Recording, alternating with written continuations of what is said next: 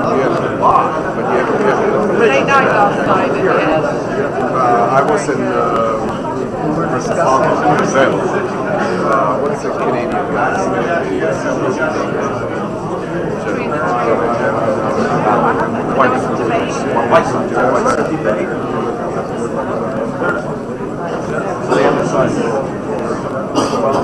How do I say this? Off the record and I don't think I'm not sure they don't have the background. Right. Yes. Posting, that's right. There's a couple of screenshots. And we are not. US is nothing like that. And I was banging my end to get the ball since 2001, 9/11, saying we need this and deadline.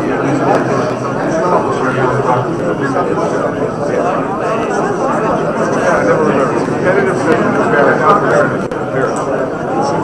I'm sorry? Your background is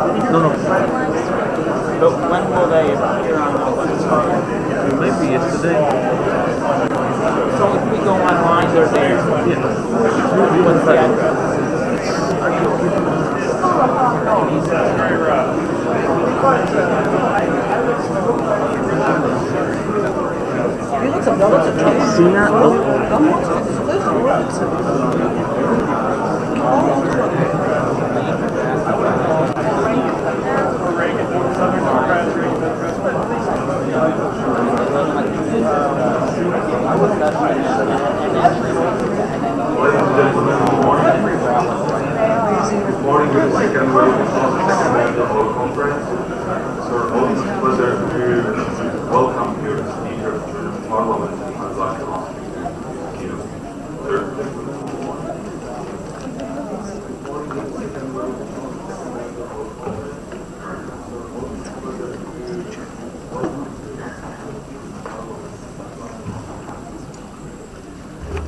Good morning, Your Excellencies, ladies and gentlemen, dear participants of the conference.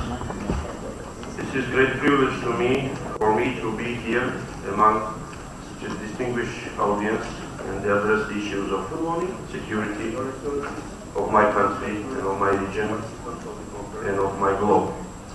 Because in these days, when talking about security, it is increasingly difficult to draw the boundaries of what we are referring to. The globalized world brought to us benefits, opportunities, chances, but challenges, threats, and more work to do. And I'm proud to represent the country, Georgia, which is trying to be part of the world community, which is trying hard to make the life of citizens of our countries more secure, more stable, more predictable, and to build the bridges among the nations rather than build the walls which would divide further civilizations based on religion, ideology, or other matters. I'm also proud to speak here not only on behalf of my own or my party, but on behalf of the Parliament of Georgia, which is composed at the moment by 9 political groups, and I can speak on behalf of all of them, and to welcome participants of this conference and to make once again clear that Georgia, its political leadership, represented in the Parliament, we all support the way which this country chose some years ago, and we are waiting for the moment when we will celebrate the final destination of this way, which is membership to NATO. And this is probably one of the unique features of Georgia at the moment among the countries who are partners of NATO, that the support to this direction, to this way, is such broad in the society first of all, and in the political groups as well.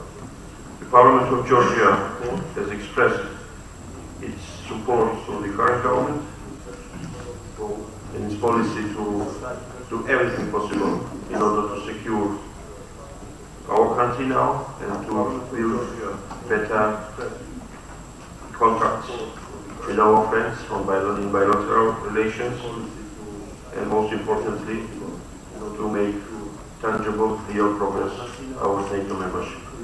I want to thank all the representatives of NATO member countries who are here for your support in this process, because without your presence, your participation in conferences like this, your efforts which you are doing every day, Georgia will be in much more difficult situation than we are now. Because we believe that occupation of Abkhazia and South Ossetia never was the end goal of Russia.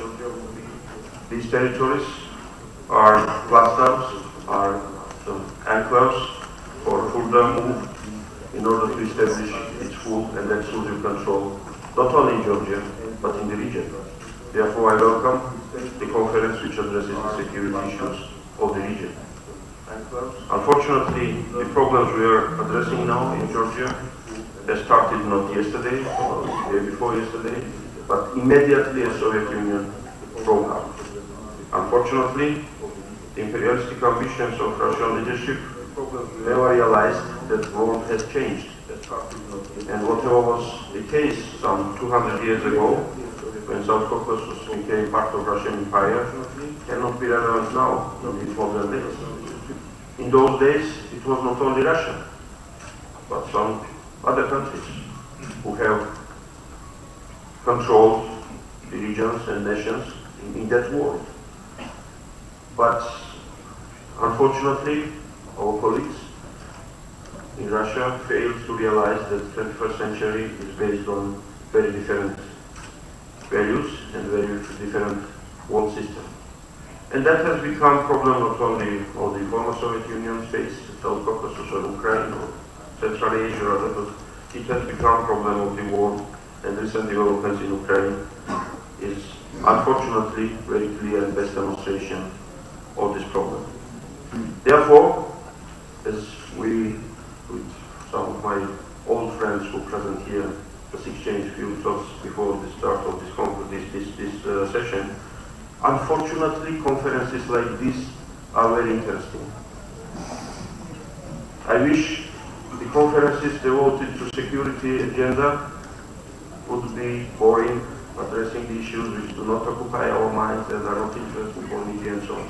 But unfortunately we observe this fact that the conferences like these, events devoted to security issues are becoming more interesting and more, because, as we say in Georgia, Russia occupies not only territories of Georgia, but the minds of Georgians. And that's the most damaging probably. Because every second, every minute we are spending on these issues is taken out from the other things which all the governments needs to be focused on. Social issues, economic issues, well-being of the people, cultural issues, educational issues. Unfortunately, I myself and my colleagues are spending most of time when we talk with you on all these issues. And this is not contributing to kind of virtual world GDP, which would bring our nations and all the other nations forward. And I don't think that any of us are happy when we talk about sanctions. Because we know that economic sanctions in globalized world are eventually hurting everybody. It cannot be just beneficial in this world, and Georgia is suffering as well. Don't understand me in the wrong way. We support the sanctions, and we support tough policy against the aggressor and against the countries who are trying to ruin the world and the security system. But at the same time, we all know that it is very costly.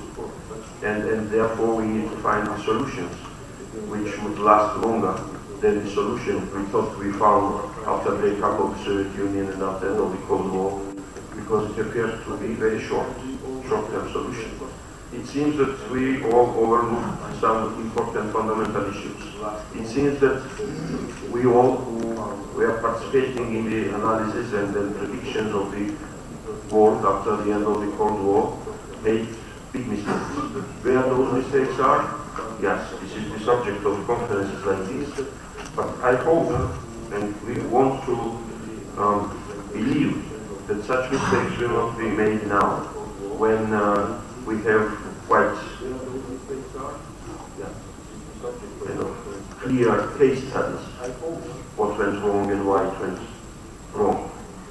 As for Georgia's contribution to this problem, and I'm using this word contribution because we don't want to be just recipients of help from the outside.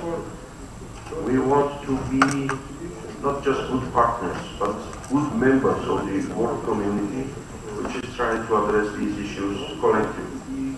I will not go in details, which I know you discussed yesterday, and the Prime Minister addressed these issues in quite details, and other speakers from Georgian side and from other sides. Our contribution to ISAF mission and other NATO or European Union or UN-led missions is quite substantial, and it's going to be very substantial. And this is not something we want to remind anybody every day. This is just the normal lifestyle we want to have, because this is the right way to be part of the community. At the same time, of course, we expect the same attitude from everybody who are part of the NATO and wider community of democratic countries who are trying to construct that new world where wars and instability will not be main headache. That's why we welcome the level of engagement of international community in the region, in our country. And we do expect very concrete, very clear decisions in coming months and coming years. I'm not going to go in details again, but I want to repeat once again that this is very important, not only for the current security agenda of Georgia, but for constructing secure world in general. We're looking to the region. I believe more and more people are realizing that this region can connect civilizations and different parts of the world, or can divide. And this region is becoming so important for new players. I just came from China, where I participated in the conference of Asian political parties. And well, that was the busiest conference in my life, because as soon as people were learning that I'm from this region, I'm from Georgia, there were so many questions. I spent the 3 days at the map, showing where these ports are located and railways, and where is the influence of different military blocks and so on, and how important it is to see that this corridor, which sometimes Georgians are kind of not very happy to hear this word that we are corridor, but in this sense I'm glad that we can be, yes, great corridor. For what? For peace, for business, for movement of goods, movement of people, and all these kind of things. And I see so many military personnel here who are better aware of these nuances than I am. But in these days we all are becoming experts of this military strategy or whatever. But I want to remind everybody once again, look to the map. Everything from the occupation line, which is about 30 kilometers from this point, to the North Pole is controlled by Russian military. But I want to remind everybody once again. Then we go to the south. Despite our wonderful relations with our historic neighbor and the closest nation during many, many centuries, Armenia, we see that Russia maintains their military bases in this country. And then we go further to the south and we see ISIS and all kinds of problems. So at the moment, what is left out of Russian military control, or even worse, military turmoils, is this corridor, which is about 100 kilometers. And through this corridor, we can think about connecting free Europe and free Asia to each other. We have nothing against Russia. We are encouraging our Chinese partners not to get new problems in this region, and they are not going to do that, making preferences and so on. We are open for everybody. I believe as soon as the issues with Iran are finally clarified in the manner which is in accordance to the best practices of the world system, this new player is going to be very important in this region, economically, politically, culturally, and so on. And our region, South Caucasus and Georgia, must be ready for these new opportunities, new chances. We see this as new chances and new opportunities. But we try to look to the situation and to the future from every possible angle, from north, from south, from east, from above, from the Caucasian mountains. But no matter from where we look to our future, NATO is there. And we believe that without accomplishing our goal to become member of NATO, we cannot cope with the issues and problems we are witnessing now, and we can foresee in the immediate future or even further. At the same time, we understand that NATO is not just military organization. We learned that because at the very beginning, when Soviet Union was about to be broken, the understanding of NATO was very, very different. Including myself, we thought that this is just military personnel and then guns and so on. Now we are aware that without sustainable democracy, without very strict observation of the values on which this community is based, there is no way to make progress. We are doing our best in making mistakes as well. But the good thing is that we are able to face those mistakes. And thanks to your timely questions and recommendations and advices, we are able to work on those mistakes. The good news is that we are moving forward. Although I still witness lots of remains of post-colonialism in the mentality, in the understanding of some basic fundamental issues like separation of power, independence of democratic institutions, tolerance to different views or values and so on. We are moving forward. The adoption of the anti-discrimination law by the Parliament some year and a half ago was a huge milestone we overcome. And that was a very symbolic move. That was a very symbolic move, and I believe this will pay good results very soon. Now in the current Georgia, during recent years, we observe very, very new kinds of development in our institutional life.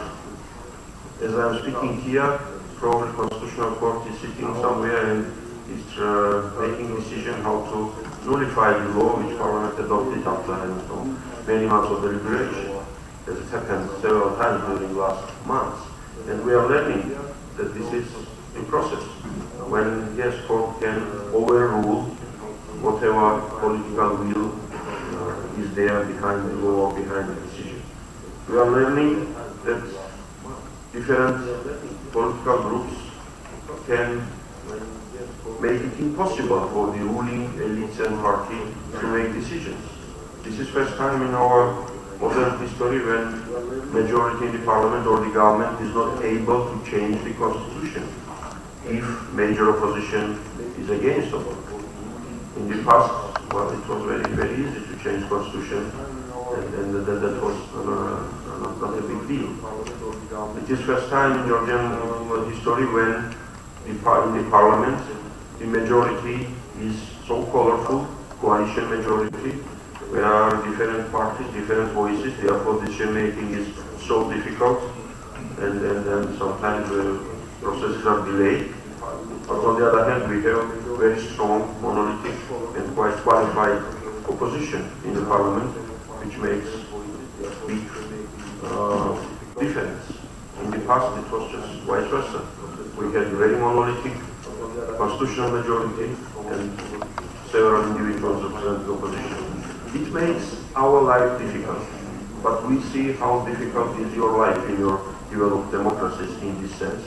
But we see also that it's better to deal with these difficulties rather than to be under danger of other kinds of difficulties when electoral democracy is not working and the life in the countries are organized in a different manner, as it is in our neighborhood in the countries I refer to.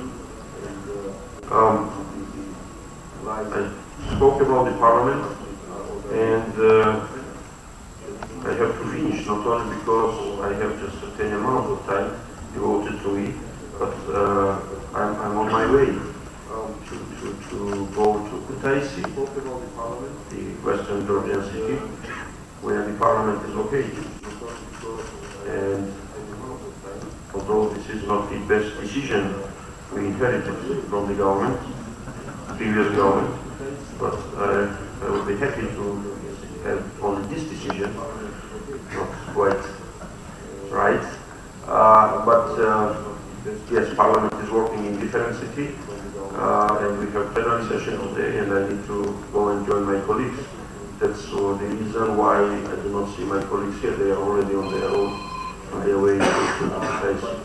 So once again, I want to thank everybody, the organizers of this conference, representatives of the countries from the South Caucasus, our guests from Europe, from the US, from other countries. And once again, when you are here, you feel that Georgia is secure.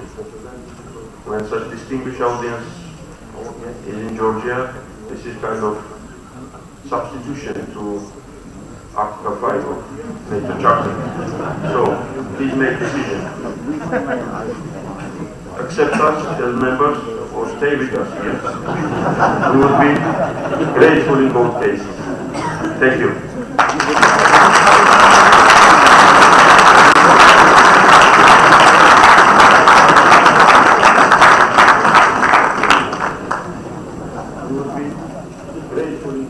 Thank you very much.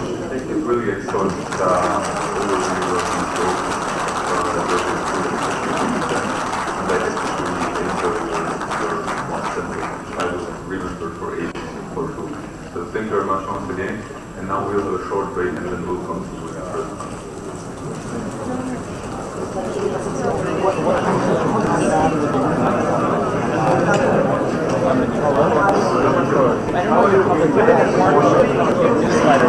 Co som povedal zle, Tomáš? To nie je prestávka. No, tak to už tým sa preskupujeme, bude break. Alright, I'll let you drop later, but we want to write something. I thought you're supposed to pages. How many words? Words? I thought that. I know it appeared in your newsletter.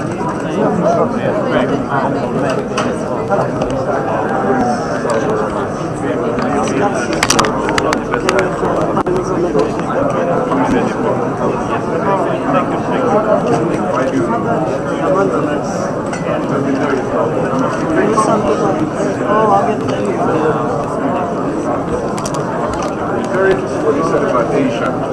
This is a groundwork report. What's up? Yes. The new Silk Road.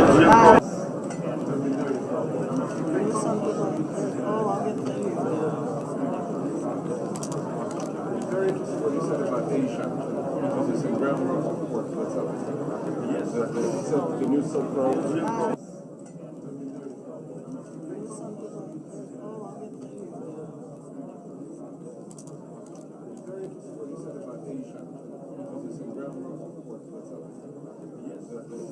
new Silk Road.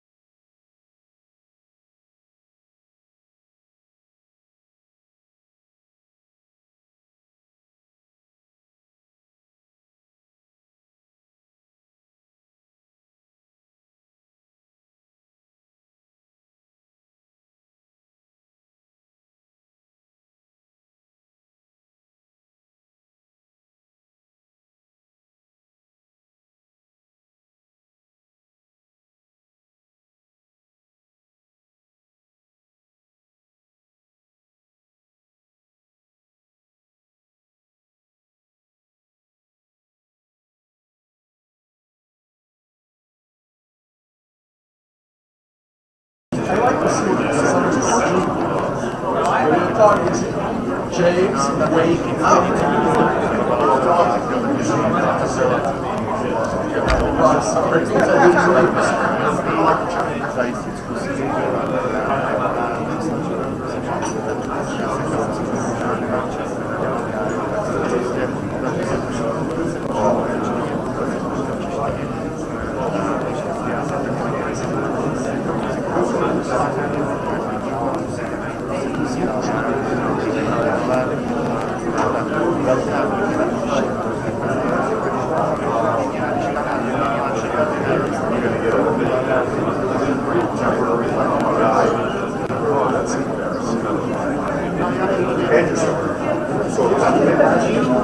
Email me the latest version of the code.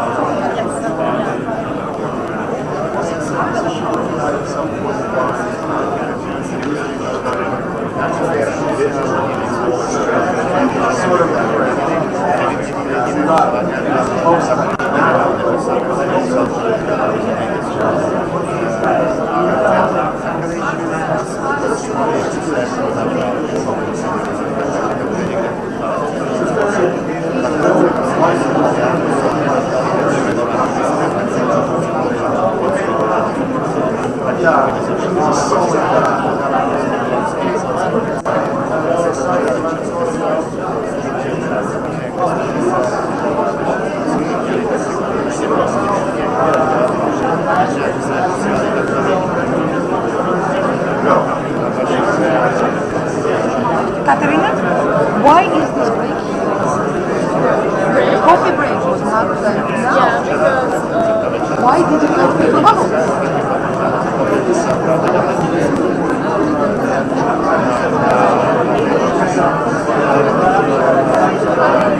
It's just a short break. Okay, we should Tomasz is really good. Because when I saw him working out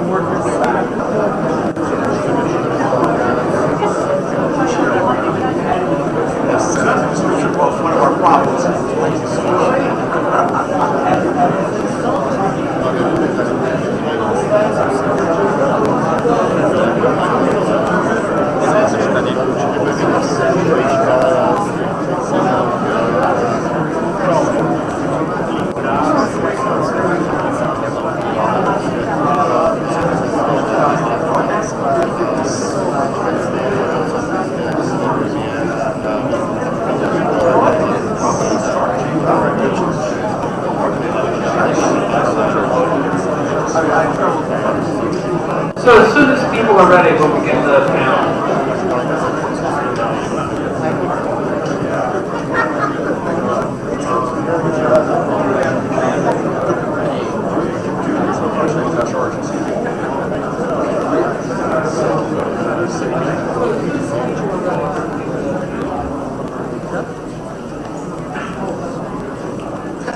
So I hope there are no no administrative announcements before this panel because we plan to start the substantive discussion. I will hold the speakers to 5 minutes in their initial remarks, and I hope we'll have some lively discussion before we end. This topic is extremely difficult to capture in any short panel, especially one truncated as ours will be. When I come to Georgia, I always think of the time I had working with my friend, the late great Ron Asmus. And the last time we worked together was in advising on NATO's current strategic concept, a document that accomplished some things, but not nearly enough. And one of the issues we wrestled with was how to deal with emerging new forms of warfare. The combination of terrorism, of say guerrilla type tactics by large armies, cyber and other combined threats to countries rather than more traditional security threats. And I think this is a problem now we've seen even more pointedly after the events in Crimea and eastern Ukraine over the last year and a half. So with that, I'll turn it to the panelists to talk about different elements of this. You have their bios in each of them in your packets, so I won't do more than say their names here. But I think it's an excellent panel to address different elements of the threats that we see in this emerging form of warfare. I'll begin with Colonel Boyegzini, who will talk a bit about the situation locally and the more general issues posed by hybrid warfare. Colonel, and you, Chair. Well, it is well known that the various definitions for hybrid warfare exist, but if we summarize them, the hybrid warfare is a combination of conventional forces and irregular capabilities which can be used by state or non-state actors to pursue their objectives. The term hybrid warfare itself emerged since 2006 conflict between Israel and Hezbollah. The example of Hezbollah is a demonstration of the hybrid warfare elements applied by non-state planning against the state. Russia's involvement in Ukraine can be described as a state actor waging a hybrid warfare against another state. When we look at the recent history of the Georgian, the elements of hybrid warfare are clearly present in the conflicts of breakaway regions of Caucasus and South Ossetia, and especially in the Georgia-Russia war of 2008. Comparison of the Russian course of action in Ukraine and in Georgia of the early 90s and 2008 creates an impression that Russians took the old plans, amended them, and are successfully using again in Ukraine. The conflicts in Georgia had no such an interest in intensive response in Western society as a conflict in Ukraine. There were different reasons for that. International media coverage of these conflicts and of Russia's role was not so visible. The hot phases of the conflicts in Abkhazia and South Ossetia coincided with the first Gulf War and the Balkan crisis. That is why the board's attention was focused mainly on these regions.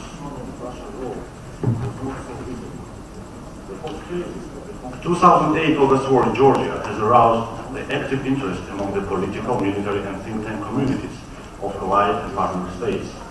This interest was initially focused on the conventional aspects of this war. The questions were mainly related to the advantages and weaknesses in Russian military planning and execution process, gaps in their military capabilities, and others. More thorough study of the events clearly shows that in August of 2008 we had the final so-called kinetic phase of the long-lasting typical hybrid warfare conducted by Russia against Georgia. This warfare was a combination of already proven and new elements. Proxy governments and militias of local separatists, Russian militaries disguised in the militia uniform, criminal gangs named volunteers deployed to breakaway regions by Russia. These are components that we know from the 90s. This package was significantly enriched by new elements. Economic pressure by banning the import of Georgian products to Russia, incidents on the gas pipelines, cutting the natural gas supply to Georgia in winter time, threatening internal security and terrifying the Georgian population in conflict zones and around, permanent violation of the Georgian airspace by Russian military jets. This is a complete list of activities which preceded the Russian full-scale invasion of Georgia in August. The invasion itself was accompanied by massive, unprecedented cyber attack on Georgia.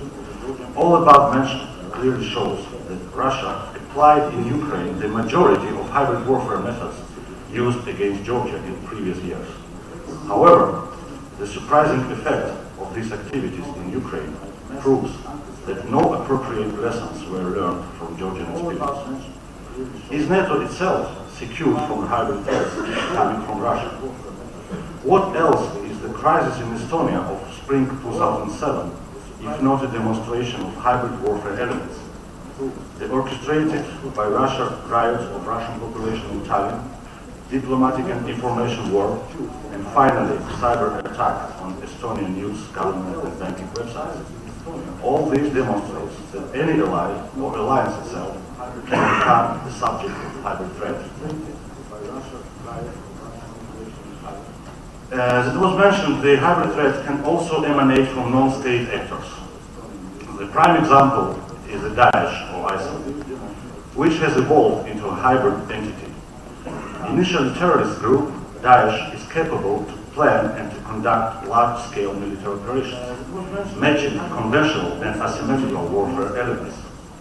Daesh is managing the territories under their control, trying to establish state institutions, including legal, economic, and fiscal systems. Their expanding area of operation beyond the region by creating the local networks of adherents, organizing terrorist acts, conducting the recruitment activities, and advocating their cause using social networks. It is also obvious that Daesh is trying to infiltrate their fighters to Europe as refugees.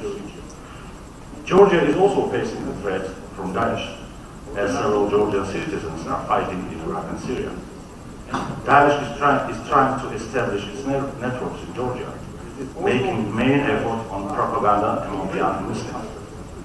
If we look at the maps produced by Daesh, we will see whole south of Caucasus is a part of Caliphate. In order to counter the hybrid threats, the states should develop a comprehensive approach which will include different aspects. No single state agency is able to cope with the hybrid threats alone. Interagency cooperation is essential to develop and exercise effective crisis response and national defense plans. In this regard, Georgia is periodically conducting the national interagency exercises, which are based in the crisis and war scenarios with hybrid components. We also expect that hybrid warfare scenarios will be used for international exercises under NATO Georgia Joint Training and Evaluation Center, recently inaugurated by NATO Secretary General. High importance of intelligence is recognized for early warning and prevention of the threats. Cyber defense is critical to minimize the risks of disruption of state institutes' function. As militaries, we have to develop defense capabilities to respond vigorously to the hybrid threats, but mitigate collateral damages and casualties in civilian population. The mobile, well-trained and equipped special forces are essential to conduct immediate and accurate actions. High-precision munitions should be used to strike the targets in populated areas with less impact on civilian population. Dramatically increased number of actors and the scales of hybrid threats should encourage the allies and partners to coordinate their efforts in countering those threats. Thank you. Thank you very much, Colonel. Our first example of holding within our time limits here, so congratulations to the Colonel. We'll turn now to the one practicing diplomat on our panel, and hopefully we'll be able to discuss the way that Europe's military arm and civilian institutions are able to cooperate in responding to these hybrid threats, and also to the real problem that Europe has had in coming to a coherent, agreed view of what constitutes a threat, where you see the Western and Southern European countries looking at one kind of threat, and the Eastern countries looking at a different one. And that sort of diplomatic issue is one that I think will bedevil European responses to hybrid warfare going forward. But Mr. Minister? Thank you. It is a great privilege for me to be back here in Georgia. I spent 6 years as an ambassador. Inter alia during the sad events of August 2008. So I witnessed with my own eyes how the hybrid aspects of the war can look like. In a recent significant deterioration of the security in our neighborhood, hybrid warfare became more and more important topic. I would start saying that in order to counter this new phenomenon effectively, we have to agree on its definition. However, it is important that this definition is very flexible, as the hybrid warfare is flexible by definition as well. Instead of a rigid definition of hybrid warfare, we should have a set of characteristics that can be flexibly changed, updated, as hybrid warfare further develops and changes in time. The main advantage of hybrid warfare is the ability of the attacker to adopt the modus operandi of the hybrid warfare to the concrete conditions and situations in the area of attack and to the anticipated outcome. Its key features are flexibility, unpredictability, and variability. What makes the hybrid warfare different from the war? The main purpose of hybrid warfare is to operate outside the laws by which a regular war is defined. This ambiguity is actually the strength of it. By being so hard to define, it paralyzes both the international organizations as well as state actors in dealing with it. Use of both military as well as non-military means, centrally coordinated, makes hybrid exceptionally effective method of warfare. Both NATO and the EU have already been extensively discussing the topic. We started developing strategies for joint countering of hybrid warfare.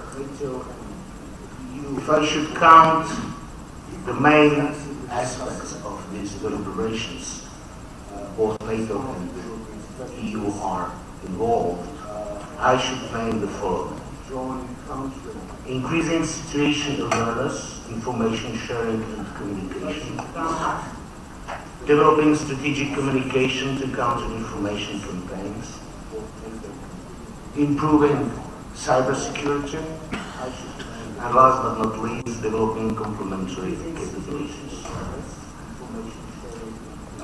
Con already mentioned that, but I want to stress that a very substantial part of hybrid warfare is propaganda, and this is what we have to deal with every day. Counter the propaganda, the efforts of the attackers is extremely important, but as well very difficult way of how to do it, because today means of communications, mainly internet, provides an opportunity to the attacker to push forward ideas through various means, through coordinated efforts of their own people who are very active in the internet. We all know how bloggers can be very active, and they can push through the ideas of various intrigues. I will probably, as an introduction, stop here and leave everything else on discussion based on the interest. Thank you. Thank you very much. So we've heard as a theme already that information operations are central to hybrid warfare. And Dr. Cohen can begin to elaborate on that. And I hope, as one of America's leading scholars of Europe's energy politics, maybe say a word or two about the way that hybrid warfare may affect the development of energy industry. Thank you so much, and thank you, the Minister and the Ministry of Defense, for inviting me. It's always a pleasure to be in Georgia, an absolutely wonderful country in this part of the world, and unfortunately a victim of hybrid warfare since its independence, since the Caucasus War of 92-93. And looking at hybrid, I was struck by how short-term our memory is, because there's nothing new in a type of warfare that is below the conventional threshold. If you go back to the Roman Empire, to ancient Greece, the demoralization of the opponent was always an early component that predates conventional operations. If you go to Sun Tzu, 2,300 years ago, defeating your enemy without firing a shot is one of the central ideas in Sun Tzu's teaching. So why are we surprised? Why are we surprised when you look at the history of the Russian Empire and the Soviet Union, and you find in the Balkans weaponization of ethnic politics, the creation of an artificial nationality of Southern Slavs to undermine both the Ottoman control of the Balkans and the Austro-Hungarian predominance of the region, was the warfare that predated World War I. Of course, World War I ended up with disastrous results for all involved, for the Romanov Empire, for the Ottoman Empire, for the Hohenzollerns, and for the Habsburgs. Okay, so beware what you wish for. It sometimes comes back like a boomerang and hits you between the eyes. And then the Soviets moved to Comintern tactics, which was weaponization of class struggle and information warfare. As Trotsky said, the path to London lies through New Delhi. Therefore, the engagement in India, the crown jewel of the British Empire, and in China, supporting forces there that were more pro-Soviet. Moving on to Cominform 1947 to 56, support of communist movements in the developing countries, in the Third World. The indirect strategy to challenge the West through information. Again, through tons and tons of publication. That brings me back to my master's work at the Fletcher School that was called Front Organizations, the tool of Soviet power projection in the Third World. Plus ça change, as the French say, plus ça reste la même chose. The more it changes, the more it remains the same. Weaponization of information. So moving to today.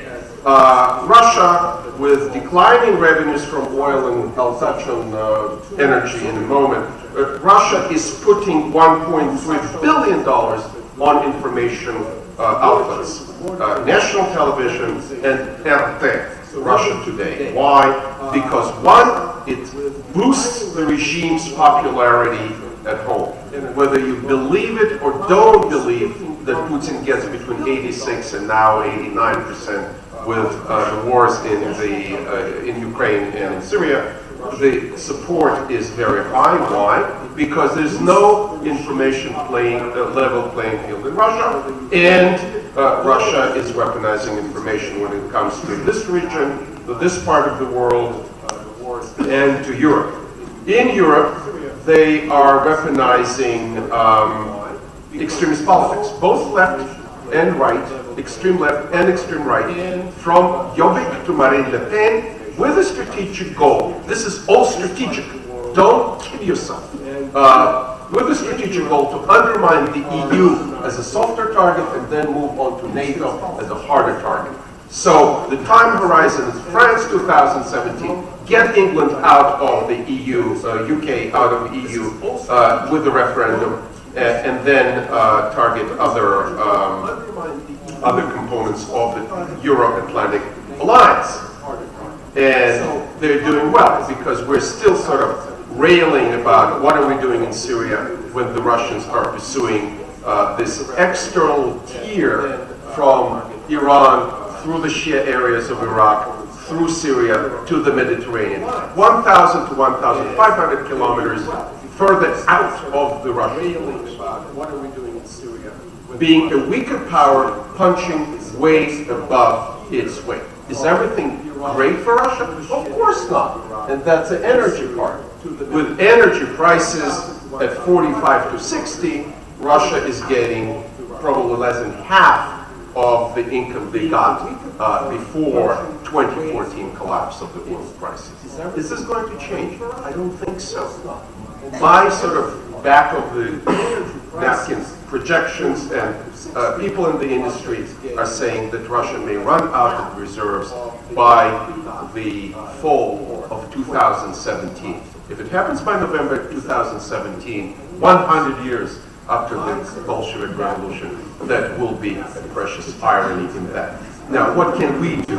We need to look at what we're doing, and more importantly, what we're not doing in the information realm. We are still stuck to a great extent in the 20th century centralized broadcasting paradigm without shortwaves. We lost the shortwaves, it's just obsolete technology now, but at the same time with limited success in the internet. NATO is uncomfortable, our DoD is uncomfortable with information operations, and I'm talking long-term and strategic. Myself, at the Atlantic Council, and as the head of international market analysis, we focus on that. We help clients with information strategy and implementation. So without this, we will not understand the key aspect of the 21st century conflict, whether it's the Chinese, whether it's Hezbollah that somebody mentioned it, whether it's Daesh. This is all about the internet, the mobilization, and the war of ideas. In 2003, in the comparative strategies, I published an article saying we have to focus on the war of ideas in fighting Al-Qaeda. Did we? Did we? No, we didn't. And with that, ladies and gentlemen, I'll leave you to think about what can we do and what we should be doing to oppose this ocean of lies that is spilling us from Moscow today. Thank you. Thank you. So we're hearing that the elements of hybrid warfare may not be new, but we know that some of the institutions we have to combat are themselves needing to undergo transformation. NATO was designed to protect the Fulda Gap and against similar kinds of conflicts, but now finds itself engaged in conflicts far from the borders of Europe and needing to change its definition of what a threat is so that it can be responsive when some of these challenges arise. I think we're very lucky to have General Brand here, who's been involved on the front lines of both transforming NATO and working in Pakistan, and was here in Georgia during the 2008 war, so we've seen this issue from a perspective many of us have not. So with that, thank you very much. Thank you, James. I'd like to thank the organizers for inviting me back. I have a great affinity for Georgia. I was here the first time when Unimig was still here. I served Caucasus in 1998, and I came back in 2007. I saw the progress that had been made as a country. It was stunning at the time. I come back in 2015, and Georgia keeps getting better. So kudos to you for taking on a mission that I wasn't sure could be done. You've proven me wrong. Congratulations. Keep at it. Keep proving me wrong. Every time I come back to the police, it gets better. I should come back more often. Thanks, James. To the point of hybrid warfare, so that my colleagues on the panel have done a very nice job of setting the context. I want to make a couple of points without repeating anything that's already been said, because what's been said is largely true. So that it's worth taking a look at what makes us vulnerable to attacks from hybrid actors. There are a couple things I think that are worth pointing out. One, a particular vulnerability for information operations is populations inside of our countries that feel disenfranchised from their governments. They feel that they are not represented, their issues are not represented at the national level in the governments, which makes them vulnerable to messages from somebody else, some outside agency, that your life could be better if you change your nationality or something along those lines. This is an issue of public education. It's an issue of governments talking to their populations throughout the territorial boundaries of their states to ensure a couple of things. One, that you understand what the issues are of your electorate, and two, that you do something that is visible to them, that indicates that not only do you understand it, but you're making progress in those populations. The second thing that bothers that makes us susceptible to the hybrid attack is, sadly, a Western disinclination to respond to an attack. We would prefer, as you've already been noted, we would prefer that the Russian Federation, among others, would behave responsibly and contribute to a European security environment that we all wish were true, but is not. So we spent a very long time encouraging the Russian Federation to behave as what we would define as responsible. In the meantime, we did not do a very good job of defending ourselves for a Russian Federation that decided to act in our definition irresponsibly. This suggests to us that we would prefer to negotiate an agreement rather than respond to an attack. This manifests itself in one way that's particularly galling to us, and that is we must have attribution to a nation state or a collective to an attack before we can respond. The beauty of a hybrid threat is its non-attributable nature, right? A cyber attack, some kind of information operations, even something as an exercise program, for instance. So it bothers us when the Russian Federation conduct what we have now called snap exercises, which is an exercise that happens along the border of the Russian Federation, near the eastern flank of the alliance, that the alliance did not know about. It's an open question how long the Russian forces knew that they were going to be assembled into a Russian Federation. But it bothers us because the Russian army can get together in rather large units without us knowing about it before. This is not the Russians' problem, this is our problem. This is our habit of thinking that because we have 3 or more television sets in our office, not only can we know about things right when they happen, if we work hard enough, we can know about everything before it happens. And sadly, my friends, we cannot know about everything before it happens. There are a couple things that are in our own way. Another one of our things that make us susceptible is our impatience with things that don't go our way. So we have heard, so I live in the States now. I now have the opportunity to watch the U.S. presidential elections campaign season, which now lasts about 3.5 years. In the last 12 months, what we've heard from some of the candidates is, we want our armed forces to be so powerful that no one will think about ever competing with us on anything we ever want to do. That, my friends, is unachievable. I guess it's not unachievable, it's fabulously expensive. To defend everyone.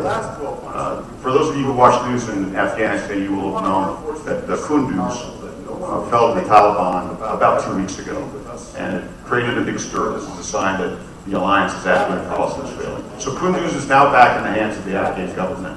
How many of you knew that? So, all right, good for the 3 of you who did, 4 counting me.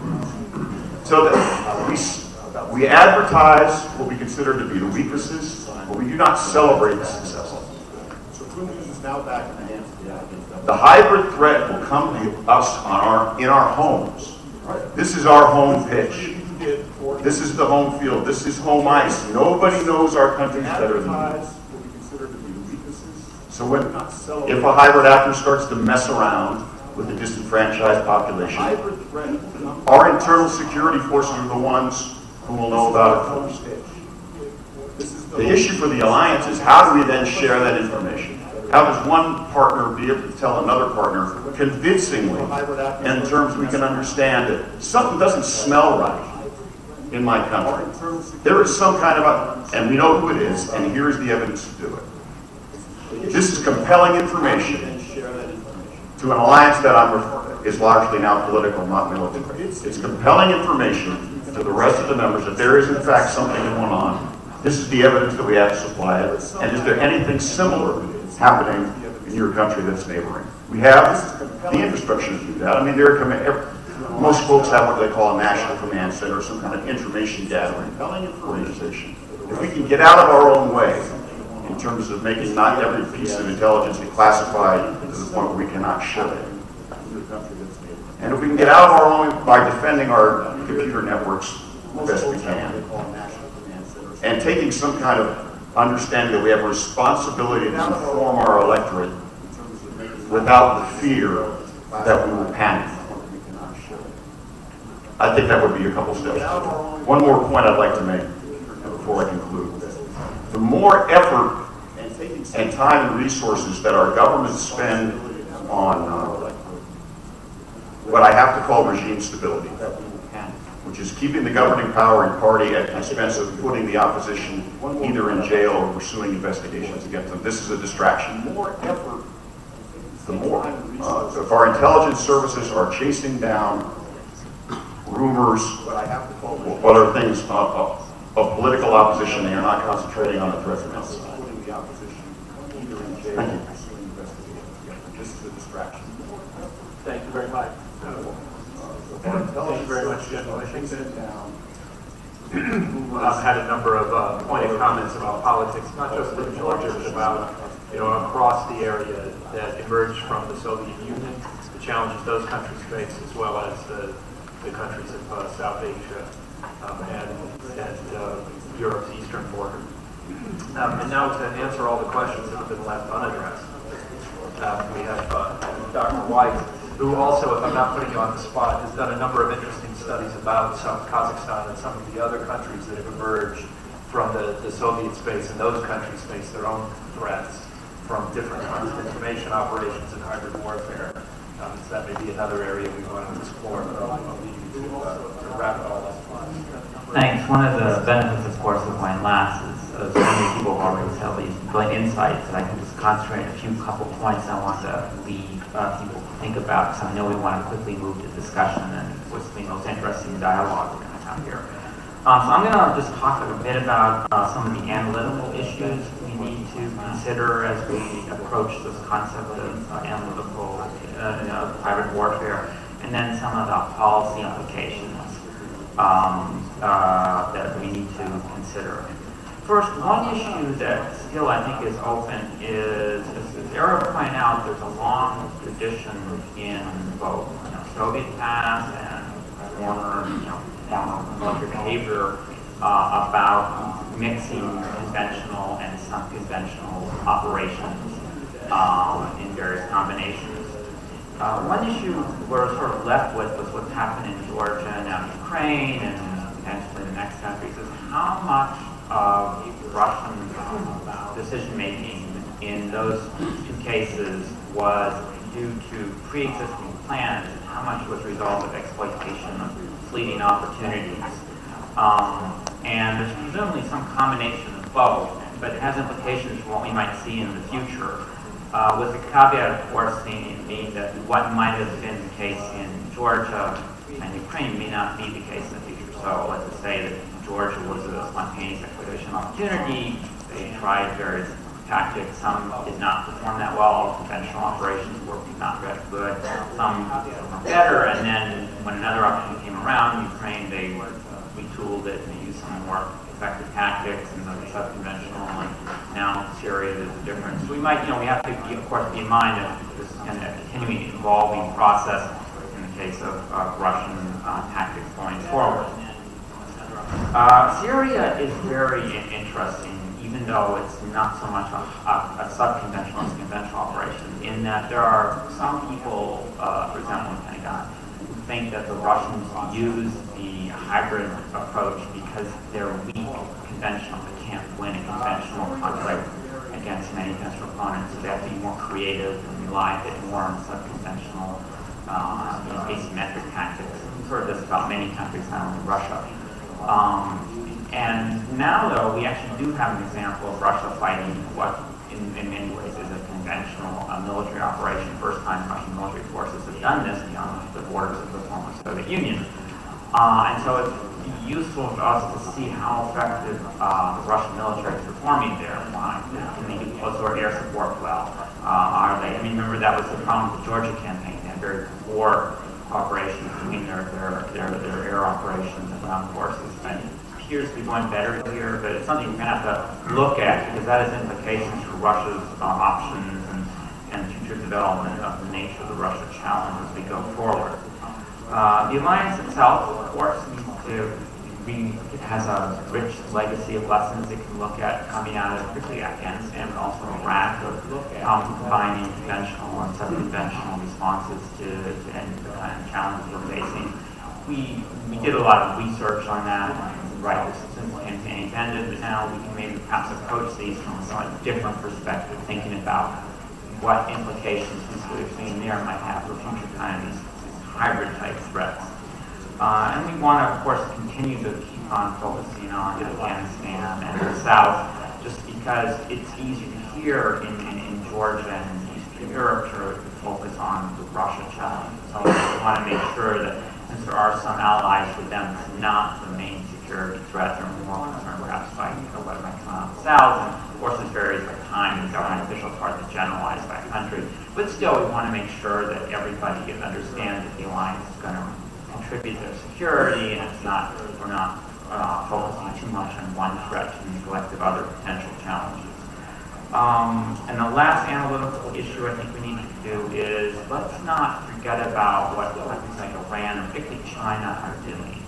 The Chinese are really good about studying other people's military operations because they don't do their own, at least until recently.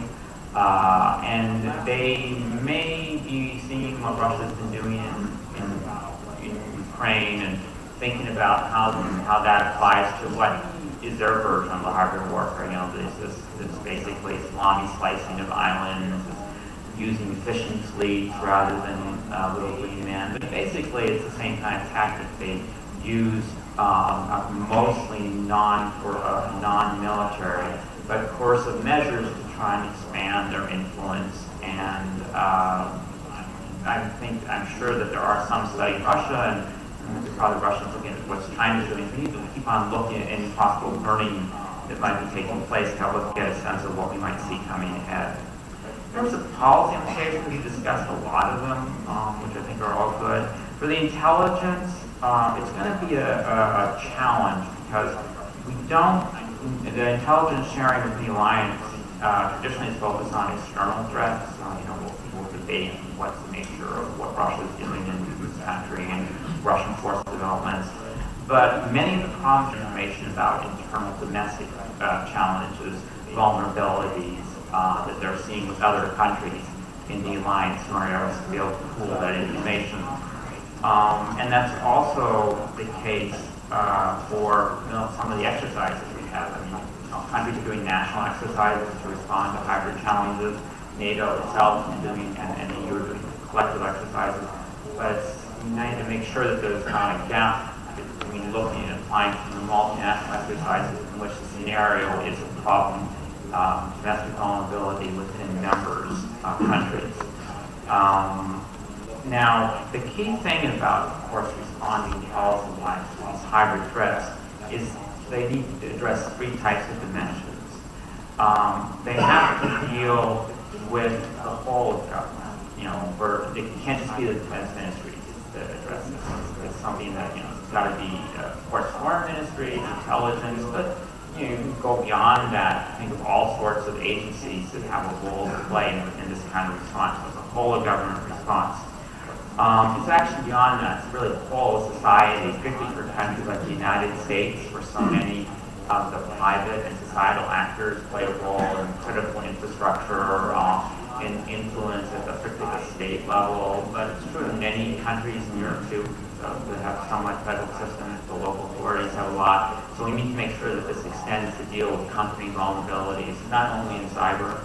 And then, of course, it has an international dimension. So NATO's got to be involved, the EU, of course, and other organizations. You know better than I the challenges with NATO-EU cooperation, and it's clearly something they're going to need to work much better in the future, since the EU has certain assets and authorities that NATO lacks and can be useful for addressing these kinds of hybrid threats. And then, I guess, a couple of last points I would make is one interesting development, which I know, Aaron and others have been looking at in the past, is Russia's nuclear policy. They have a nuclear doctrine in which they say, nuclear weapons are last resort, and only to defend, Russia's vital interests and so on. But their actual policy and rhetorically and operationally is not according to that doctrine. I mean, they've been making a lot of loose nuclear threats. They've been doing a lot of these exercises, running up planes against their borders and so on. So there's clearly a disconnect between what they say their doctrine is and what their actual operational practice is. And that's something that NATO and national countries will have to deal with. SNAP exercises were mentioned. That's got a problem because of the CFE treaty now suspended. It was designed precisely to prevent the kind of military exercises where a country basically is able to mobilize many of its forces and simulate an attack, because that's the perfect way to launch a surprise attack on another country. And now the CFE suspended, so we're going to have to think about how to respond to that, how to address that. And NATO itself, my last comment is the last summit it was still uncertain what kind of Russia challenge we were dealing with, how enduring this was going to be, what would take into consideration, and then some of the policies raised. There are many more. I want to thank the organizers again for inviting me to have this great panel, but I'm really eager to start listening to some of the expertise in this room. Thank you very much. So now we have about 20 minutes for discussion. Do we have the people with microphones ready to move? I saw a hand there. And we'll do the first couple, we'll just take individual questions, and then maybe I'll start moving so we can get more in. But please, and identify yourself. Thank you very much, Taras Matanuk, Open Ukraine Foundation, Ukraine. I have a question to Mr. Cohen.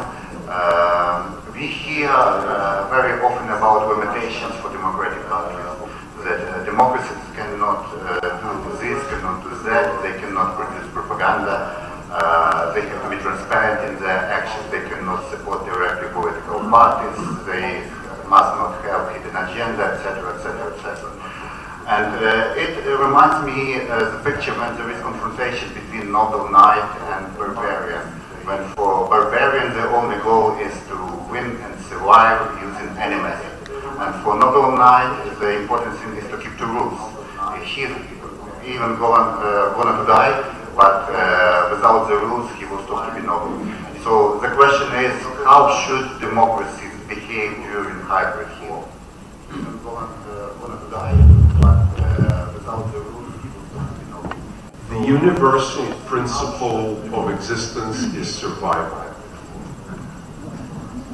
I am the first one, I consider myself a classic liberal, I'm the first one to advocate for the rights and responsibilities within our societies that are constitutional, and we are conditioned to resolve our differences in a rule-based society. I'm also trying to support.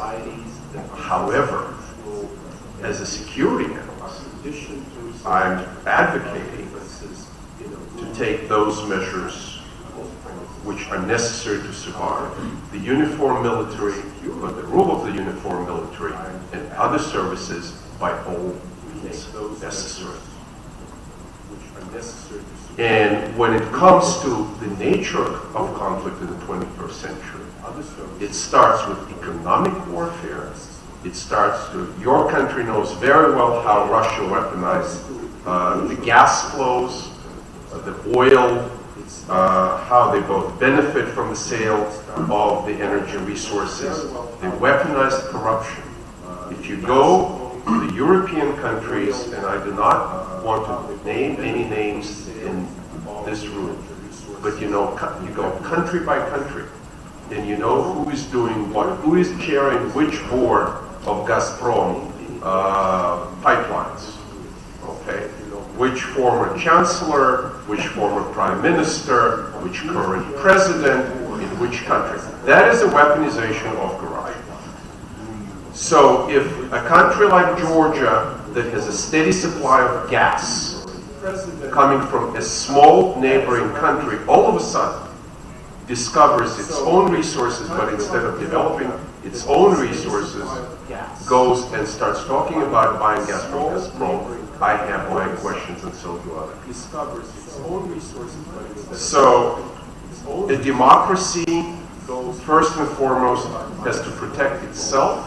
It has to ensure the rules for its own people, and if it's a Euro-Atlantic community, we have to ensure our survival as a Euro-Atlantic community. And those who are, as Karl Popper called it, the enemies of free society, have to be dealt with accordingly, including in the realm of economic warfare, sanctions, and yes, information. We are in a new informational environment that is much more diffuse, much less structured than what we had with the historic legacy broadcasters like the Voice of America, the BBC, etc. It is much more participatory. But we need to give answers. We should not be shy from bringing this struggle back home to those who initiated this struggle. There are ways to engage the Russian population and Russian-speaking populations, plural, in the Russian language. We don't do that very much. Why? I'll stop with that. So thank goodness we didn't name any names. I wonder if the other panelists would like to comment briefly on that question. Maybe I'll start with you, Mr. Minister. Thank you. Very briefly, in connection with your question, I'd like to recall Russian General Gerasimov, who claimed that hybrid warfare can destroy even a well-functioning country. I don't agree with him because I think that exactly the functionality of the country is the best barrier against hybrid warfare. The better functioning civil service, political life, democracy as a whole, it is the key aspect how to counter hybrid warfare. When you have a weak country with a lot of corruption, human rights on a very low level, the conflict, internal conflict between various parts of society, this is the ideal place to apply hybrid warfare. So I think that what we have to stress is that we should, everyone, start at home, being aware of the fact that the better functioning of our state, the less vulnerable to the hybrid warfare.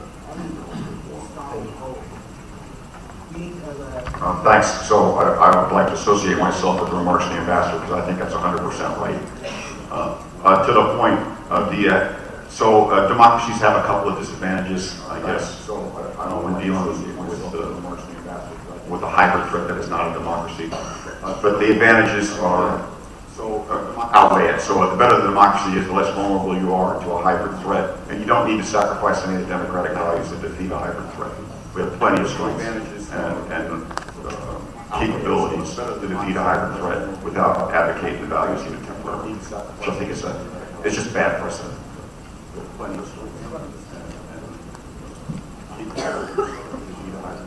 This question next, we'll get the microphone. Okay. Well, I have the microphone. I'll take both questions. So why don't you go ahead and ask, and then we'll get that question, and we'll take the both. only a short amendment to that. Eric Simon, the Austrian defense attaché to Georgia. Thank you very much that I didn't mention any country, Mr. Cohen. The problem, we are facing the problem here, what's going on. It started already some decades ago when we were talking about asymmetric warfare as something like we have a tank and the other side is a machine gun. That was asymmetric warfare. No, that was no asymmetric warfare. That was a problem for the guy with the machine gun. The asymmetric warfare, and it was already mentioned here, is that we stick to our values and the others around the world don't stick to them. So we have to fight within our values and the others don't care. And when we are looking around, there are not so many countries really believing in the universal human rights. Not so many countries believing in the, how to say, values which founded the United Nations. So that is maybe also a reason why the United Nations today are very helpless. So we have to fight this within our rules. But the problem already starts that there are some people explaining our rules to us. There's a foreign minister really ridiculous explaining to European people European law. And here we have really to fight on our own society. And we don't react to it. Managed democracy can be everything between Stalin and Hitler, but it has nothing to do with democracy as a system to decide that we would like to get rid of our politicians. As one example. So here the problem starts. We are fighting for our values and others don't care. And we have to explain to our people at home it is worth to keep our values and what they are telling us about managed democracy. That's not right. Thank you very much. This here, and then I'll fill these up with Georg, Anashvili, Asian Australist. Well, like my question goes to all of the speakers, maybe one of them who wants to answer. Like, when you were speaking about this hybrid war, the tools Russia uses in Ukraine, in Georgia, you were mainly speaking about the successes of this hybrid war. I want to ask about the main failures of the Russian hybrid war, for example, in Ukraine. Because initially, I think that they were not limiting it themselves by Crimea and Donbass. Why this did not happen, for example, in Kharkov or in Dnipropetrovsk or in Odessa or in Lviv, for example? Or why this hybrid war was more successful in Georgian, South Ossetian and Abkhazian regions? I think that failures can also bring experience for us and why they are successful in some parts, why they are successful in others. Thank you very much.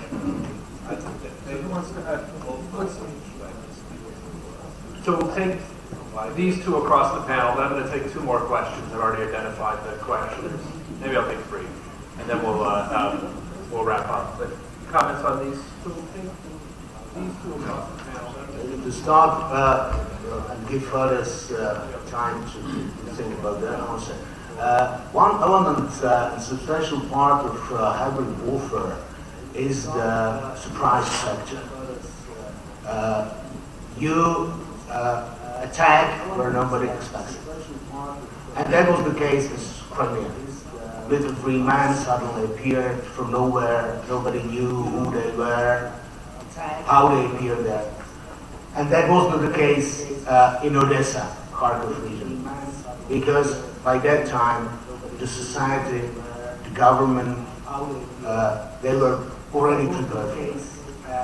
This is probably not the general answer or the answer which would cover all aspects of this issue, but one very important element.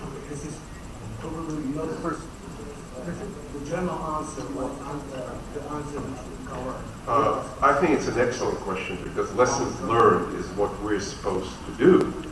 And I agree with you. Dnipropetrovsk were some of the Ukrainian oligarchs that at the time were very much in the mode of fighting Russia. Odessa, Kharkiv, etc. Look, let's not kid ourselves. Ukraine is not a well-functioning state, but as a nation state that went into the mobilization mode, it could defeat the level of the threat that presented itself. And it was tough. I was doing a study of the Crimean episode, and the fascinating story, case study, is the Night Wolves, the gang, the motorcycle gang. They weaponized it. They used it as a spetsnaz. They captured a high-value target, which was a Ukrainian admiral on a key mission to mobilize the Ukrainian resistance in the Crimea.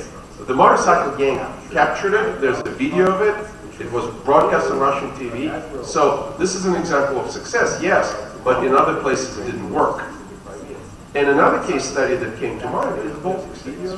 There's a massive Russian language population in Estonia and Latvia. But the services and the national cohesion and democracy, as the general said, are strong. And they're NATO allies. We have their back. I hope we have their back. So yes, you can defeat a certain level of threat with the tools and institutions you have. And if you need to improve the institutions, that's what you're going to do. So I'll say a friend of mine put that question, what was the failure, to a senior Kremlin official. And the answer, at least with regard to the Donbass, came back and said, well, when this started, we thought they were all Russians, and we found out they're Ukrainians. And I think that indicates one of the real weaknesses here, which is what I believe to be at least a very different and probably a misperception of how our societies function. Now that means that they will be able to play with certain weapons and divide our societies along lines we don't expect, because they look at our societies in a fundamentally different way than we do. But it also means that in this way, they don't understand how our societies function. And I think this goes to the first question, which is something we should keep emphasizing to ourselves. This is who we are, this is how we function. And that has an enormous effect at insulating our societies from the sort of threats from outside. What I'll do now is, I identified 3 questioners before. To try to get the microphones here, we'll take those 3 questions and I'll allow each panelist to summarize as we go. So first, there with the mustache. Then can we get a microphone in the front row here? And then one way back. Thank you very much. My name is Igor Golgov. I'm Deputy Minister of Defense of Ukraine and former Ambassador of Ukraine to NATO. So I think that it's the right time to switch a little bit the way of discussion, because what is hybrid war? This is a war which was never announced or declared. And this is a war which will never end one day. So hybrid war is a modus vivendi of Kremlin today. How to deal with it? Because if you look deeper, it means that hybrid war is a cold war of the 21st century.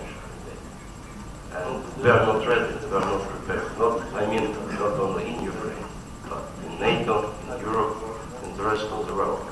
Let's think more generally at the point, because it's not an act, it's a policy which is conducted by a regime and which will never end and disappear by itself. Thank you. So we get that microphone up in front. You'll get the last question. Eto Buzishvili, Ministry of Internal Affairs of Georgia. My question goes to General Grant.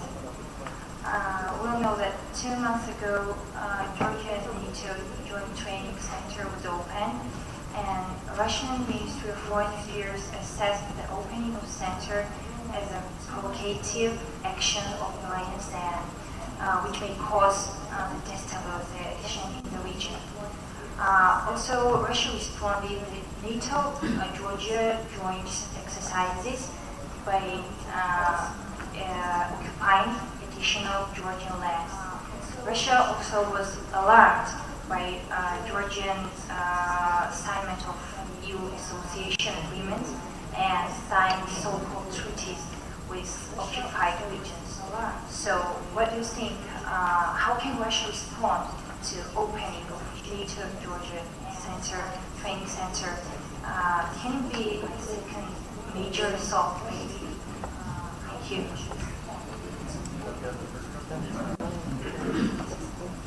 Thank you very much, Ambassador from Turkey. I hope it's working. I have 2 points here to make, and I ask a question to the whole panel if they want to answer, of course. I have heard so much that we take it for granted the Western societies are so good, that our system is perfect. It's based on human rights, universal human rights and values. This is a presumption, I think, which is wrong, because the world is not made of West and Russian Federation. There is also a huge world outside watching both sides. In this respect, in my previous capacity as humanitarian coordinator for Turkey, also in charge of human rights issues, I remember the Universal Periodic Review, for example, process where most of the European Union countries were failing miserably in the treatment of migrants. They have not adopted the universal laws and regulations protecting migrants. And also, I think the performance of the West vis-à-vis the humanitarian catastrophes in recent years also have been watched by everybody in the world. So there is a credibility problem here. We have to see it. The European Union and other Western countries did not fulfill their humanitarian obligations. And this is also being exploited by the Russian Federation, because the third world knows it and they understand. So I come here also to the Syrian case, where millions of refugees first arrived to Turkey and they went to Europe. Even a few hundred refugees, migrants, created huge problems in European Union countries.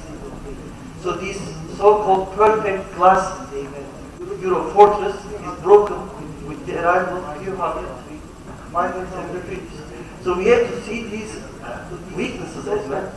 Otherwise, because we cannot pretend that the West is really the beautiful and the right. In this context, the Russian involvement in Syria is also another example of hybrid work. Right? This is very clear. There was also a propaganda phase, but now it is also mixed with conventional and unconventional, and even most modern, the first tested, including cruise missiles from Caspian Sea. They are all, I think, a hybrid warfare, not even directed against Syria. The Russian involvement in Syria is, I think, an involvement in a greater region, from the Caspian to the Middle East, to Europe, to the whole Euro-Atlantic area. So I want to just share this broader vision of mine and ask whether anybody shares this. Thank you. So why don't we go in reverse order of presentation? Start. The question of the refugees is interesting because on the one hand, yes, this is yet another element of the Syrian crisis that is increasing tensions between Turkey, but also some of the other countries in the region and some of the traditional West European and democracies in the United States. There's a long-standing disagreement over Syrian policy in these countries, as you know. And the concern, some of the burdens that the local countries are taking for refugees is exacerbating that. And now, Russia, one of the arguments they're developing is Russia is going to solve the refugee crisis by bringing order to Syria, and so therefore, Europeans, you need to engage with us because we're going to solve this problem for you. But you need to stop freezing us out and start engaging so we can discuss our common interests here and so on. On the other hand, I would note that these refugees are fleeing to Europe. They're not fleeing to Russia or so on. So that's an issue where people actually, if given a choice, will not they want to go. So thank you for raising the issue, though. a couple of thoughts. First, to the gentleman's question on failures of hybrid warfare. So we should be careful, I think, about extrapolating what happened in Crimea. So as somebody said, and I think that somebody was me, the Russians took Crimea in a pub crawl. So there were 20,000 Russians in Crimea at the time, somewhere between 20 and 25, whatever the limitations were for Sevastopol, for their base there. So planning is essentially free. And when the Russian armed forces didn't have much money, they could plan. And I'm sure they have a lot of plans. And I imagine one of those plans was how to exert Russian control over the Crimean Peninsula, because what they did wasn't terribly sophisticated, but it was effective. I give them credit for executing their plan pretty well. So if you have a large population of Russian forces already on your territory, this makes you more vulnerable to the kind of thing that happened in Crimea. But that's not true for very many places in the world. So we should be careful about extrapolating the kind of stuff that happened in Crimea and elsewhere. The same could be said for Abkhazia. During 2008, there were a fair number of Russians there. You'll recall that they were there under a UN peacekeeping mandate, which they didn't pay particular attention to. After one of those days, about August 8th or so, their mandate changed some. There were a fair number of Russians there. Other than the people here, wasn't much response to that. Same for South Korea, there were a fair number of Russians there. So if you have a large number of forces from another country, to include those of us who host American forces, although I will say to you, American forces are not a threat to the government of Germany, anywhere else where we're stationed. But if you're talking about the Russian Federation, then perhaps the risks are a little bit different. On the response to training center. So my personal opinion is the Russians are unprovocable. One of the advantages of being a hybrid threat is you're unconstrained by the truth, and you can say whatever nonsense comes into your head if you think it will have an effect, because there's no responsibility for being wrong or being called to task. So I believe that the Russian Federation views NATO as a threat. I think that's true. I think they view the EU as a threat. I think that's also true, because I think the current Russian Federation economic model is unsustainable. And the more countries around them that adopt a sustainable economic model, the faster the Russian Federation will find themselves in some economic trouble. So I believe they think it is a threat. I don't think that they think the training center is provocative. I think they say it because they know it bothers us. They know that there's a sector in the West who is concerned with provoking Russia. These are, I don't know if they're the same or not, but this is similar to the argument that we should be careful about NATO enlargement activities, particularly for those countries that are on the eastern flank of the alliance, because that might provoke a negative Russian response. So I think if the Russians or any hybrid threat is interested in creating havoc, but they don't need an actual pretext, they can make it up themselves. I think it's unlikely that the Russian Federation is doing anything meaningful about this training center. It's a training, it's a training center, whether they didn't actually say that to us or not. They have money up in the Russian Federation is doing anything meaningful about. My concern is people who are worried a little bit about what the Russians say. So the Russians lie to us or not. Now they don't lie all the time. They lie, I don't know, let's say half the time. The difficulty becomes determining which half is a lie and which half is not. So, we read the Gerasimov stuff and we think that's the way the Russians really think. And I think that's probably right. But you could read something else, and that's not the way the Russians think. So, again, in terms of the failures of hybrid warfare, I'm not inside Putin's head. And I'm not sure I want to be. It's probably a dark and scary place. So I don't know I'm not certain, other than the collapse of NATO, which they'd love to see, and the collapse of the EU. I believe it's true. I believe they'd love to see those things disappear. I don't know what their strategic or their operational objectives were for that. They met some resistance in Ukraine that I don't know that they didn't expect. I don't know what they expected. So I look at Ukraine from the Russian standpoint as an experiment. They saw a window of an opportunity to let's go in there and see what happens. This bothers our analysts somewhat because we much prefer something that was predictable. So in terms of, for example, so we have guys who look at satellite photos, most of us do, and they're used to seeing a missile with a particular truck next to it that was either have radar or command control. So when they see the same missile and they see a different truck next to it, It drives them crazy. I'm not concerned by this. I sleep well at night, partly because I don't drink coffee after 7, but otherwise because I don't think just because there's something unfamiliar on the ground that the Russians are doing, I don't find that terrible. I think the Russians are experimenting to the point of perfection. The Western governments, I for one don't find Western governments perfect. I know a lot of people don't. We're still working on it. We're still trying. This migrant question is a different one. Europe really has to sort out themselves. The U.S. has a migrant issue slightly different with the southern border that we're messing around with as well. I will tell you my understanding of the responsibilities of countries that they signed up for are extensive, and they were aspirational. So in order to accept hundreds, or let's just say tens of thousands of people you didn't expect on your borders and be able to integrate them into society with a snap of a finger requires a reserve capacity when there are not migrants at the border that one must pay for. I'm not sure who has the money for that. So the fact that we are we or the West are accepting these migrants imperfectly, I admit, but to be prepared for that kind of migration flow all the time is an unrealistic expectation. Thanks. So we or the West are accepting these migrants imperfectly, I admit, but to be prepared for that kind of migration. I find the migrant question by the ambassador the most fascinating one. But real quick on Ukraine. General, don't you think that both in Georgia and in Ukraine, Mr. Putin achieved his objectives, which is to prevent them from joining NATO? I have published work since 2008 saying what they're going to do now is to drive a lesson home to anybody who wants to join NATO. You pay the price in blood and in land if you try, and I wrote. Not to both. The Crimea will be next, and Ukraine will be next. And unfortunately, that's what happened. And at this point, he can step back and say, well, we didn't take Odessa, we didn't go all the way to the Romanian border. But we taught those guys a very strong lesson they will never forget.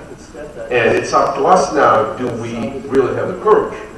And is it in our national interest, in our strategic interest, to bring Georgia and Ukraine into NATO? And that's above my pay grade. In terms of refugees, this is a test. I think Turkey went above and beyond the call of duty, taking 5 million people. And that's about 2.5. Jordan has a refugee population from Iraq and from Syria, which is huge in a country with a very small population. Lebanon is overwhelmed.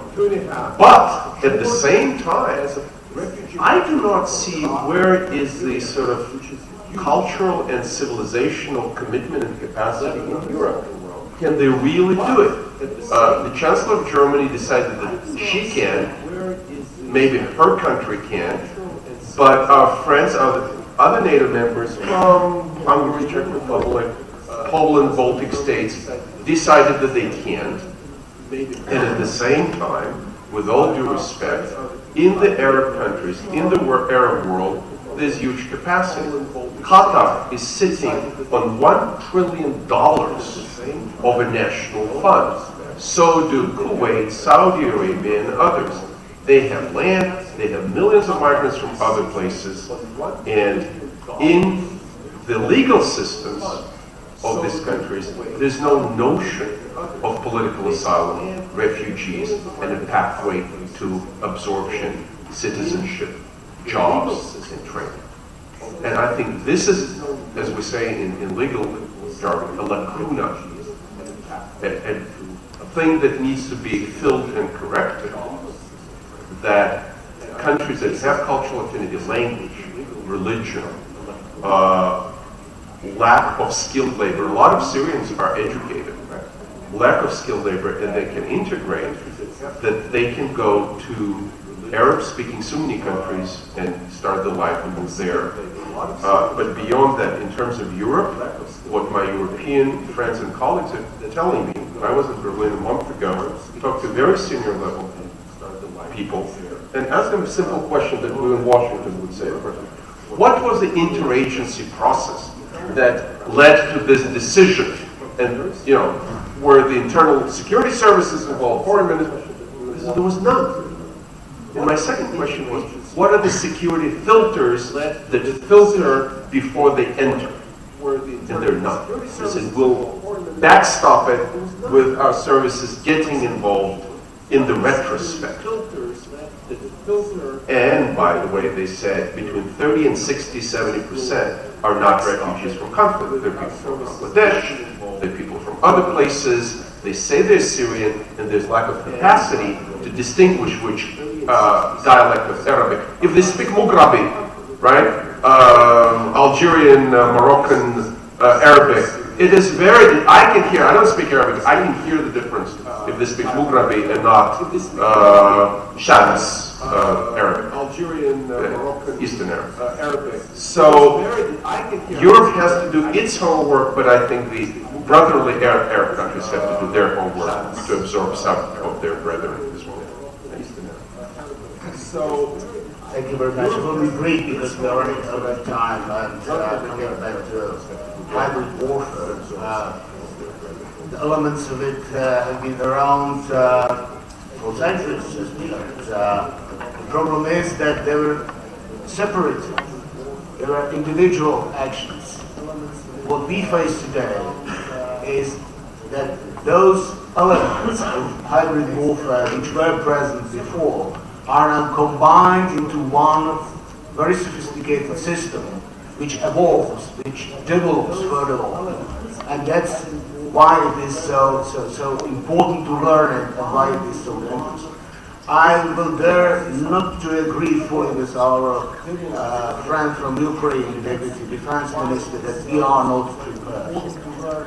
I think we are prepared, and we are getting better in being prepared. Yes, we learn as we go, that's right, because this is a phenomenon which evolves, and we have to be very quick in reacting to it, and even to think what might come, to be ready for the future challenges.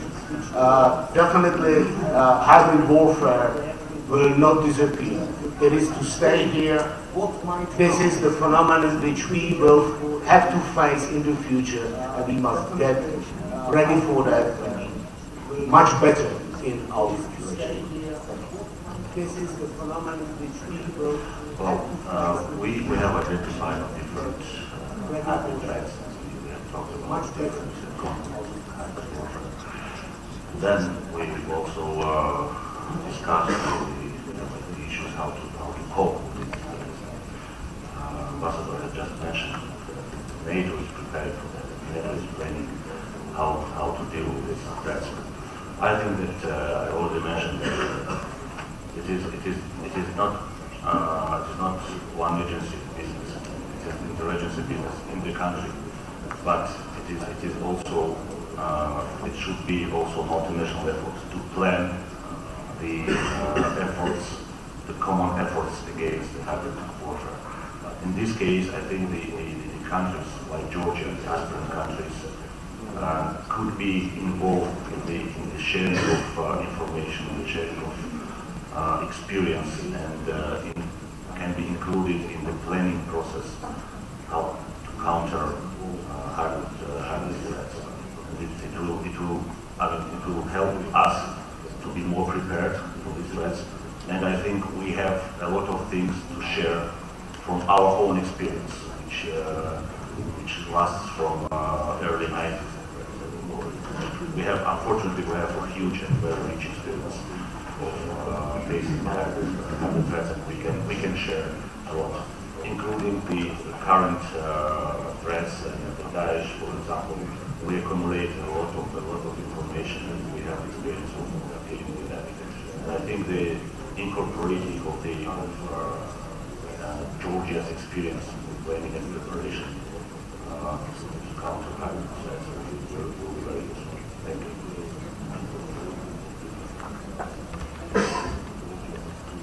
So I think this brings us to the close, and I just want to say that we didn't organize the seating here to have the military all on one side sort of move our way through to the analysts on the other.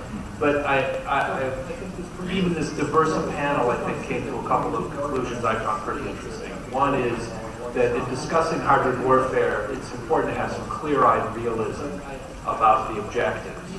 And in this case, we talked a lot about Russia and its desire to have its traditional objectives of a weak periphery and the ability of Russia succeeding the Soviet Union as a sort of global player, which we're now seeing in Syria. Hybrid warfare is a set of tactics that it uses increasingly as the situation changes. But what I was most intrigued by was the conclusion, a theme through all the presentations, that it's the resilience of our own societies that's especially important in combating hybrid warfare.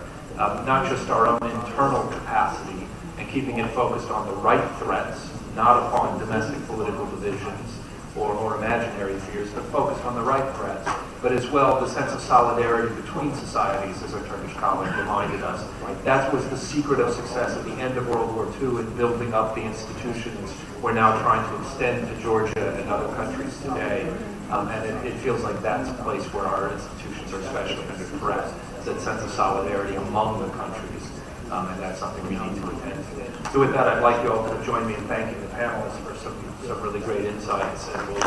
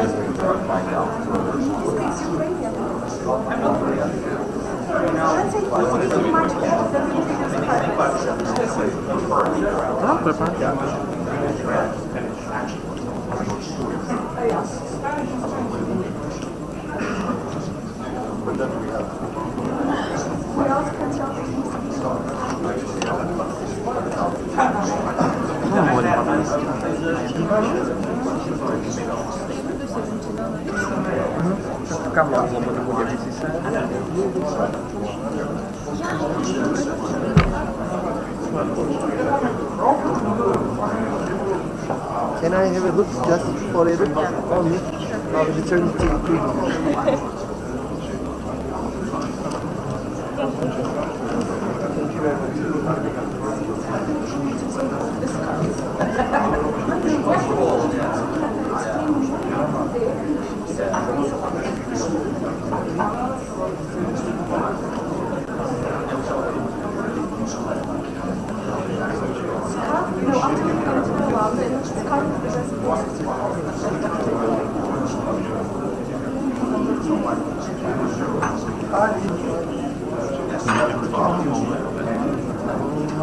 To nie.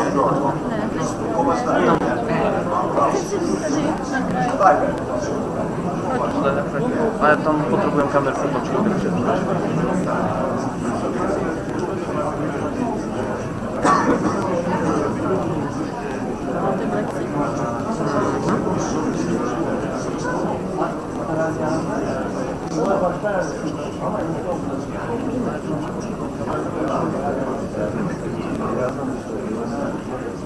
Okay, I think we're going to try to get started. Good morning, everyone. We have a really good panel here to get some good insights on the Black Sea region and military balance and cooperation. First of all, I understand that I assume great personal risk in chairing the last panel before lunch, so I'm going to try and keep things flowing and relatively brief so we can get some time for a good discussion from the floor. I think throughout the conference we've heard a lot about Georgia's Euro-Atlantic orientation, its aspirations to join Euro-Atlantic structures, and its current path and how it sees itself as a country that wants to be part of the European community.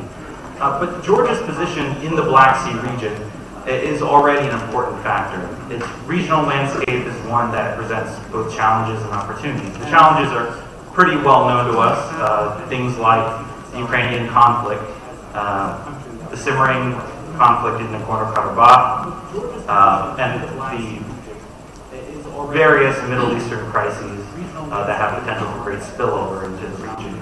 But in the Black Sea, we also have a number of opportunities as well, and I think there's been some allusion to them, to some of these opportunities today, and especially yesterday, such as the new Silk Road, China's growing involvement in Georgia and throughout the region, as well as what I would say is a very important subplot in the region in Turkey, Georgia, Azerbaijan trilateralism, the trilateral cooperation between these three countries, and an emerging format for stabilization in the region. Our panel is very distinguished, and I don't think they need any introduction, so I'll just go ahead and give it to Tornike to start off. Thank you, my friend. I would like to make my presentation a little bit more interesting by bringing in a viewpoint of Russia. If my dear friend Sergei allows me, I will speak for Russia as well. In 19th century, Russia viewed Black Sea in a very simple way. It's only us, Russians, and the Ottoman Empire, Turkey. Now Russia views Black Sea also, I think, in a rather simple way. It's us, Russia, and NATO. No one else. Why I'm saying that? In 2005, when the previous American administration, the George W. Bush administration, not the best one, I guess, pushed Georgia's and Ukraine's NATO membership very, very hard. As we know, both Georgia and Ukraine were Black Sea countries, and membership of those two countries, possible membership of those countries, made Russia definitely very, very unhappy, especially when it was about Ukraine and the Crimean Peninsula, which hosted and still hosts, as we know, Russian Black Sea fleet. As we know, Russians fixed in their peculiar ways the deficiency that Crimea belonged to Ukraine, and now Crimean Peninsula hosts only Russian fleet, no more Ukrainian fleet. As with Georgia, as we know, Georgia's part of Georgia Black Sea coast, Abkhazia, is controlled by Russia. I remember, which means that actually Black Sea is dominated by Russia. Why? There is Operation Active Endeavour, started by NATO in the early 2000s, after the terrorist attack. But Active Endeavour, unfortunately, is not extended to the Black Sea. It's blocked. Active Endeavour is blocked. We can remember also the Russian-Georgian War. During the war, the American warship tried to enter Black Sea. It was delayed by the Turkish authorities. Well, they hit that point because Americans were actually, formally at least, violating the Montreux Convention. So it took a few days, the American warship, to pass through the Turkish Straits and enter Black Sea. And since then, we Georgians have the feeling that unless the American warship in the Black Sea, there's an American warship in the Black Sea, The Black Sea is a rather dangerous place, so to say, especially after the annexation of Crimea, because it's definitely dominated by the Russian Navy. We know that Romanians, but I'm not going to speak for Romania as well, definitely. Romanians enjoy close military cooperation with the American side. Bulgaria also a NATO member country, but in reality we have the situation. After the annexation of Crimea, Russia dominates this area, definitely. Russia, of course, Russians do not dream any longer about capturing Constantinople and controlling the Turkish straits, but despite the fact that Turkish Navy is way stronger than Russian Black Sea fleet, still we see this situation. Turks are not very active in the Black Sea. During the war, Russian-Georgian war, once again I want to return to these memories. I visited, I didn't work for the government anymore. I visited the Ministry of Foreign Affairs to save some friends of mine to ask them how could I help. I could not help, definitely. And it was August 10th, as I remember, and at that very moment, our Minister of Foreign Affairs received a note from the Russian embassy. The note notified us that Georgian Black Sea ports were blockaded by the Russian fleet. And we all understood that we were doomed. Only after, when the Americans sent their planes, and then Americans sent their warship, only after that we understood that we could be safe, that we were safe. During this short war, our Black Sea, and after even signing the so-called Sarkozy document, we understood that as long as Black Sea ports of Georgia were blockaded, we are totally blockaded. Our ports, especially Port, is one of the main arteries, so to say. We receive most of our supplies from there. And we realized badly the importance of, so to say, more or less neutral Black Sea for us, so to say. Of course, Russians, they have their interests. Of course, Russians, they have their own Black Sea coast, especially after the annexation of Crimea once again. But the fact is that no one, including us, of course, in the first place, feels safe. After the war, everybody believed that it was only, Georgian-Russian local conflict. It was maybe partly Saakashvili's mistake. After the annexation of Crimea, I think the situation rapidly changed. But does anyone have a solution for it? I don't think so. There is no silver bullet, definitely, for solving the situation in the Black Sea. Despite the fact that there are how many? Romania, Bulgaria, Turkey, 3 NATO member countries on the Black Sea coast, still we see this problem. And while, as long as, of course, Crimea is controlled by Russia, as long as Abkhazia, Black Sea coast partly which belongs to Georgia, is controlled by Russia, and unfortunately we all know that there is no transparency. There is no transparency, for example, in Russian military bases in Abkhazia. All we know is simply legends. There is some secret military base there is some secret military laboratory in Abkhazia. There used to be a submarine naval port in Abkhazia as well. That's all we know. Very, let's say, intransparent. No one, as we know, it's not subject to international scrutinization, not subject to international observation. And unfortunately, I would say that in the short term, time works, in short term at least, time works against us, because the Black Sea may be turned into something like a lake, controlled by a single great power. In this case, Russia, of course. Thank you, Tony K. One administrative note that I neglected to mention earlier, Dr. Maliki Ali from Session 6 has joined us because, as you can all imagine, the Azerbaijani view is one that's highly prized for considering the broader Black Sea region. Hannah, so Tony K mentioned that the Black Sea may become a lake of the Russian Federation. You're coming here from Odessa, which has front row seat to a lot of the machinations and the struggles over the region, over Ukraine. What do you see? What is your take? Thank you, Michael. Definitely, as we have so many speakers, I will try not to make it as a speech, but more as the points for consideration and further discussion, and to start arguing the topic from the very beginning. Because I completely disagree that for Russia, Black Sea became the Russian-NATO confrontation. In some way, it was back to the Cold War. One was perceived more or less like this. However, from the beginning of the 90s, we still can speak about, or better say, again speak about Russian-Turkey division of the Black Sea. Because let's see the active endeavor during the Black Sea, let's say, the initiative that NATO or NATO member states wanted to spread to the Black Sea were blocked, not by Russia, but by Turkey, first of all. Because for Turkey, it was the perception that the Black Sea is their sphere of interest, where they initiated both economic and political projects. So they initiated Black Sea Harmony, the initiative that de facto just copy-pasted the active endeavor, when we already had the Black Sea 4, another dynamic cooperation organization of 6 littoral states. So in some way, Black Sea 4 and Black Sea Harmony were just duplicating, but not even supplementing each other. And the only reason was because Russia and Turkey wanted to see it as their sphere of interest without taking into consideration other littoral states' opinions.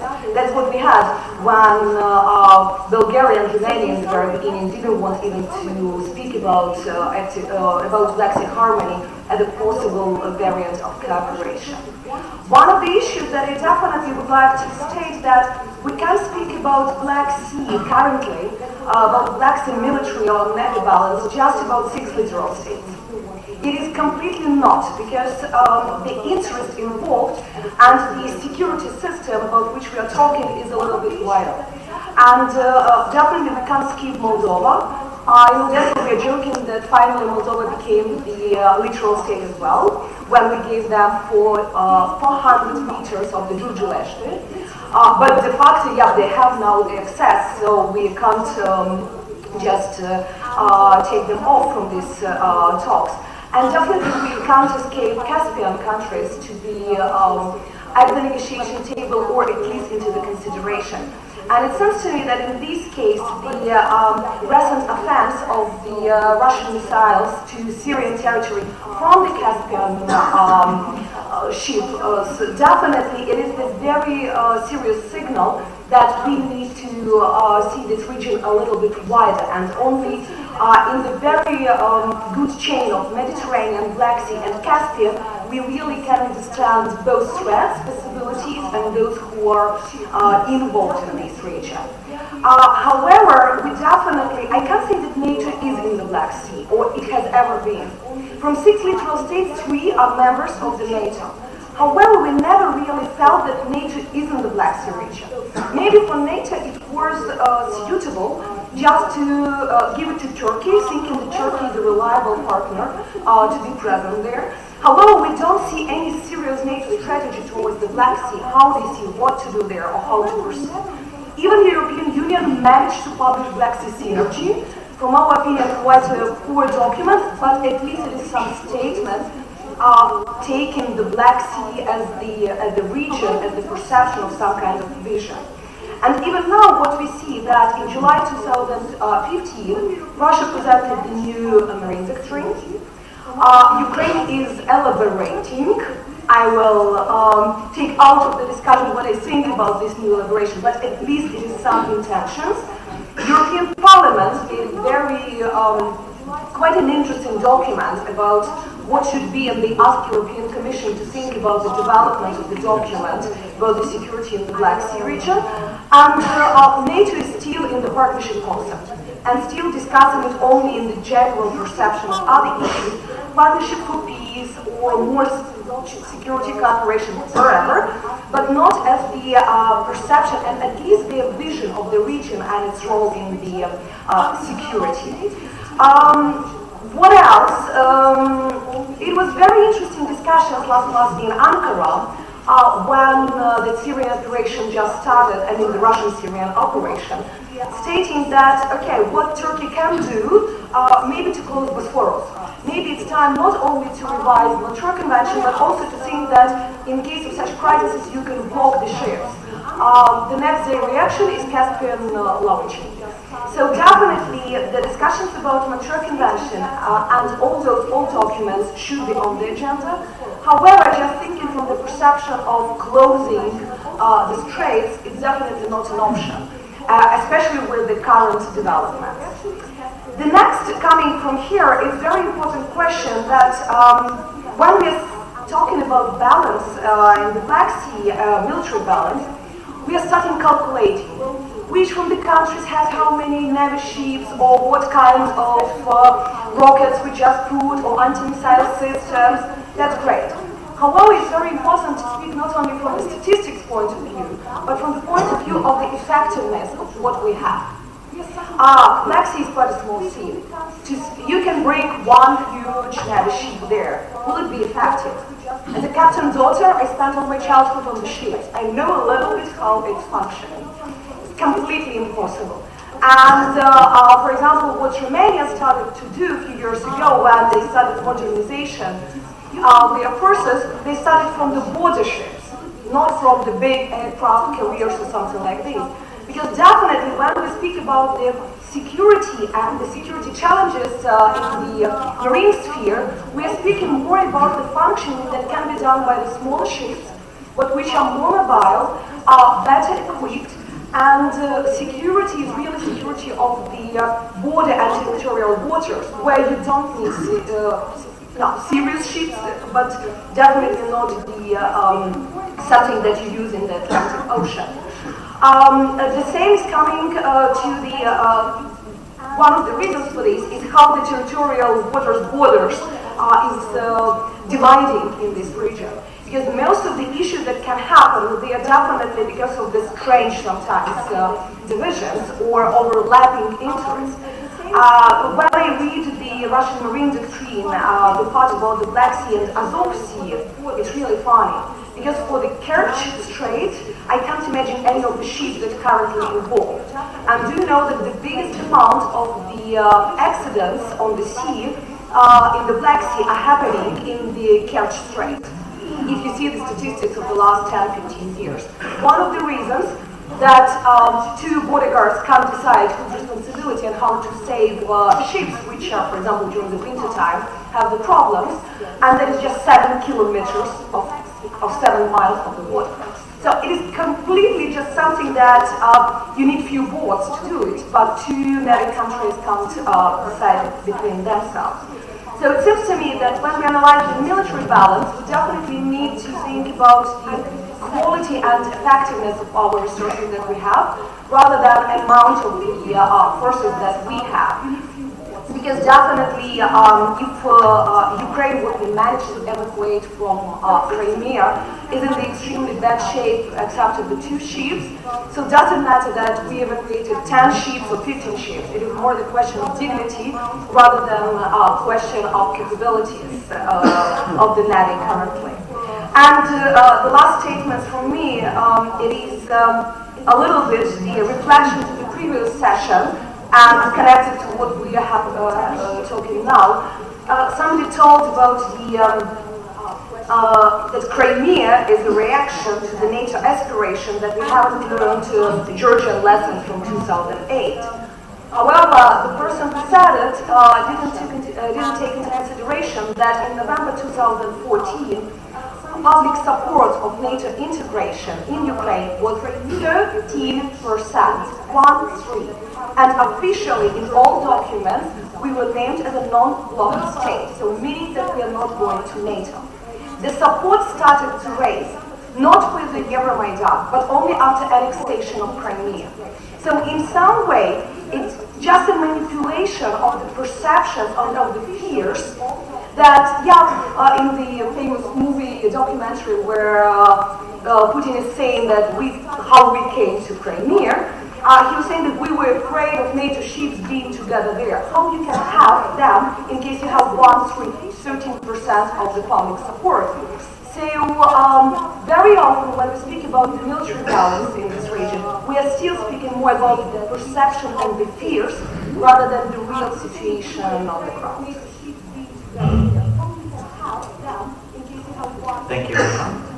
Richard kind of mentioned that basically we need to look at the Black Sea region from a wider aperture. How does Armenia play into this? If I had the answer to that question, it would be very interesting, but I don't. However, as a speaker from Armenia, I do actually want to take advantage of the fact that we have a panel of people much smarter than myself.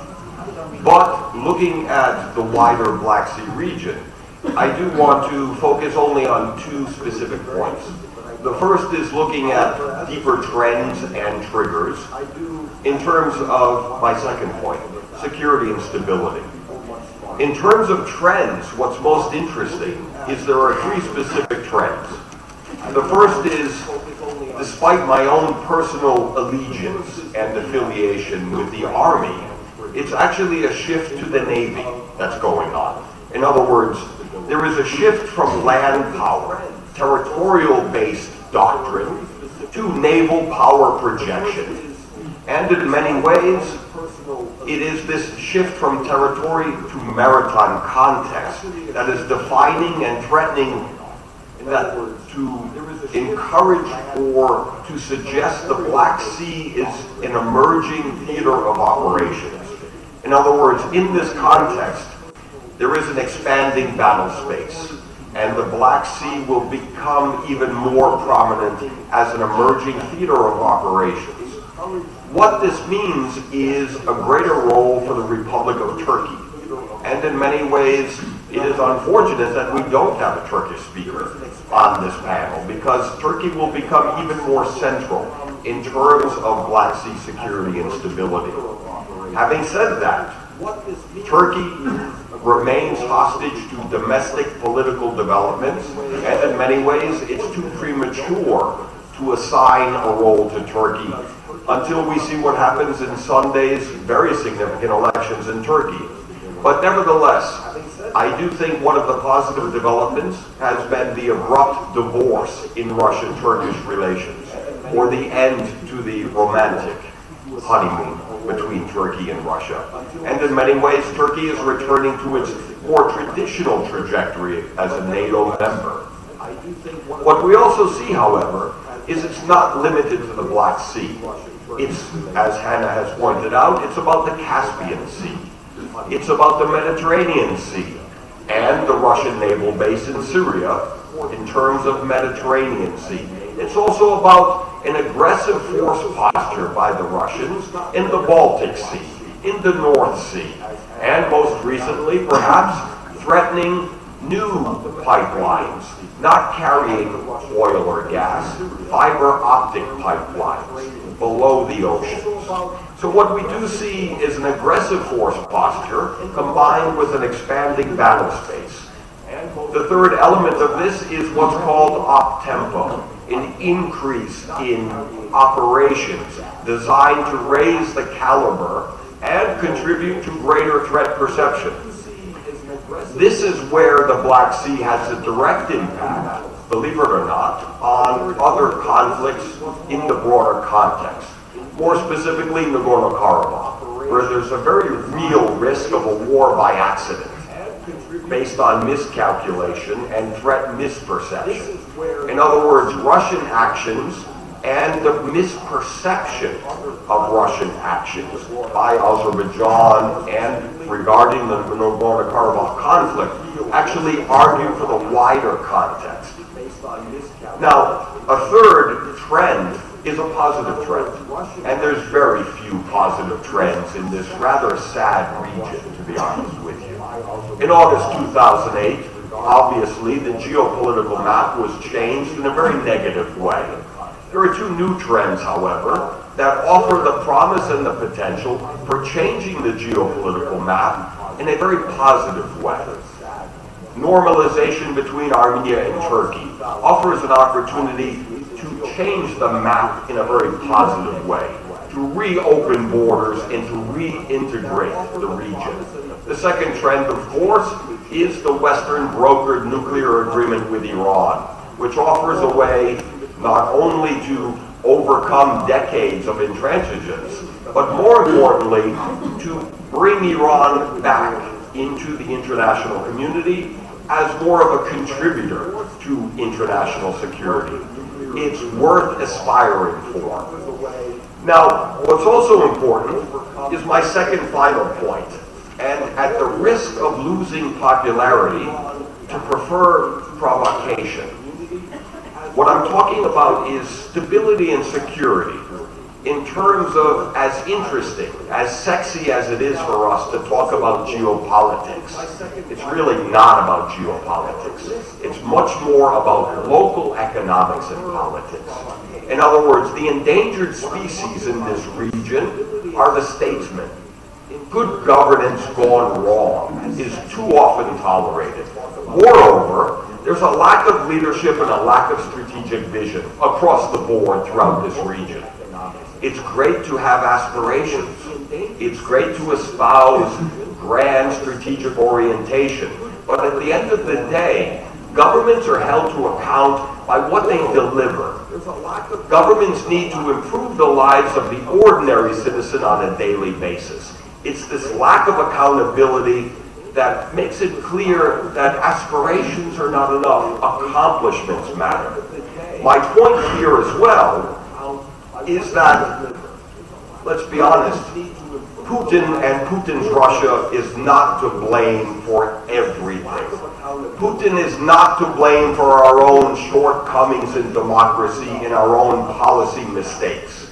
It is lazy, complacent, and it's a cop-out to blame all of our deficiencies on Putin. At the same time, it's also a mistake and a strategic error to say that NATO or the EU is the answer to everything. It is a tool and an instrument. It's important. But for our countries in this region, it's local economics and politics that matter. The EU is neither the answer nor is Putin the blame for all of our shortcomings. And secondly, in many ways, the lack of a strategic vision is the ultimate indictment of leadership in this region. And too many countries in the region are prisoners of the past in terms of tribal nationalism, which doesn't look to a shared future, but is built on a history of conflict. This is a time for demanding more from our so-called leaders, and less tolerance for kindergarten politics or vendetta politics.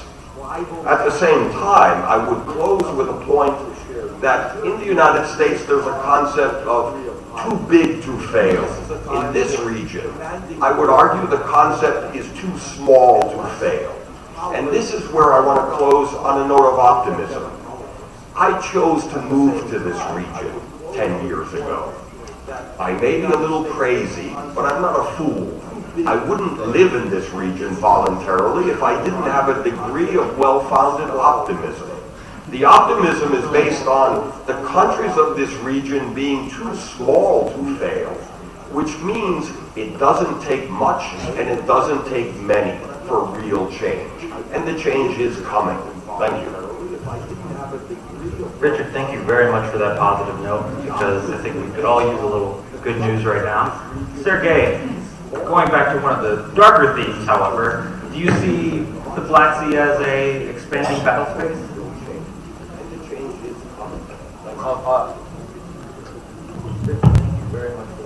I think we have a danger of making it one.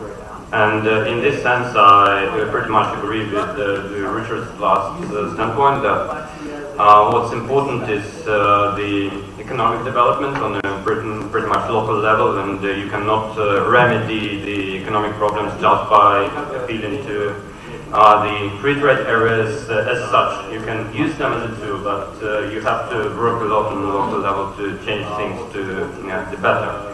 And of course there is a threat. If we look at the region more and more through security glasses, That would mean that we have less and less time and resources to deal with those real economic problems and societal issues.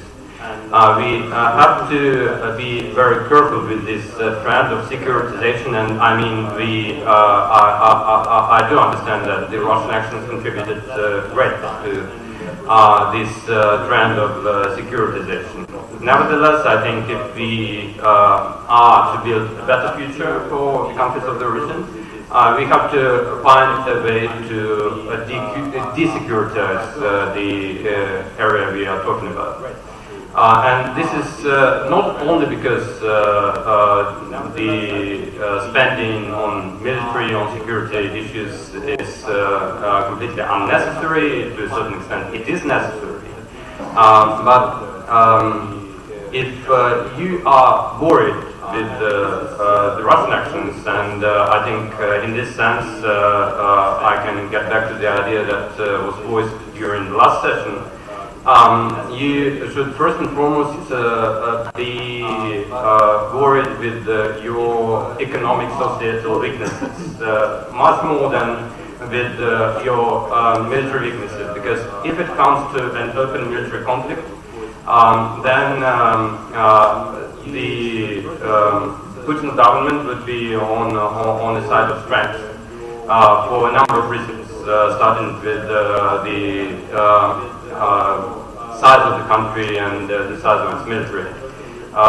But if you try to play on the field of economic development, if you try to be a place which is appealing to investments, appealing to foreign countries cooperating with you in trade, this is the field where, unfortunately, Russia hasn't been on a strong side so far.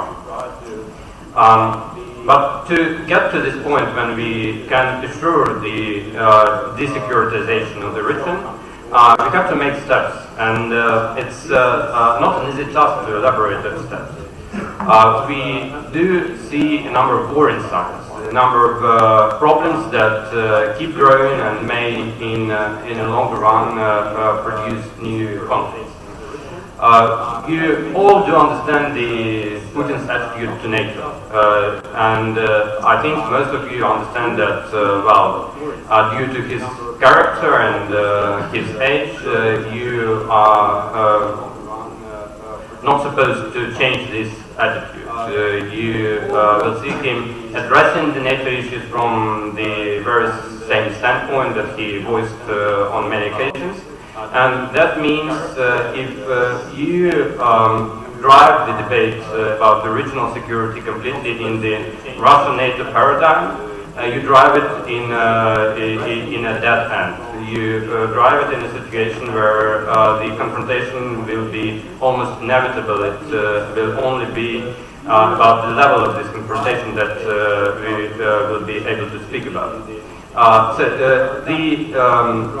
The more productive approach to the regional security could be to think about another sort of guarantees for countries of the region, not NATO-based guarantees, countries of the region, and that would make these guarantees reciprocal. If you only hope to get the guarantees against Russia to come from NATO, most probably, due to the issues inside NATO that were mentioned during the first day of our debate, a number of NATO countries do not want to get into a confrontation with Russia. But if you think about the broader sort of guarantees for all countries of the region, you may find your way out of this mess that we currently experience. In this sense, we need to find a platform for elaborating those guarantees, and we have at least two such platforms. One of the platforms is blocked. It's the NATO-Russia Council. It's blocked because of the Ukraine crisis, and on the one hand, I completely understand that the Russian actions could not be addressed by NATO just in a very business as usual manner. There had to be a response, but by now we see that the block nature Russia Council does not allow the functioning of very necessary incident prevention mechanisms that could contribute to the regional security. This is one of the things we could think about, to see the Nature Russia Council not as a fair weather body, not as a gift presented to Putin for his good behavior, but as problems resolving too. And the other thing that we have available is the confidence building measures elaborated on the OSCE platform. They are far from perfect, but they are the beginning of kind of serious and honest talk about what is necessary to secure that every country of the region feels safe and can deal with the economy. And the last thing I want to say is that sometimes when we start talking about the guarantees, it comes to the matter of principle. On the part of the West, people say that, oh well, if we establish this kind of guarantees, that would mean securing a sphere of influence for Putin's Russia. In this sense, I think it's important to dig deeper into the notion of influence and understand formally more associated with you than Kazakhstan. So it's not just about all those frameworks we talk so much about, all those abbreviations. It's also about this very important work on the ground in the field of economics, in the field of investments that have to be addressed if we want to live in a better and more prosperous Black Sea region in the future. Work on the ground in the field of Thank you, sir. Julian, given the multitude of confrontations in the Black Sea region, do you think that desecuritization is possible? Have you an answer when securitization did happen in times of peace as well? So I would like to make the framework of what we are seeing in the Black Sea, but even broader in our region. The first point, well, we all know annexation of Crimea and military aggression in eastern Ukraine are facts. It is about a dramatic change in our region because it's about revisionism, it's about changing the rules of the game, changing the security or challenging the security arrangements in Europe, challenging international law in the region. So basically putting under question and challenging all the agreements that we lived, or at least since 75, since Helsinki, if not before. It's about another piece of dramatic change. It is about limited sovereignty of neighbor countries around Russia. And we are not talking about facts. We are not talking about the retreat from CFC treaty, about Georgia's Russian-Georgian war and the annexation of Abkhazia and Southern Ossetia, who just need the decision of the Russian Federation to become subjects, and that's it. We are not talking only about those issues, but we are talking also about documents. Look at the military doctrine of Russia for December 2014, where it is stated that Russia will oversee and react to the change, to the regime changes, and to the regimes, the democratic liberal regimes, if they are established in their neighbor states, will oversee. We are talking about a type of Brezhnev II doctrine that is already on paper in the documents, adopted after the facts have been made, the actions have been made on paper. My third point is the fact that we are witnessing a militarization of the Black Sea. A dramatic militarization, I would put it, since Crimea has already become kind of carrier. And we are talking about more and more about not only CFE treaty out, but we are talking, putting question also on INF treaty, about Iskander to be put in place if they are not yet in Crimea. about an answer to a question that yes, if we want in our territory, we can put even nukes, but it's not necessary. We are talking about a region 250 miles away from the borders of NATO and Romania. So it's natural, and we have seen the cruise missiles on the occasion of Putin's birthday, flying from the Caspian Sea. We have seen at the same time this evolution on the A2AD, anti-access area denial, happening in the whole Black Sea if you're looking at the level of militarization of Crimea, including Georgian, but also happening in some other regions, and I will come back to this. It's not only about security by the and I will answer Sergei, my friend, on that, but it's also about trade. It's also about transportation, east to west, and security. It's not only about security. It is about energy security. It's about the access to resources of some states. There are some economic exclusive zones where we are digging. There's a change, unrecognized change, and there are military exercises all around Crimea that would put at least the pressure, if not really harm, our access to resources, to oil and gas in the Black Sea. But as I was telling you, we have to look a little bit broader and look once again in the history and to the will of Russia to go to the warm seas. But as I was to get access to this, and if you're looking at this line going from eastern Ukraine, Crimea, now Western Syria, eastern of the Black Sea, we have another A2AD in that region. It is about air and sea capacity of denying access and of involving in any type of agreement that would give Europe an access to East Mediterranean gas.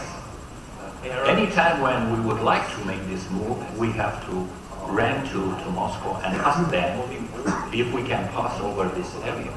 It is not, and by the way, Syria is not only about making a strategic geopolitical base in that region, which, by the way, Hafez al-Assad never granted to Russia. There's no Syrian soldiers in Latakia and Tartus and in the airport and anywhere else. So it's also about a complication inside the Middle East. The reassessment of Russia's, let's say, coalition against the Islamic State, so-called coalition against the Islamic State, is basically relaunching the sectarian war in the Middle East. It's basically blowing up the whole Middle East. It gives another reason to leave to the IS. They are now defending once again the Sunni. Before that, the coalition, the Western coalition, together with the Sunni states in the Gulf and Turkey, had a reason and a legitimate way of attacking and erasing this terrorist organization. Now we are really putting in hand the risks between the Shia and the Sunni population, and there's a huge brand for blowing up the whole Middle East. And by the way, Russia is not helping with fighting Islamic State. 90% of the hits are not against the Islamic State, but against the Syrian Free Army. It does not help us in fighting the migrants. On the contrary, it gives us more and more floods of migrants to our country. But it is ensuring the positioning and geopolitical positioning of Russia in an aggressive way against Western interests. What is next? That's my last point. Well, I think that we have to be very attentive of the next move. Would we have the same type of military development and establishment of a base in Egypt? Maybe in Libya, around Benghazi? It's a weak state, it's easy to get there and to enforce such a presence. Maybe we have to pay more attention on our friends in Western Balkans for not having another type of surprise overnight. Besides the fact that in Niš we already have, in Serbia, we already have this capacity, fighting crisis. It is called, but it is also part of the army. And it allows a lot of flights over Romania, for instance, to get there for any type of exercise if there's no crisis to be accessed. Well, I think that at this point, and we are receiving that and we have seen public statements by Russian officials directly threatening NATO capabilities on Romanian territory, our citizens and our territory. They will attack them themselves. They are prepared to send any type of weapons. Some weeks ago, Rogozin was flying a bomber over Romania. He will come with a bomber and things like that that are far from being just the statements of a clown. We already have registered direct threats to our capabilities, our territory, our citizens. And that's a fact of life, and we have to adapt to this reality. And I will second here Richard on saying that if you're looking strategically to this map, I'm sorry to tell you, but there's a war going on. There's a war coming here in the Caucasus. If Iran gets the free hands and get on the market, on the oil and gas market, plunging the price of the oil.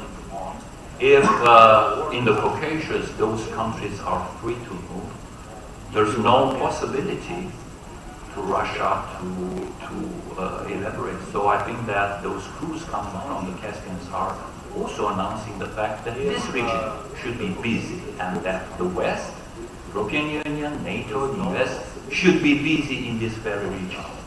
I suspect that we are going to have, if not a provocation or if not a happening in this region, but even a planned crisis, a planned conflict in this region to keep us all busy further than we already are, if not at Eastern Ukraine, Crimea, Syria, and everywhere.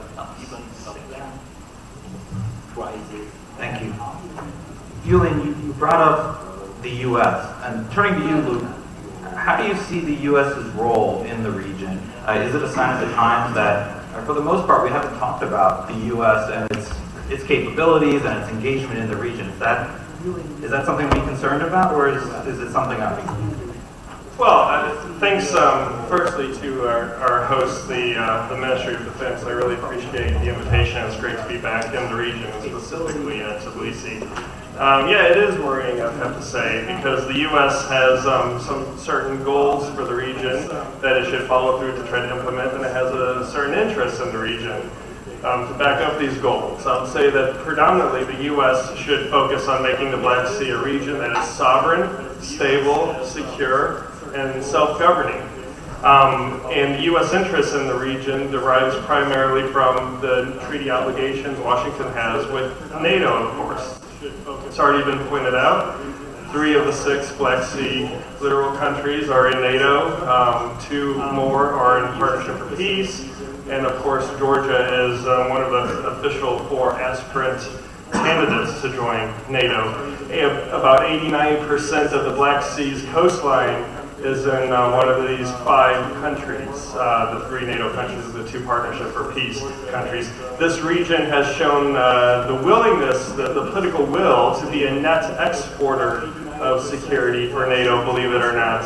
The 5 countries I've been talking about account for 1/3 of Europe's troop contribution to Resolute support.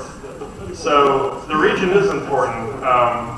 From a political NATO sense, but also strategically, in the 18th and 19th centuries, the main concerns of this region probably derive from the fact that the access to the Danube going through the heart of Eastern Europe. Whereas now today, it's the oil and gas pipelines, it's the fiber optic cables that were mentioned, and the other economic activity. So what are the challenges for this region? Well, the obvious challenge, of course, is Russian aggression.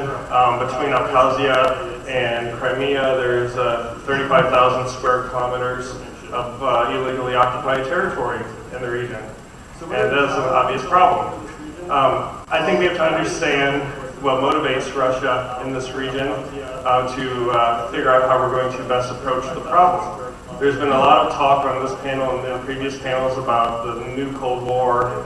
This is Cold War behavior, what we're seeing from Russia. And actually, I disagree with that. I think what we're seeing today is an imperial Russia.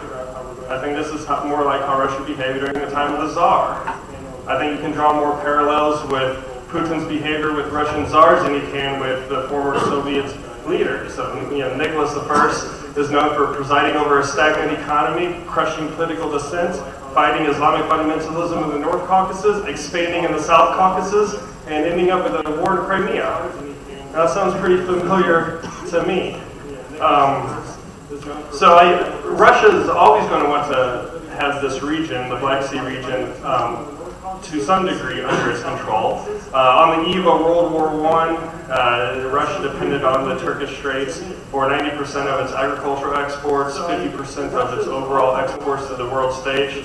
Of course, the Black Sea forms the southern flank of what is commonly referred to as the Intermarium, the land between the Baltic Sea and the Black Sea, which Russia feels like it has to have influence over in one way or the other, because without Russian influence, without Russian presence in the Intermarium, Russia is an Asian power. It's not a European power. And I think this really sets in the minds of Vladimir Putin and those around him. Russia's invested heavily, since the topic is the military balance, I'll say Russia has focused and invested heavily on its Black Sea fleet. An estimated $2.4 billion additional dollars will be made between now and 2020 to improve the Black Sea fleet. The annexation of Crimea has brought on a whole new level of A2AD for the region. Russia is a country that if it stayed inside its agreed international borders, would only have about 400 kilometers of Black Sea coastline. But yet, according to General Breedlove, the Supreme Allied Commander of NATO, Russia has, in terms of its A2AD, has about 100% coverage with its anti-maritime cruise missiles, and about 40 to 50% coverage of the Black Sea in the air. And then there's this additional A2AD, which was referenced previously as sort of a self-imposed one with the 1936 Montreal Convention, which limits the role of Black Sea powers inside the Black Sea from a maritime point of view. So what can the U.S. do about all of this? I would say there are 5 points, and I'll wrap up with these 5 points. Firstly, I think we should increase the U.S.'s maritime and NATO, the non-Black Sea NATO countries' maritime presence in the Black Sea. And we are doing this, but I think there's some room for improvement. In 2013, the U.S. only spent 27 days in the Black Sea. Okay, in 2014, with everything happening in Crimea and Ukraine, this increased to 207 days. Right now, as current as today, the U.S. has spent 128 days in the Black Sea this year, so we're not quite where we were last year, but it's still a pretty good presence. And we need to encourage other NATO allies in Europe to do more in the Black Sea as well. And in 2014, France spent 183 days in the Black Sea. Britain, in this year so far, France has spent only 20 days. In the past 2 years, Britain has only spent 20 days in the Black Sea. And I can see, like Lord Palmerston had this idea after the Crimean War that Britain and France would control the Black Sea, rolling in his grave as a consequence of this. But we also need to factor in the Black Sea in our larger strategy on how we deal with the security challenges in the region. The U.S. Navy released its maritime strategy last March. This is a 48-page document. Europe got one of those 48 pages, and inside that one page, the Black Sea is not mentioned. In the last panel, the NATO strategic concept that was published in 2010, which was branded, was discussed, it was branded to be the strategic concept that's going to prepare NATO for future challenges.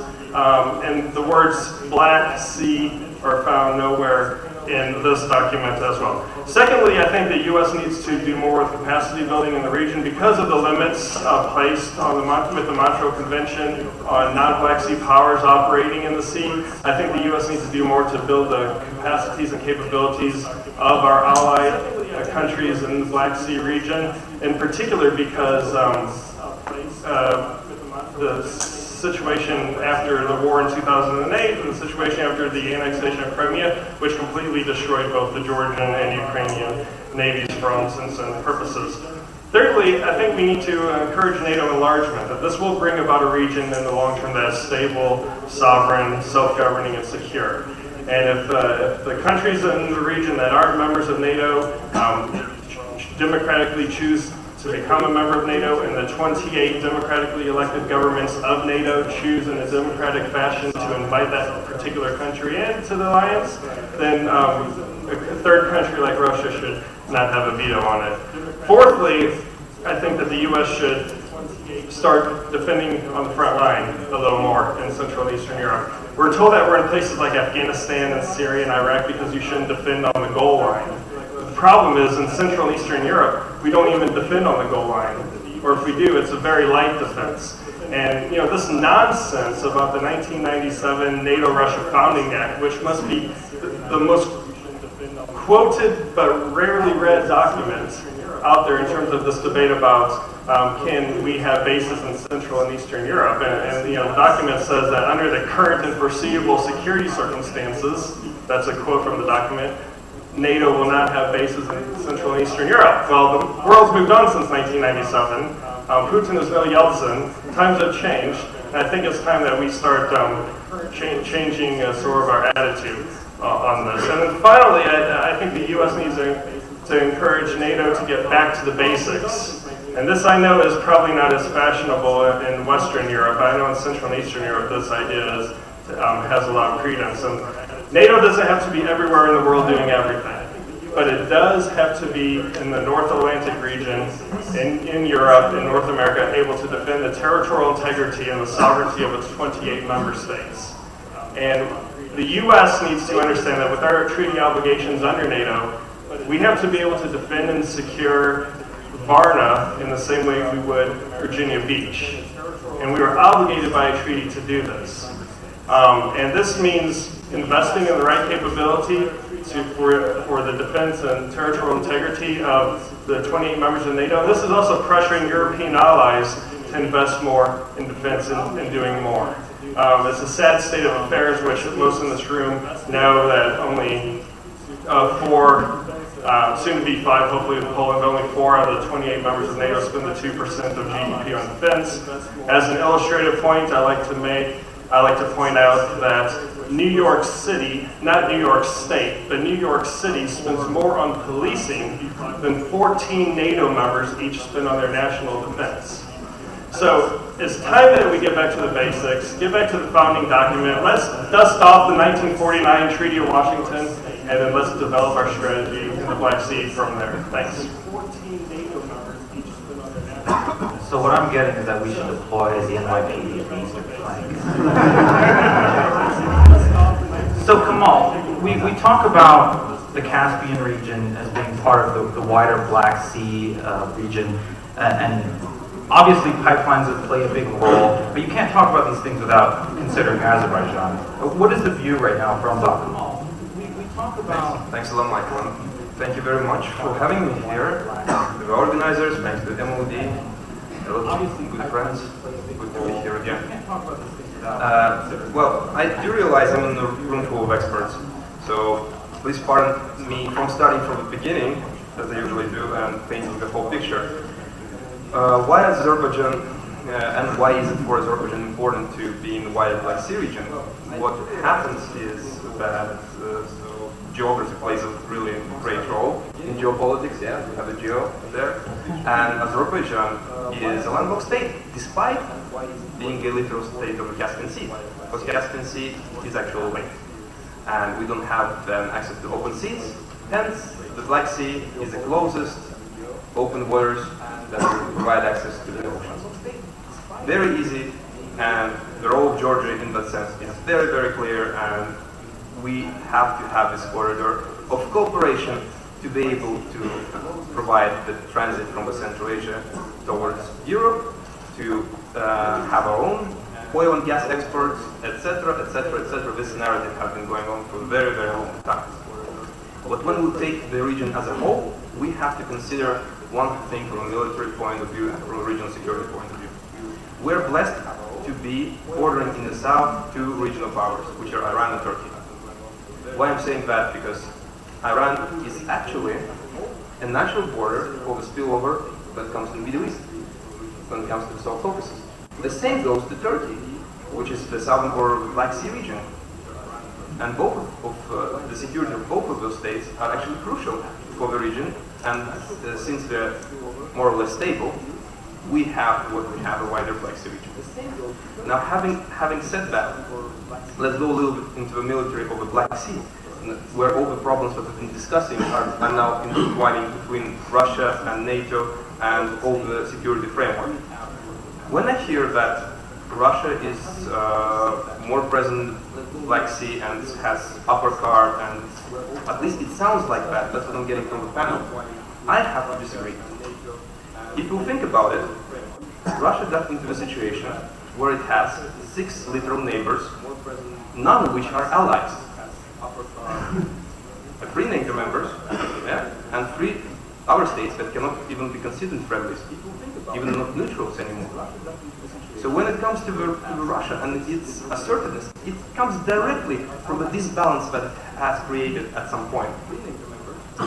So the securitization, militarization comes exactly from lacking allies in the Black Sea. So we have 6 literal neighbors and no allies.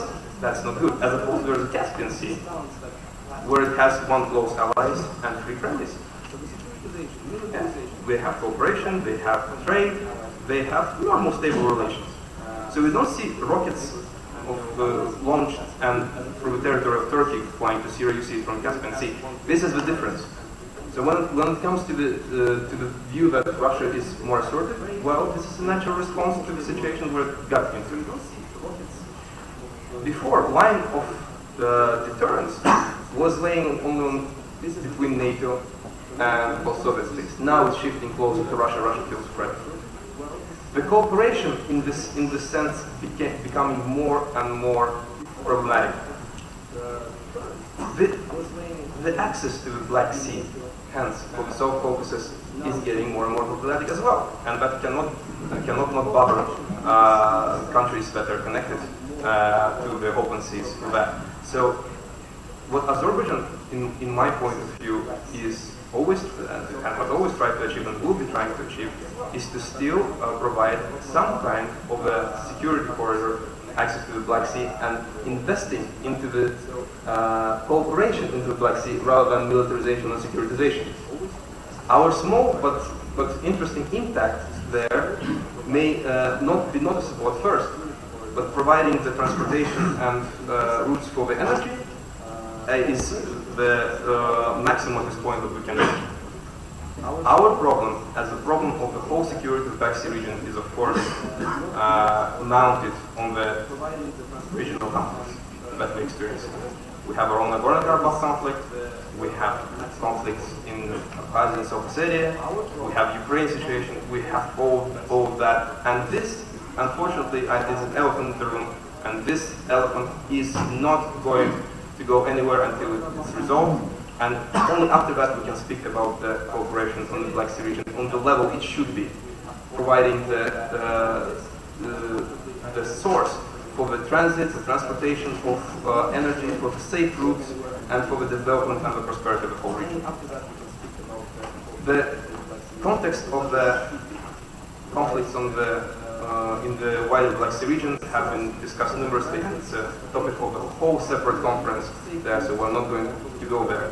But for me, hearing something like that, we need to have opening the borders between Turkey and Armenia doesn't make any sense, because that's not the root of the conflict, that's just the consequences of the conflict. And we need to root out those things first, and we need to solve these situations first before we can talk about cooperation. As the military balance, the securitization of the Black Sea is going to continue. Precisely because I explained that Russia is left with no allies on the Black Sea, and it's going to overcompensate. But it should not be mistaken for the assertiveness. It's just trying to get out of the situation. So if you're looking for the measures to counter it, you either have to start going into a direction of cooperating on the diffusion of the situation, the securitization, but that means more open relations with Russia. But if not, the securitization is going to continue and should not be regarded as something, as some separate problem. Because if you're going to be tougher on Russia, as you said, going more measures, more United States presence, more increase in tension, the securitization will be irrelevant. That's my message. Thank you so much. Thank you so much. So I'm going to turn over to the floor, but before I do, I want to put out a couple of things. Picking up on that theme of cooperation, we have been talked about things like the Turkey, Azerbaijan, Georgia trilateralism platform, which is emerged from economic cooperation as increasingly a platform for also political and security cooperation. So I think that's something that we should also be mindful of, as well as the New Silk Road. I mean, if we accept that China is an emerging player in the Black Sea region, and we know that China is putting $40 billion into just the development of the New Silk Road. Even if the New Silk Road does not turn into anything, $40 billion is bound to affect the fortunes of the region, at least to some degree. So maybe, in the course of some of these upcoming questions, we can address these transnational developments. But right here, the New Silk Road does not turn into anything. $40 billion is bound to... Please identify yourself. Maybe, in the course Thank you. Turkey. Yes, I speak on behalf of Turkey. I'm the right person, indeed, because I was the Director General for maritime issues during Georgia-Russia war, implementing officer for the Montreux Convention. So I am the person who denied the entry of U.S. ships, because that request was violating the Montreux Convention. It was a wrong request, and the U.S. understood it, because when they came to our ministry, the embassy, we showed them the Montreux Convention, the provisions. They agreed, because they didn't know that they made this mistake. They made this announcement early, without knowing that that ship could not pass through the Turkish Straits to the Black Sea. They didn't know it. So just for the record, everybody takes it. It is normal, because the United States is a non-Black Sea naval power. It may be the most powerful country on earth. It may be our greatest ally in the NATO alliance. With all due respect, when it comes to Black Sea first and foremost is a sea for its coastal states. And in the wider Black Sea region also, all other states have a legitimate interest in the prosperity, peace, and security of the Black Sea, as well as also US and all the countries, Japan, even Samoa has an interest, legitimate interest in the Black Sea. In its high seas, they can come and sail, even with their military ships, in accordance with the provisions of the Montreux Convention. According to the Montreux Convention, for example, as if it is the obstacle which is being placed here, you can have 365 days of US ships sailing in the Black Sea. It's not a problem. 21 days. They go, come, and they go, and come. It will always be the case. And on the other hand, there are 3 NATO member countries here, so NATO is already in the Black Sea. But we have a very impressive neighbors of Turkey. Romania, Bulgaria are developing their maritime powers, but Turkey is a country which is its capabilities from land, air, and maritime, and can ensure security in the Black Sea. So don't worry. If anybody wants to come, and say, what do you want for the Black Sea? You want fishing? We will make sure that you will be able to fish. You want, for example, bringing cargo from Silk Road, going to East Black Sea to West Black Sea to Turkish Straits, we will make sure that it's going to pass. We will be promoting also the pipelines, energy lines, everything. Turkey is suggesting integration. That's why we suggest Georgia should become a member of NATO. Turkey is ready to give Georgia a map tomorrow morning. What about the other US, European allies, why are you hesitating? Let's do it. If you want to help Georgia, we don't need to send additional military naval ships to the Black Sea, because it will not help anybody. It will not help Ukraine, it will not help Georgia, it will not help us. We remember 2 German ships chased by British Navy passing through the Turkish Straits, and then they just changed flag. Turkish people did not know it. They bombed Sevastopol. We lost an empire on it. It is not something I'm envying for this empire, but it was a fact of history. So, about, for example, NATO forces being present in Black Sea. Where are you in the Eastern Mediterranean? When the Russians are coming to Syria with their impressive military force, US and Germany withdrew their patriots in Turkey. What a coincidence. There is no impressive Navy presence of NATO in the Eastern Mediterranean. I'll tell you one thing more. Standing naval forces of NATO are hollow, empty. 1/4 of these forces are provided by Turkey alone. European allies do not commit ships to standing naval forces. It's a hollow force. So why? With which force you are going to come to? We are not present in the Mediterranean, in the Black Sea, as we should have been present.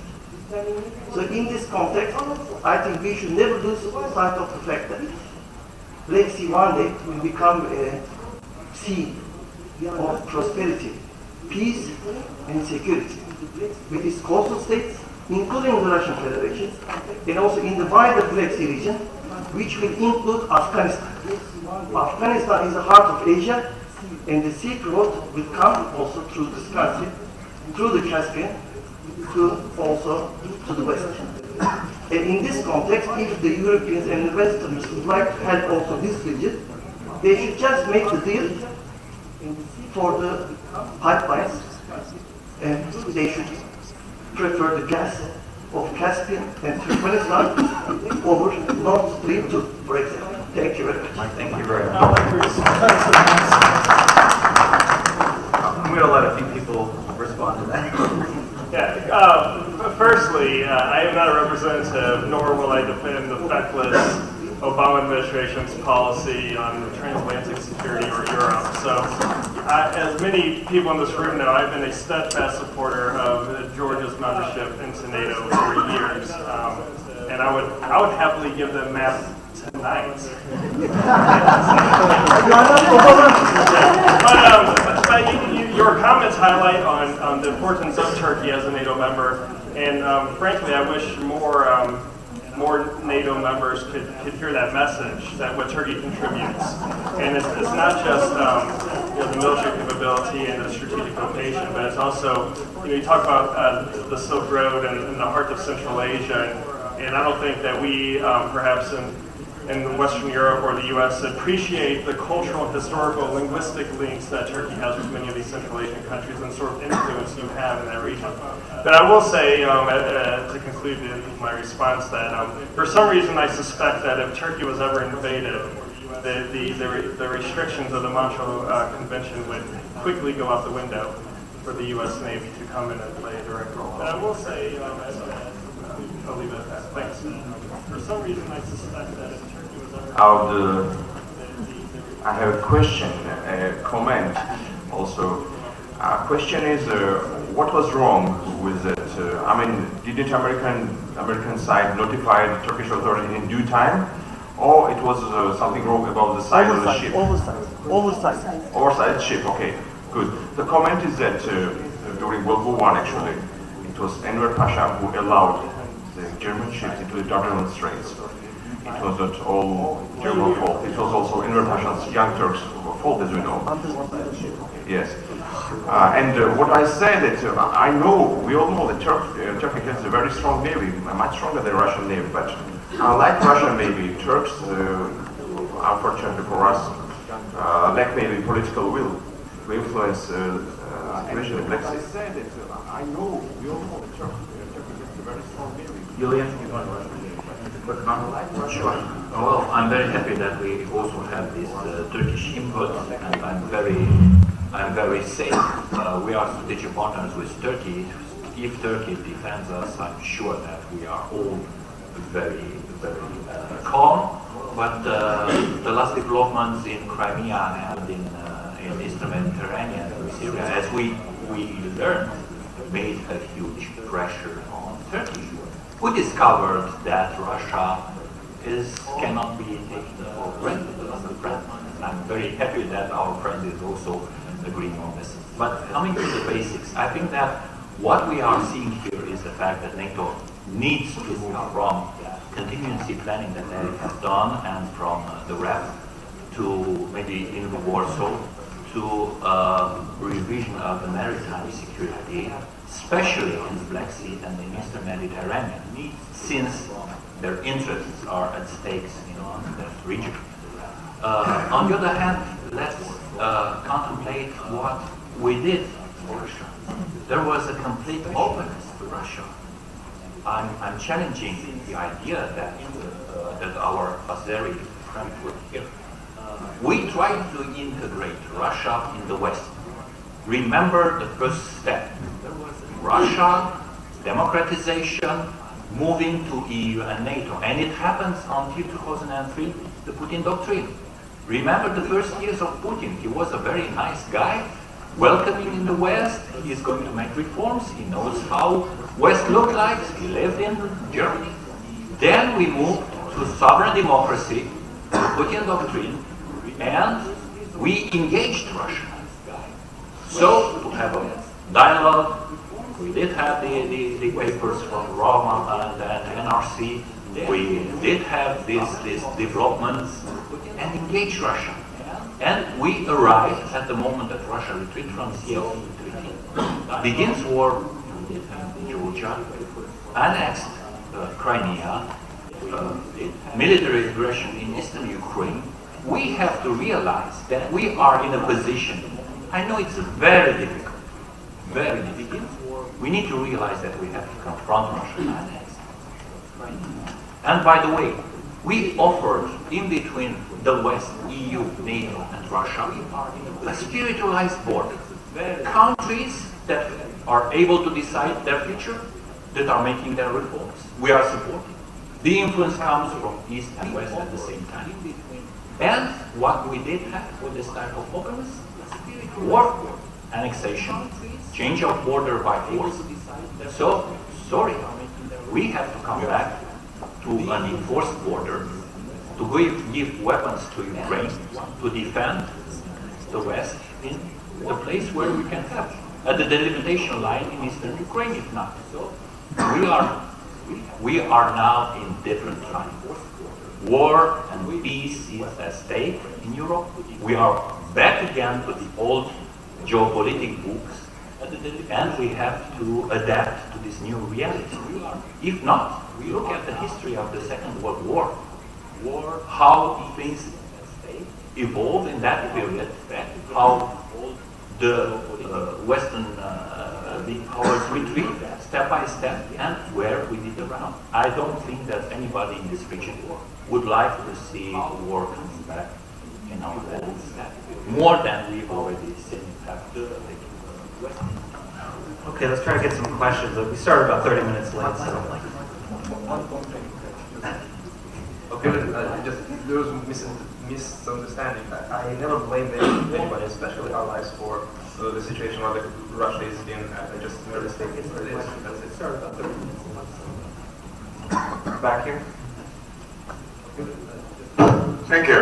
Eugene Kogan, GFSIS. I have two short comments. First, I have to challenge you, Mr. Kyrgyzstan, because the Black Sea is not an emerging theater of operation. It's been a very neglected theater of operations for many years. And only the recent events basically put a highlight on the Black Sea region.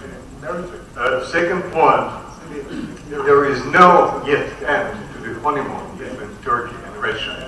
but there is at least a very slight and very small super in Turkey about what the Turks call strategic partnership with Russia, and what I call always a partnership without strategy between two countries.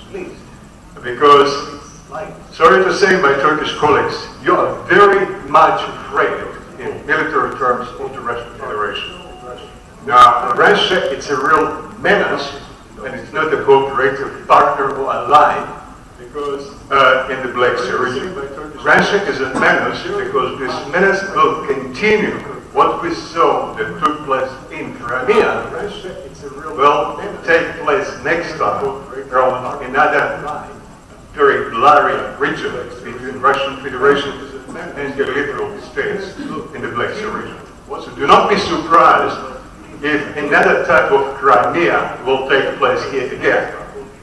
But on our side, on the side of NATO, and I don't speak on behalf of the EU, because EU in military terms, it's a powerless clown, sorry to say, it's the reality.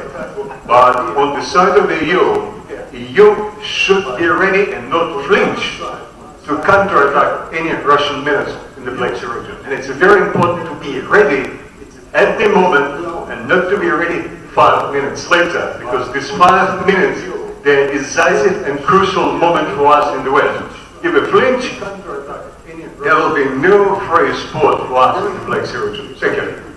At the moment, and not to be ready 5 minutes later, because this 5 minutes, they're decisive. Thank you. I'm Georgian, GFSIS, one of the hard-working co-organizers of this conference, by the way.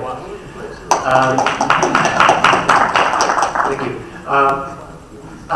I would like also to challenge something here that our Azerbaijani colleagues said. Thank you for the clarification, but yet you have described a plain reality that Russia has no allies in the Black Sea, but do you see the connection between Russia's use of conflicts, Russia's fueling of conflicts since the early 90s in Georgia and Moldova, Russia's war against Georgia first and then Ukraine, and this very fact that Russia has no allies?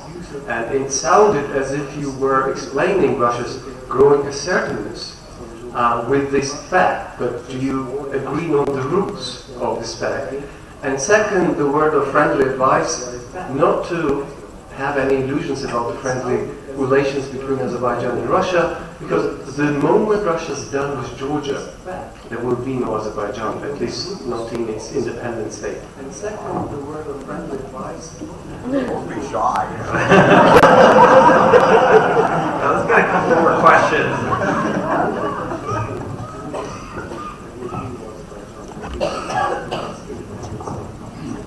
Shabbat Evzashvili, Research Fellow from Free University Brussels. Thank you very much for the comments. And I have one question to Richard and one comment to Turkish colleague, expressing the Georgian side view on the 2008 war with Russia. Very short comment about the necessity to flood the American ship center in the Black Sea.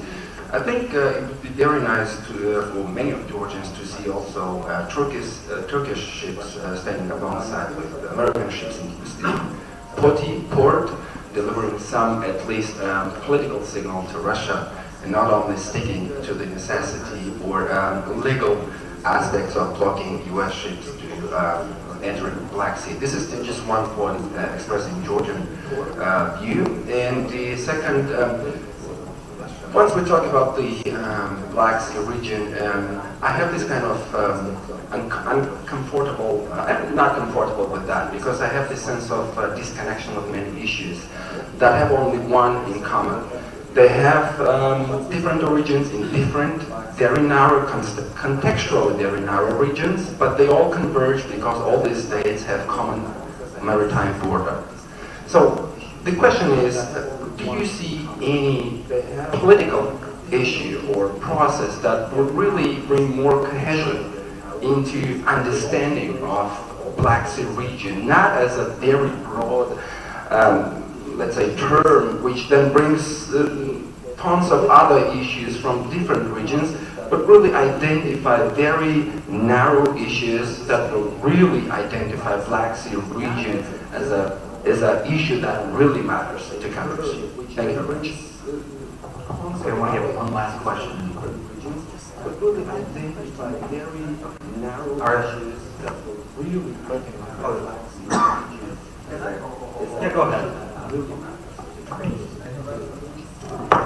I have a short question to Mr. Chifu regarding his Syrian comments about the Russian presence in Syria, because I think after, let's say, not successful NATO operations in the Middle East and not taking into consideration the general world attitude towards NATO operations in the Middle East, it was not like there's no operation. There's no NATO operation. Excuse me, Western operation in general, of course. I'm sorry. And if it was not like an invitation for Russia, and if it was not like a free space in Middle East to just, and the place was like. Can you identify yourself? I'm Witold Olejnik, I'm from Poland, from Mickiewicz University. And that's my question. Of course, maybe Russia took like too much with their Syria operation, but this is not like our business at this moment. But if it was not like an invitation and a free space, and that's my question. Okay, thank you. Arnold Cohen, the Planning Council. My question to the panel would be, if Georgia 2008 was the first ringer, was the first warning, and the Crimea the second warning, what needs to happen for the NATO allies and NATO candidates, including Turkey, to work together to prevent the third event of probably bigger magnitude, if we don't consider Syria the third event, the fourth event of even a bigger magnitude that would destabilize the Western Eurasian, Central and Southern Europe space? And what kind of concrete cooperation can we envisage to have either NATO naval capacities integrated into the Black Sea together with the Turkish Navy, airspace control, anti-aircraft, including in Turkey, the Patriots, etc. Because if that cooperation won't happen, and if the vacuums of the type of Syria, Iraq are going to continue to be created, we are into a future of woe. And if that cooperation won't happen, and if the vacuums of the type of Syria, Iraq Very quickly because our panel unfortunately is standing between you and your lunch. But thank you for the questions. One, very briefly, to the last question, Eric Cohen raises a good point. I'm very skeptical about the outlook for the necessity for political will. In my opinion, I think the real answer that I would add to this question is it's clear that Putin has been probing and sensing and finding weakness and division. And although I'm a Democrat, I must say the administration in Washington has been far too eager and ready to help Putin in discovering our weak spots. Most importantly, Obama's line in the sand over chemical weapons in Syria in many ways marked a red flag of weakness and vulnerability, inviting a further Russian probe of our lack of response. And to answer the question on the Black Sea region, a very good question. I'm also very skeptical and rather doubtful, because the Black Sea as a region is a hard sell. Moreover, it reminds me of another region that's difficult, the South Caucasus, because in many ways, this is not a region. Georgia's moving much faster and farther to Europe and to NATO. Azerbaijan is increasingly less interested in the region and is more a Central Asian style energy power. Armenia is in danger of being left stranded in what remains of the region, with a real threat of perhaps becoming little more than a Russian garrison state. That's the danger. So in terms of looking or trying to apply regional context, it's hard. Okay, since I have two questions. The first one, well, I will not elaborate on the mistakes of the West in all the theaters of action, but let me remind you the fact that who blocked the effectiveness of the international community to react to some of those conflicts in the UN Security Council.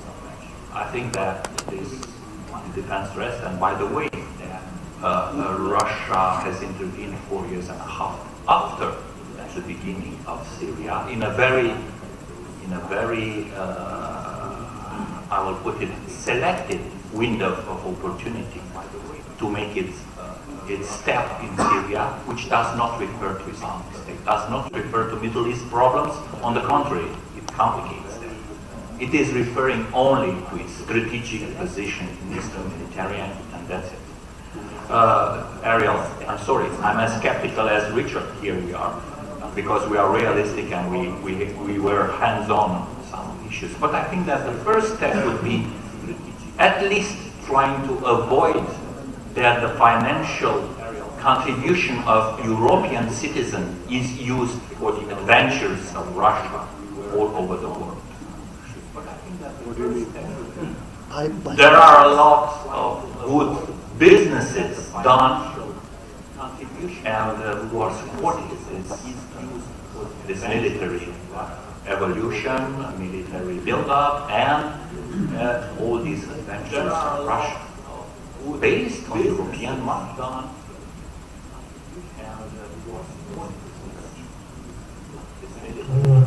Okay, now answering your question. Nobody is going to be done with Georgia because Azerbaijan will do everything at its power not to let anybody be done with Georgia. We've been through some rough winters already, and we're going to do the same thing later. And the winter is coming. Now, that was sponsored. I get it. Go ahead. But Russia is big enough. Don't make it even bigger. And that was the message that I was trying to pull in my presentation before that. If it would have been done with the South Caucasus in general, it would have been done already. But it's not. Okay? So, but I do recognize that, and again, that was also part of the message that I was trying to deliver in this panel, that the conflicts, though they hurt most the victims of those conflicts, the post-Soviet space and wider Black Sea region conflict, they also hurt Russia as well. And Russia in this situation, not at least because of this conflict, with no allies around and forced into militarization. That's it. That's the whole message. Don't think I'm trying to play either blame game or trying to defend Russia here. I'm simply stating the facts. And what's going to happen after that? The militarization is going to continue because the posture against Russia will be growing and it's going to provoke, it's going to escalate. If not, then you just have to sign the paper saying we're going to be softer on Russia, softer measures, and more open to dialogue. Then the securitization might go. That's it. Just two comments that's coming on. First, for many of your questions, the statement that is coming to the mind, how we define ourselves, I mean the literal states. Are we marine states or are we states near marine? And that is extremely important. Because that is how we developed our capabilities, our responsibility towards the sea.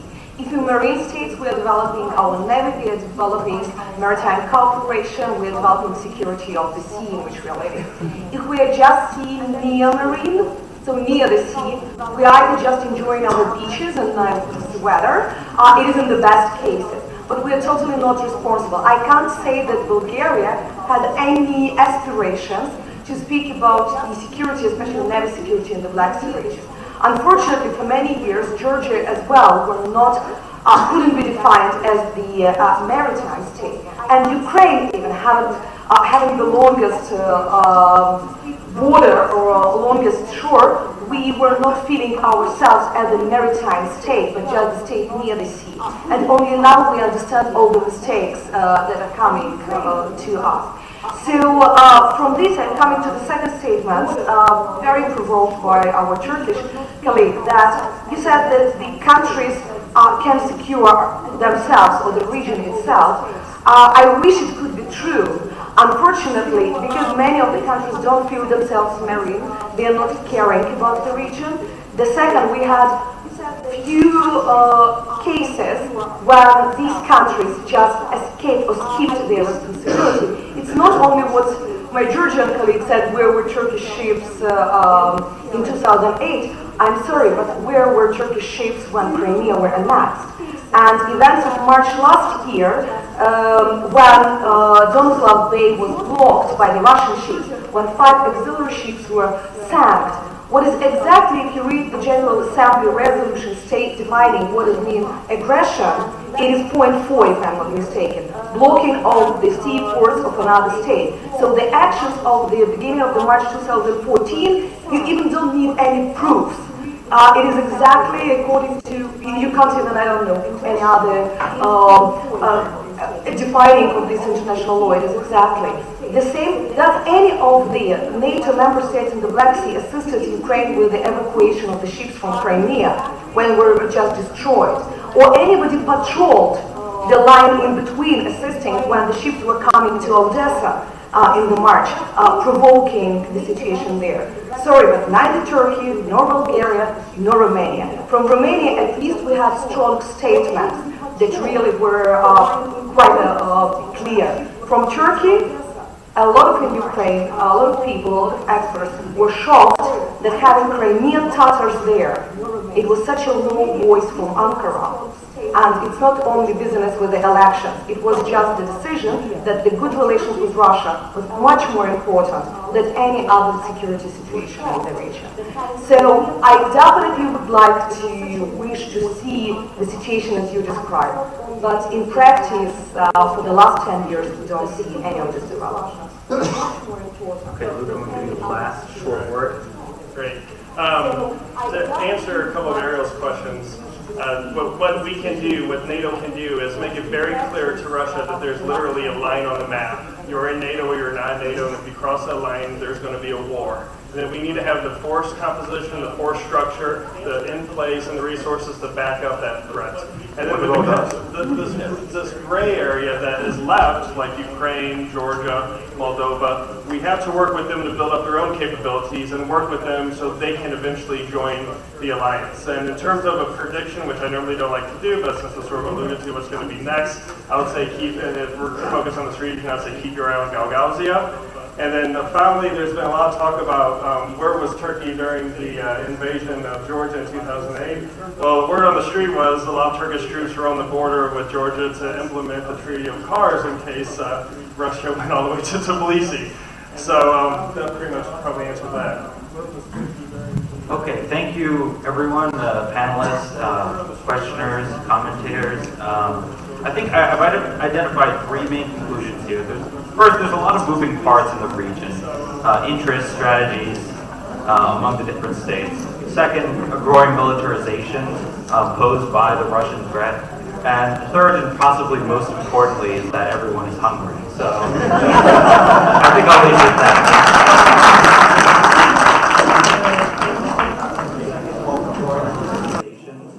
Posed by the Russian threat.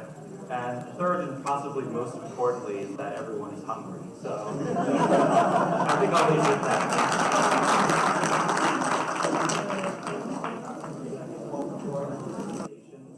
Posed by the Russian threat. And third, and possibly most importantly, is that everyone is hungry. So I think I'll leave it at that.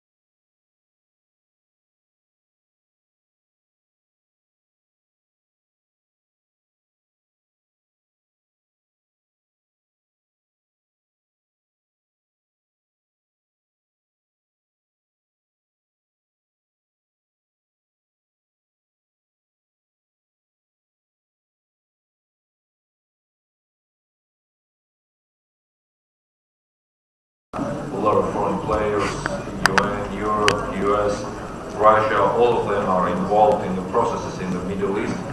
However, we have a long-growing solved problem and permanent tension and gradually growing terrorism. Proclamation of ISIS was something new we never seen before.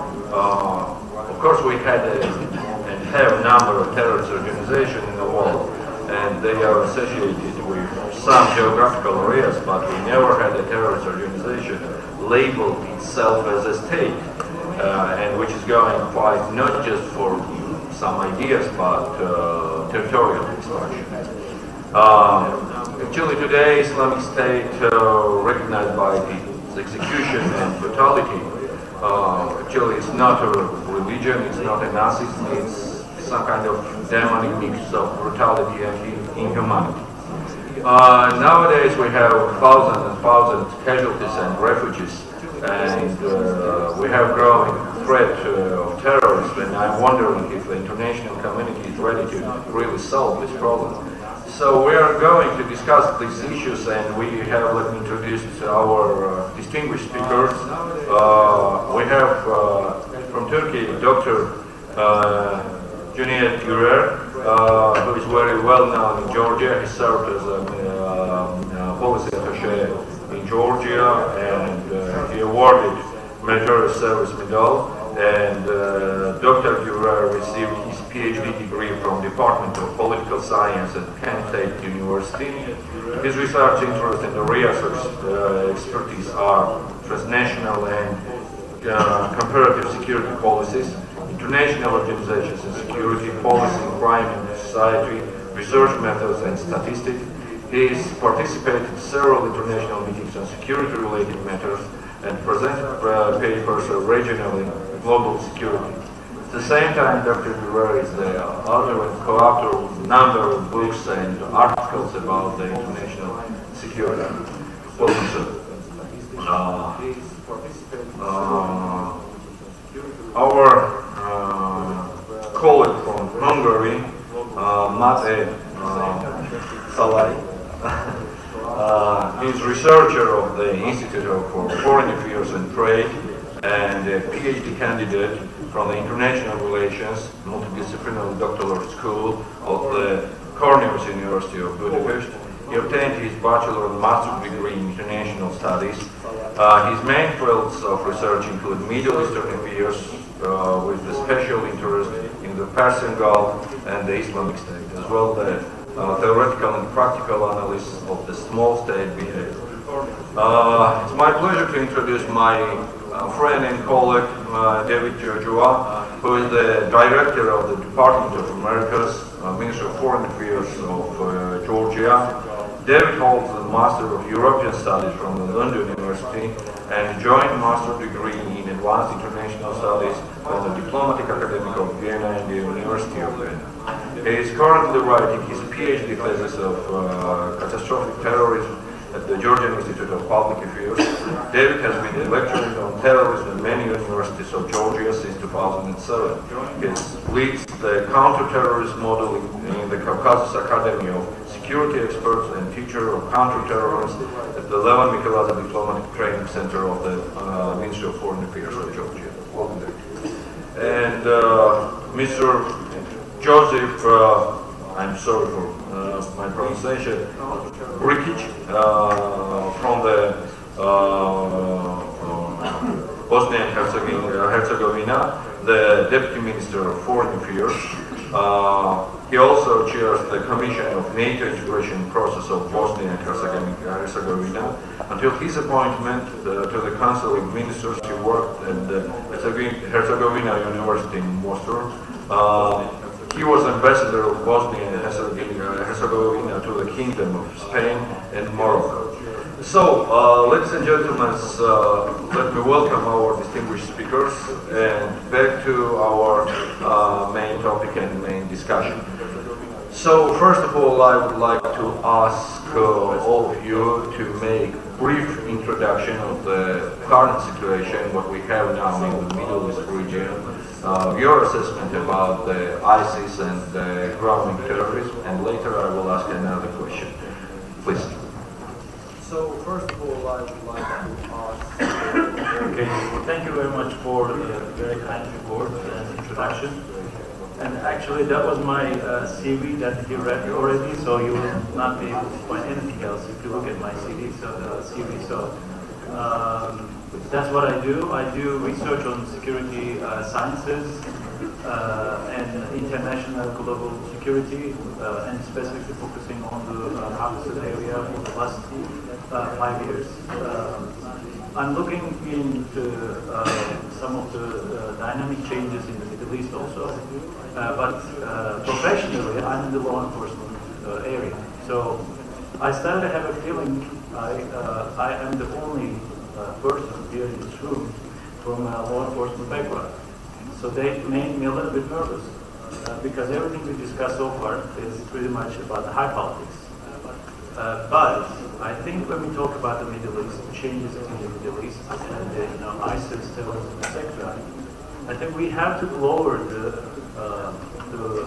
maybe the volume or the political arena to a lower level. That we need to also look at the lower level politics from hard politics to soft politics, regional political issues. So that is actually the place I grounded my presentation. If time allows, I have 3 phases in my presentation. The first phase actually directly related with your question, developments, but I would like to present these developments in a different format.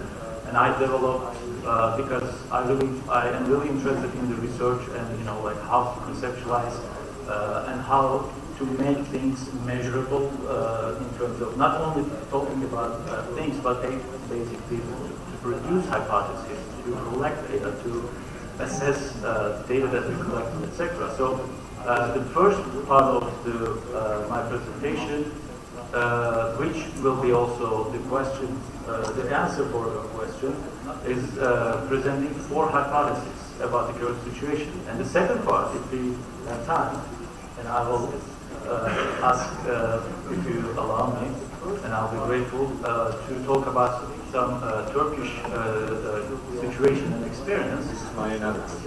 Okay, so but from a purely technical and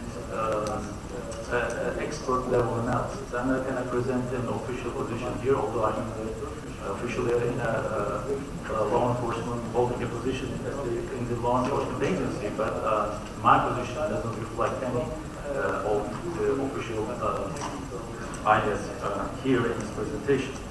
And at the end, and I'll just maybe at the discussion section, I will just talk about the policy recommendations that we can derive from the Turkish experience and also from other countries' experience. Okay. The number one hypothesis, the number one approach that we should look at the region and the changes, that actually we need to accept the fact that the region is changing. We are about to witness significant changes in the region, in Syria and in the Middle East. And the direction of change will identify the level of the problems, the number of problems we have, which I call actually at the beginning of my presentation, I was planning to tell this spillover effect of ISIS terrorism. So that's, I think, key thing that we need to focus on today. What will be the spillover effect of ISIS terrorism in the new and upcoming developments? So the first hypothesis is it is changing. The region is changing, and we are witnessing significant changes, and the direction will help us to measure or to predict the amount of spillover effect. These regional changes are not free from its historical causes, and we are not witnessing a significant game changer. We don't see so far a significant game changer event in the region to talk about a radical shift. However, regional actors are reshaping their regional policies and their approaches. Most of us probably followed UN General Assembly meeting and addresses made by several heads of states on September 28th this year. The meeting was interesting because it clearly showed a significant change in Russian approach to Syria problem, followed by Russian airstrikes to ISIS targets in Syria October 1st, 2015. These recent developments clearly show that Russia, as an active actor and participant in regional politics, changes the way behind the Syrian crisis. So that's the key moment for the start of the change, from my perspective. With new additional developments, spillover effect is inevitable, unless international community creates a containment strategy. And the second hypothesis, the redefinition of regional interests will define new actors or new roles to all actors in the region. Therefore, interest management through diplomacy will or should be, I mean, I'm just trying to be careful because it really differs from the standpoint where you look at the issue. And I really would like to use the term should because this is what I call for. The interest management through diplomacy should be a key tool in developing a more stable and secure region. According to Global Peace Index 2015, the Middle East and North Africa region ranks as the most violent region. MENA region has also suffered the largest decline of any region in the world, declining 11% in the peace index over the past 8 years. So we are living in a non-secure environment in Turkey, and you are in Georgia here in the extended area of the world's less secure part of the world. That means Middle East and North Africa is 11% less secure than peaceful in 8 years of time period. Creating a new diplomacy era to eliminate the military option in the region seems essential to reduce further risks in the region and its extended areas. Some countries seem more willing to use military power in the region than others in early stages of this new era. Military option might have devastating consequences since the stakes are so high for all global powers at the moment. Then we have the number 3. My third hypothesis is that ISIS as a terrorist organization, as a non-state actor and network of people, will have little role in that change and probably will be dissolved in the long run. I'm aware that today we don't have much evidence to conclude ISIS will disappear entirely in a short period of time. However, due to its weaknesses, ISIS will not be a significant actor as a non-state actor in the region.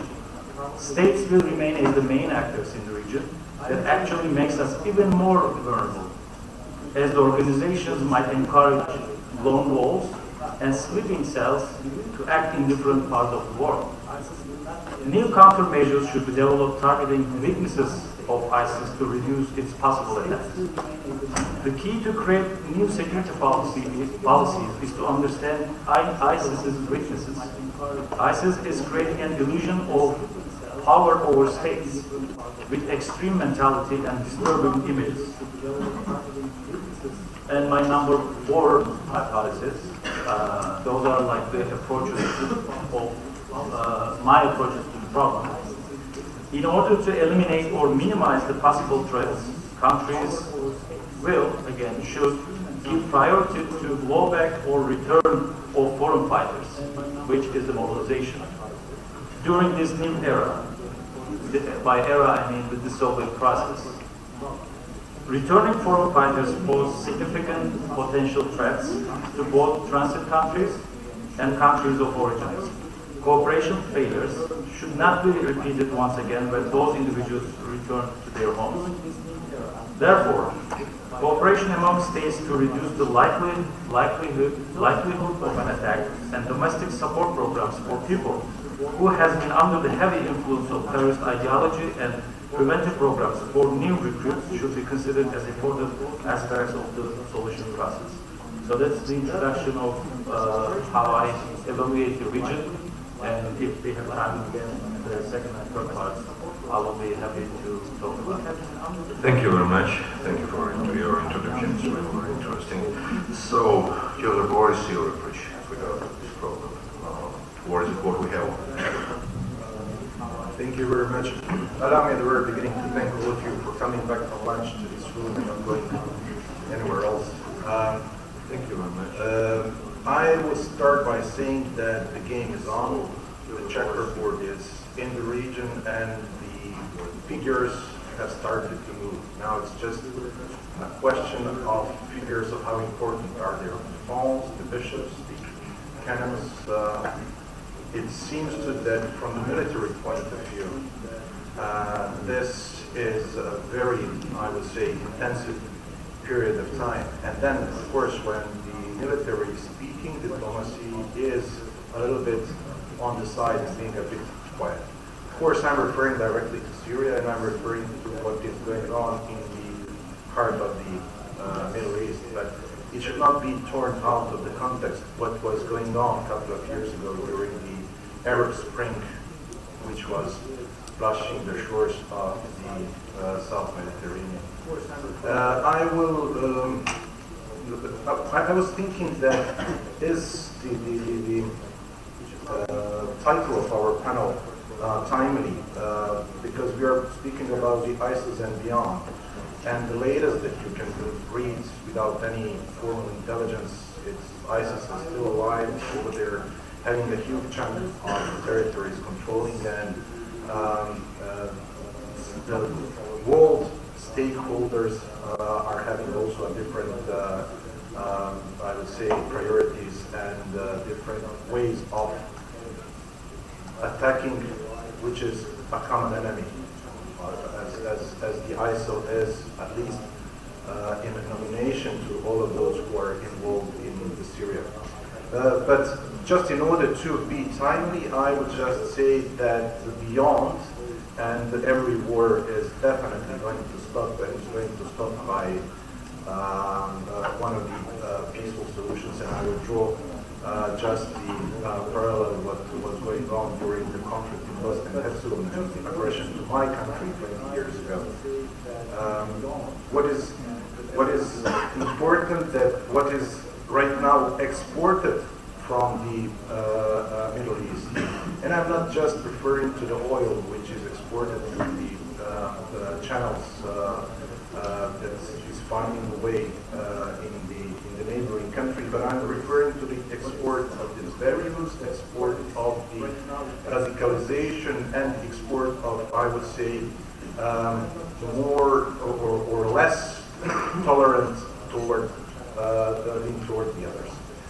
So it's basically what right now we in the region of the Western Balkans are facing, and this is a huge humanitarian slash refugee crisis, which is going on with more than now the rough estimates, because no one is trying to properly register all the people who are coming from the Middle East.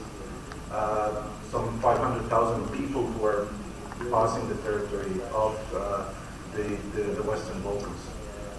Now, having our share of, I would say, conflict 20 years ago, this is perceived as, once again, being a humanitarian and refugee question. No one should neglect that this is also one of the security threats which can be easily framed, especially in the Western Balkans.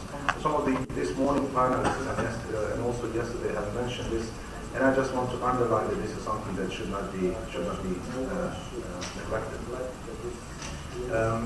Now, all of those people who are traveling, who are passing the territory of Western Balkans, not my country directly, and would like to go to the countries of the European Union, they represent this middle class of people coming from Syria.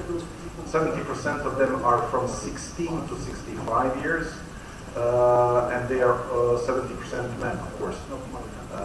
I just I'm just wondering if this is something which is exported from the Middle East, exported from Syria. Who is going to stay there and after that build a country?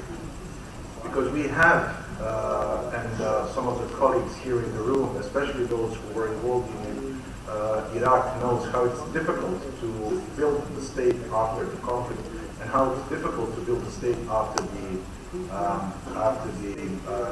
I would say problems which are of internal nature. I would say 20 years after the conflict in Bosnia and Herzegovina, we still are in the process, of course, far away, but there is still some work in order to build state institutions and the architecture which to put all the puzzles in place in order to have state proper and functioning. Because every conflict and of course is bringing much more than the material disaster in the area where it's happening. To this extent, beyond the ISIS one when it's going to be defeated militarily, of course, that we don't know when it's going to happen. It's going to be a very long and painful process of building not only the Syrian state, but everything which is surrounding this area. If the people have fled and followed to the EU, the question is who's going to stay there and to build the state. Other thing which is exported, and this is the, I would say,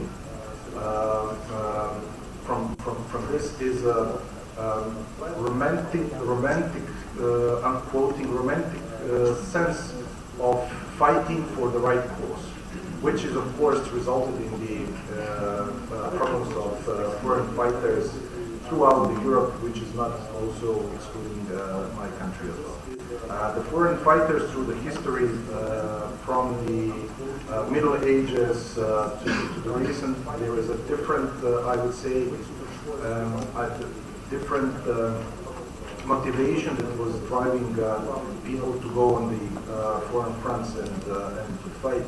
But this religious / ideology driven is something which we did not perceive in the late 20th, beginning of 21st century. What is also to consider is that a lot of sympathy for this type of the activity is found among young people in the Western countries. That this might be adrenaline driven, this might be, youngsters, foolishness, etc. But still, this is, I would say, creating security and social problems for the Western countries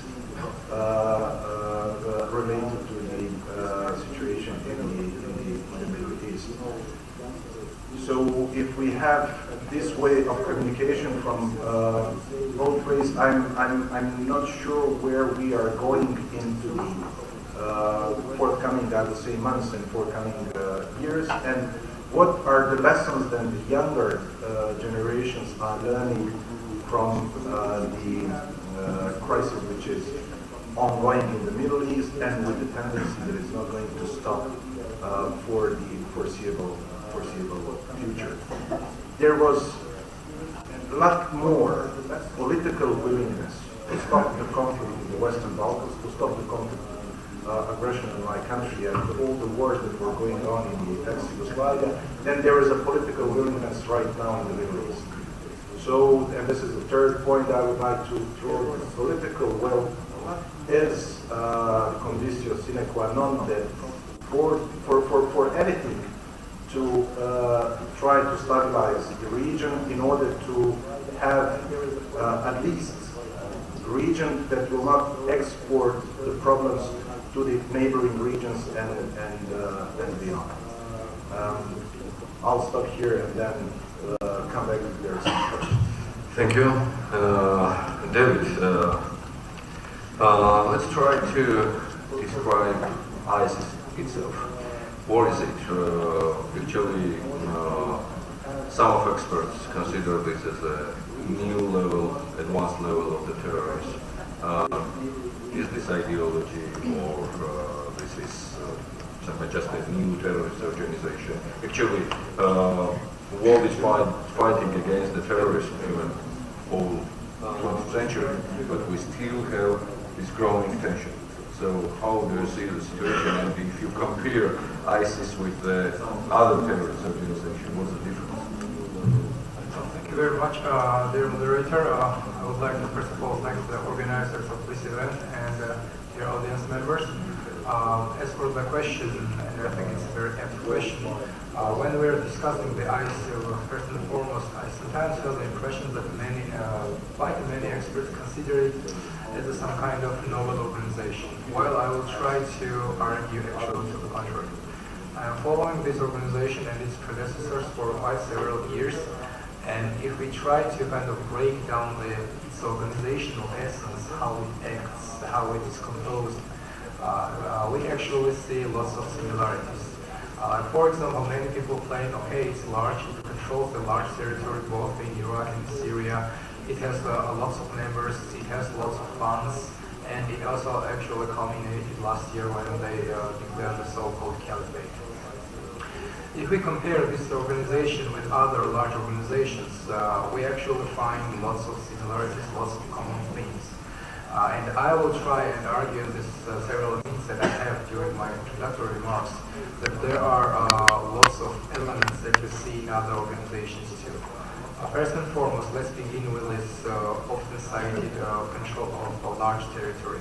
We have seen in the past, and we will most probably see in the future, large militant terrorist organizations holding and kind of controlling large territories, even larger than the ISIL does. I'm sure you remember organizations like the Fuerzas Armadas Revolucionarias de Colombia, the FARC, the Colombian organization, which in the apex of its powers actually controlled more than 40% of the Colombian territory. That's the size of France, which is larger than the territory that the Islamic organization, the Islamic State organization, Al-Qaeda controls. We have seen the same situation in Afghanistan actually for years and years and years. From 1996, when the Taliban took control of Kabul, until 2011, when the US-led coalition ousted Taliban from power. That's one element, holding and controlling a large territory, which we have seen in the past, we'll see now, and we will probably see in the future. That's one of the elements of counter-terrorism status. However surprising it may seem, terrorist organizations, when they are not the primary concern as they are right now in those several decades that we have in the 20th century, sometimes people forget, and then they think when a new organization appears that this organization is qualitatively new, while it actually may not be and may not have some qualitatively new features. Same about the having large personnel of cadres, tens of thousands of fighters. We have seen that with regards to the FARC, we have seen with regards, for example, the Indian Naxalites, which even had larger members, a larger cadre of fighters than the ISIL has. The same applies to this declaration of the caliphate.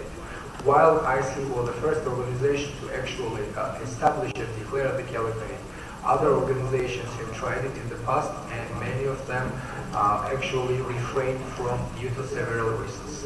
Right now, experts' opinion is divided whether it was a good move for the ISIL to establish a caliphate or it was not so good. And while in the short term it was an effective kind of rallying flag to realize supporters around the cause, in the long term it actually may damage its relations to other organizations, because establishing a caliphate means that you are speaking on behalf of everybody, which ISIL is not empowered to do.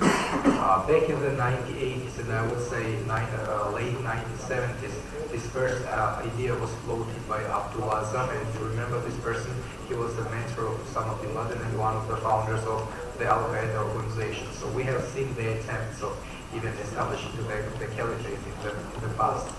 As for other elements like running a quasi-state, as ISIL currently does, we've seen other organizations like Hamas, like the Taliban, like Liberation Tigers of Tamil Eelam. Some of them controlled large territories and basically were running states with all the functions that the state is supposed to have. So it's not a new phenomenon either. And the final, and I would say the most important and by extension the most dangerous issue, which my colleagues have already mentioned, that's the issue of foreign fighters. And ISIL is a very, I usually call it a very apt pupil. It has transformed several times, and it has also shown a very remarkable skill of learning what other large Islamist organizations have done in the past. Back in 1980s, during the apex of the so-called Afghan jihad, the Afghans managed to import, quote-unquote, approximately 20,000 foreign fighters. And that was the age without internet, without Facebook, just word of mouth from former or current mujahideen was actually able to attract this kind of supporters, this large amount of foreign fighters. Now we have a qualitatively different situation because we are having internet, we are having different social nets and networks, and this allows the ISIL to attract again more than 20,000 of foreign fighters. Last year, actually, the head of Europol, Rob Wainwright, when speaking at the United Kingdom's House of Commons, said that approximately half of the ISIL fighters are foreign, with 4,000 to 5,000, that's last year's numbers, which are much larger right now, and 4,000 of them were from Europe. So that's one of the major issues we should really draw our attention to, because the organization remains very attractive for different youth, and my colleagues have already listed several reasons why these young people join this terrorist organization. As long as the ISIL continues to hold large territories, as long as the ISIL continues to have battlefield successes, it will be able to attract more foreign revenue. That's one of the aspects we should really always keep in mind, because terrorist organizations also compete with one another for resources, for funds, for human capital, for political support, and so on. And those organizations who are able to show what's called the propaganda of the deed, to walk the walk, as opposed to just talk the talk, as many organizations do. Those organizations who are able to walk the walk, who are able to confront major powers, who are able to hold and control territories, who are able to oppose large states, they will be able to attract more supporters. So one of the main reasons that we need, if we are ever to achieve a lasting solution, first of all, degrading and destroying this organization, we have to make sure that these battlefield successes of the ISIL cells. Otherwise, just closing borders will not be enough. Closing borders is definitely one of the major elements we need, because as we've seen, approximately half of those fighters are foreign, and they somehow end up in the territory that's controlled by the Islamic State. And I will think I have like a minute. I'll just make a quick comparison with other organizations. Why for me personally and for other analysts I spoke with about that organization, it's extremely dangerous because it will try to wait out the storm. It will try to follow the more of a kind of Taliban strategy, try to carve the territory and stay, and hope that large major powers will forget or try to somehow live with ISIS as being new player in the region. And unfortunately, we have already seen some examples in the past, like in the 1980s and early 1990s, the situation in Afghanistan. And I'm quite sure that it will not be quite hard to explain that many organizations are following the same strategy. For example, a logical question arises: had the Taliban not associated itself with Al-Qaeda and Osama bin Laden back in 2001, they may still have been in power right now. So the ISIL may follow the same route. Try not to make new enemies in the West and try to consolidate its territory it currently holds instead of expanding, and hope to weather out the storm. That's the decade-long, centuries-long strategy of militant organizations. Try to control what you have and try to make sure that the rest of the world forgets about you effectively, so you are able to control and consolidate what you have. Sorry for the long one. Thank you, David. I would like to ask, Martin, we already touched the issue about the foreign fighters, but I'd like to ask you about the foreign fighters, but as well as I'd like to ask you about the financial sources. Because any kind of organization needs technologies, weapons, financial sources. So, can we describe this situation?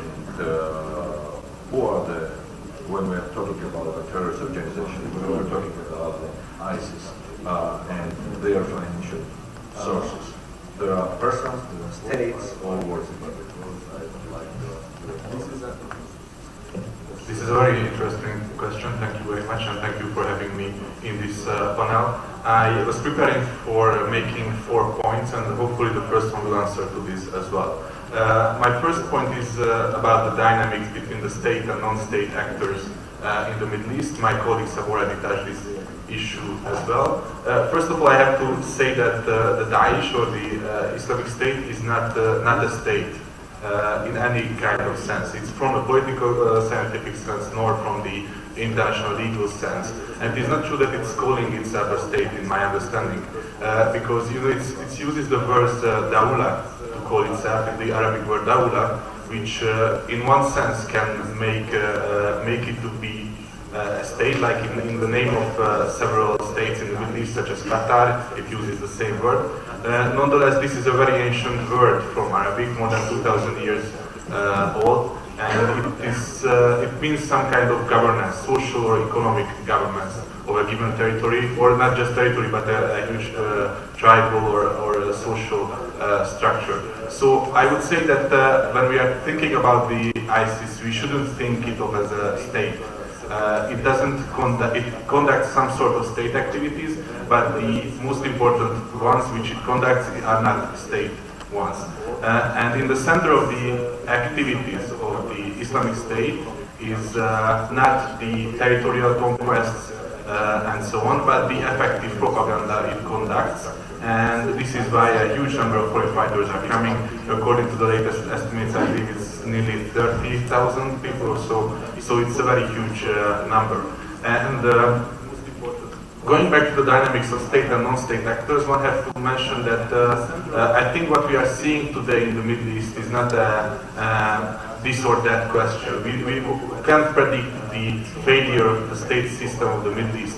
We have to get used to the parallel existence of state and non-state actors, and we have to define our strategy in this way. And if we would like to beat Daesh, we have to consider cooperating with non-state actors to a greater extent, because the effective propaganda which the Daesh conducts cannot be defeated by state actors, neither by Western states nor by local states. They can't. They are not believable by the youngsters of the Middle East and the West and so on. So we have to cooperate with other non-state actors, and in my understanding, on the other hand, the most effective actor who is fighting currently the Daesh is not the West, it's not the Russia, but such actors as the Anonymous group, for example, the hacker group, who are conducting a cyber war against the Daesh, and they have a pretty good efficiency. That would be my first point. My second point is about the Syrian civil war. I think that I like to picture this war as a three-level conflict, with the local level, a regional level, and the global level. For us, of course, the global and the regional level are more important because it's more transparent and we have to talk more about them. But actually, the civil war is fought and will be fought on the local one. And this is a huge mistake what the international community is doing right now. the West and Russia too, that we are concentrating the upper two layers. And that is why, for example, the Geneva process was failing, and this is why we are asking the wrong questions. We are talking about, always we are talking about the role of Assad and the role of Daesh in the future of Syria. These are, I think, the wrong questions, because make no mistake, if we can defeat Daesh and we can defeat Assad tomorrow, and they will disappear, the Syrian civil war will go on, and we can't make peace as now. For my third point, I would like to get out of Syria and Iraq and talk about the beyond part of the panel. And I think I would like to make 2 points in this regard. The first one is about the youth of the Middle East. Remember that at the very beginning of the Arab Spring, the youth was the social factor which was the biggest driver of the events. And their demands, their social and economic demands, have not been met yet by either state. Maybe we can see a good precedent in Tunisia, but in the other states it's not met. To put it simply, I would say that there are two types of the youth societies in the region. The one is the majority, the poor youngsters, which can be found in almost everywhere in the Middle East. And in the regional level, the unemployment rate is officially around 25%. With the age below 25, which is a huge number, but practically it's much more, I think. It would be 30 or even 40%. And they can pursue and they can achieve very severe social changes in these countries. And that is why many experts from the Middle East are saying that this whole process, which we call the Arab Spring, this transformation process, is far from being done. And anything can happen in any seconds, maybe not tomorrow or today, but in the coming years or decades, this process will go on.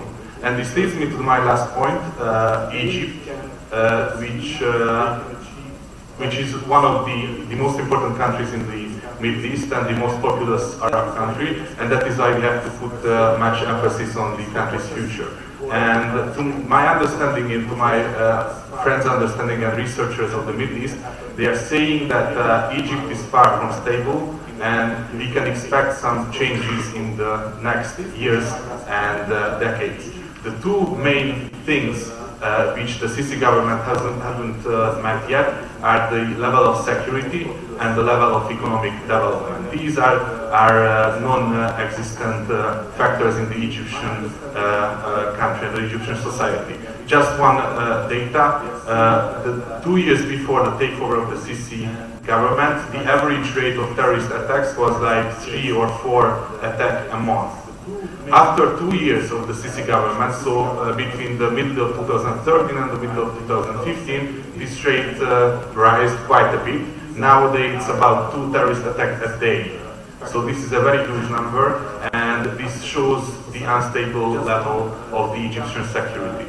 Regarding the incomes of the Daesh, this is a very interesting thing, and I don't think that we can say anything sure about it.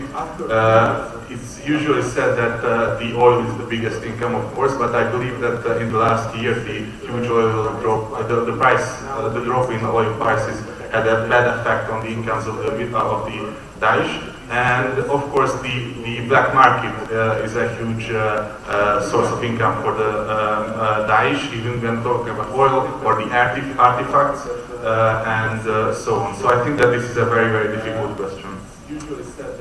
Thank you very much. Welcome back to Turkey. Turkey is a country which is directly involved in this war against ISIS, and let's talk a little more about the threats you're facing right now, and let's try to talk about the foreign players involved in this process. Thank you very much. Before doing that, actually, I just would like to make a couple of points, remarks about what other presenters in the panel said. The first one is about the nation versus state building. When we talk about the future of Syria, I mean, when we talk about the Middle East changes and also the development related with ISIS or Daesh,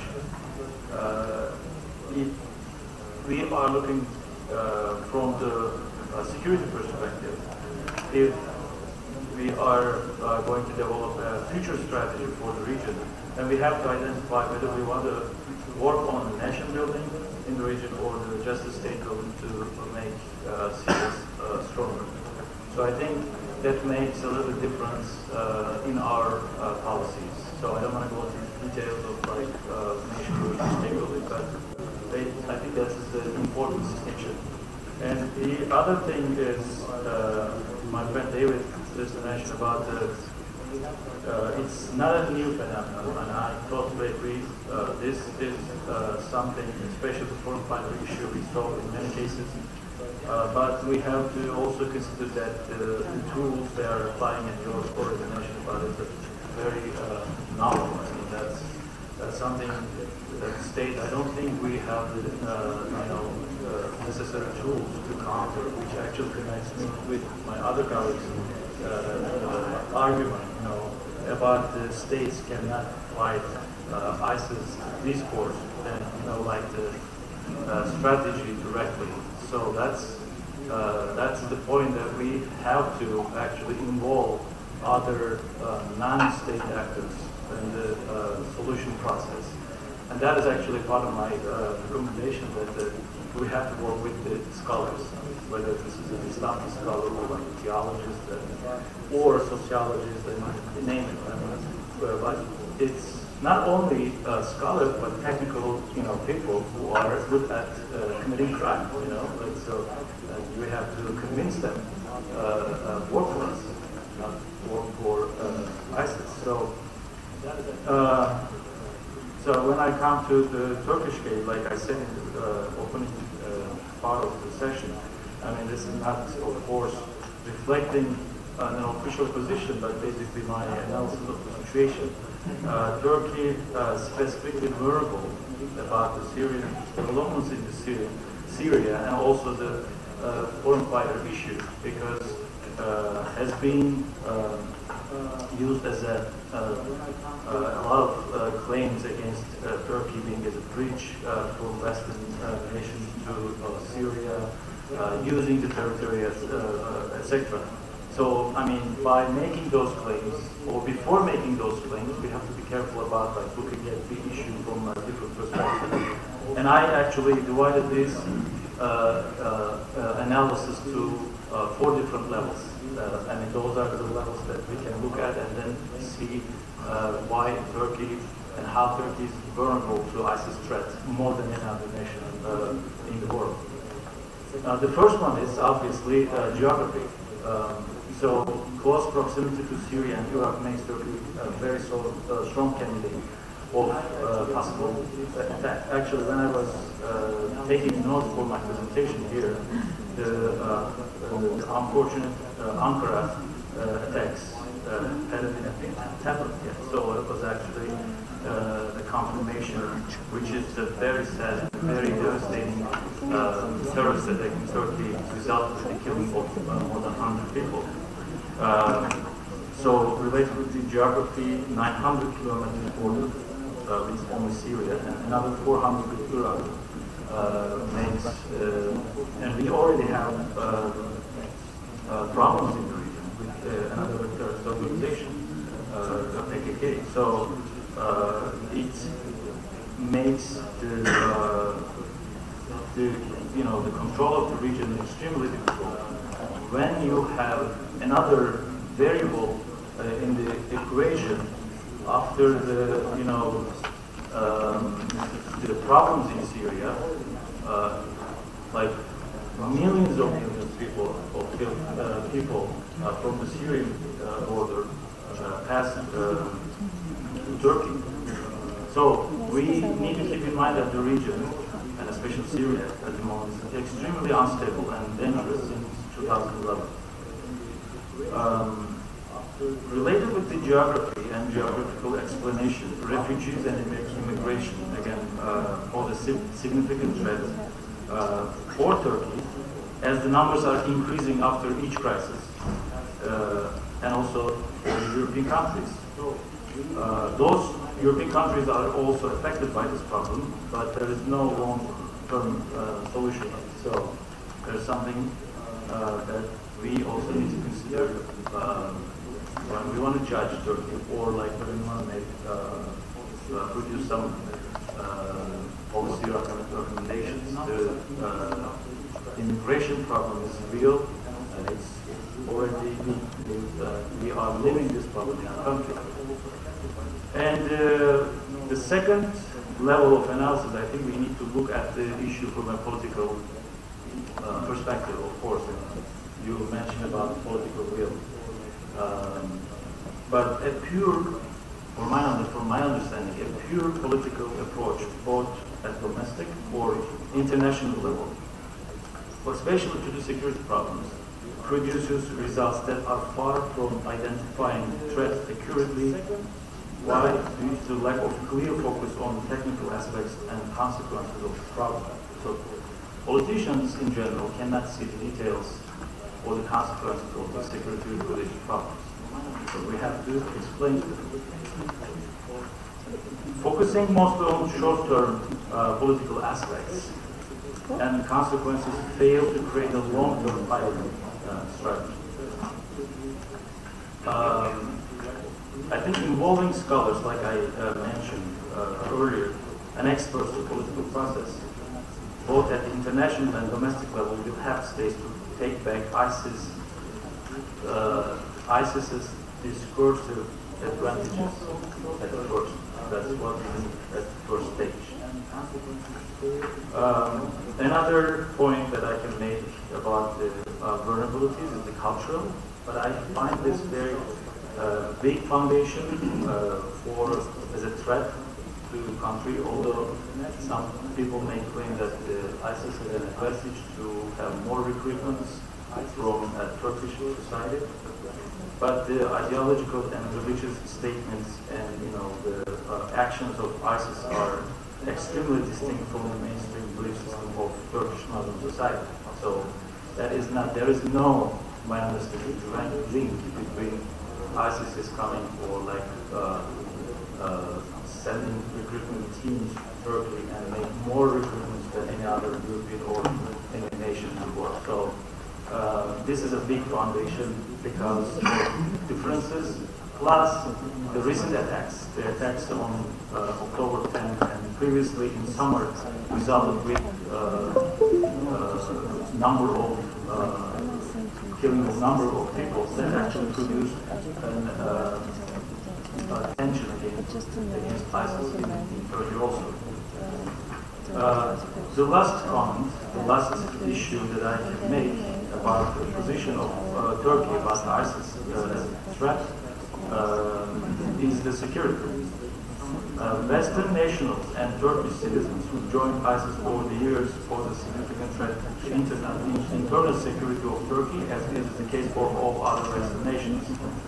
ISIS did not pose a direct threat to Turkey until July 20th of this summer, 2015, when a suicide bomb attack killed 33 young people and another 104 injured in Suruç, Şanlıurfa, a town very close to Syrian borders.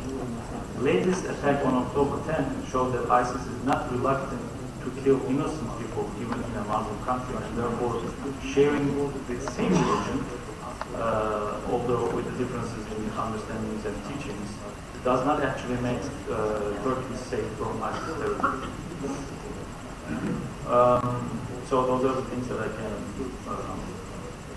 Thank you. Thank you very much. And let me ask Joseph about tools, measures, and steps taken by the international community towards the terrorism and those threats we are facing right now and Europe facing right now, including the refugees. Number 1,000 refugees we see every day from Syria. And do you think that the measures are enough to cope with this problem?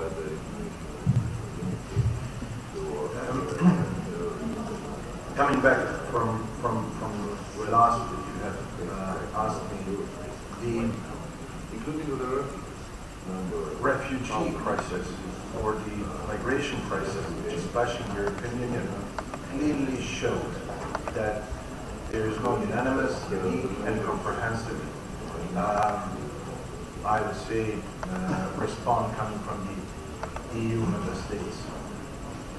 It is a paradox that right now, EU Schengen country is creating a problem in the Western Balkans.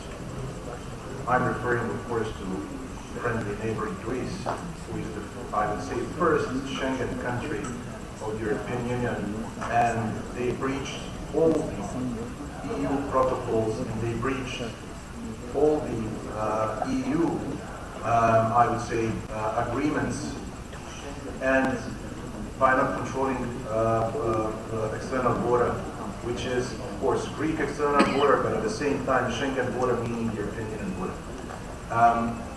This is, and the way that the migrants are passing, and this summer is somewhere around 500,000 that use the route of the Western Balkans, is creating a lot of tensions within the region.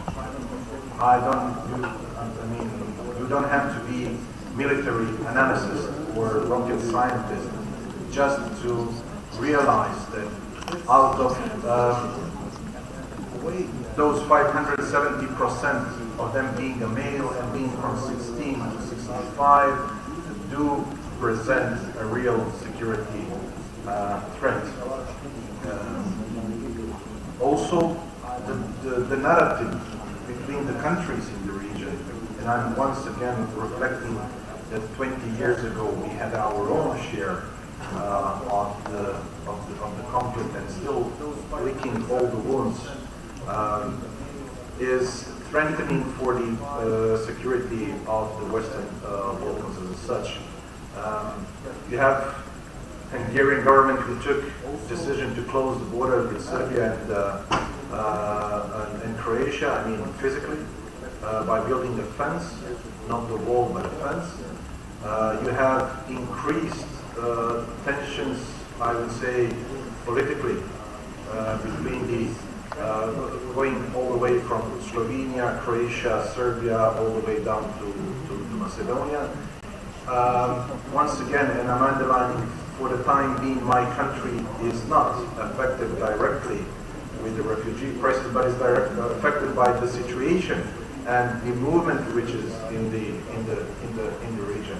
And of course, we are in Bosnia-Herzegovina. If someone coughs anywhere in the Balkans, we are catching our hearts. So that's why we are so cautious. And all of us, we are waiting for the moment when Germany or Austria will say, okay, this is enough, and then the ramps are going to be put down. That will most probably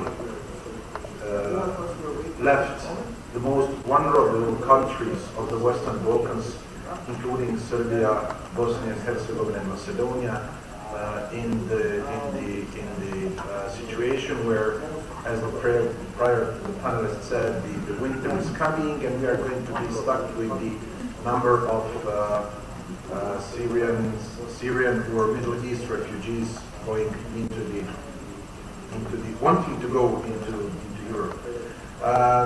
Solutions, tools, immediate, mid-term, long-term.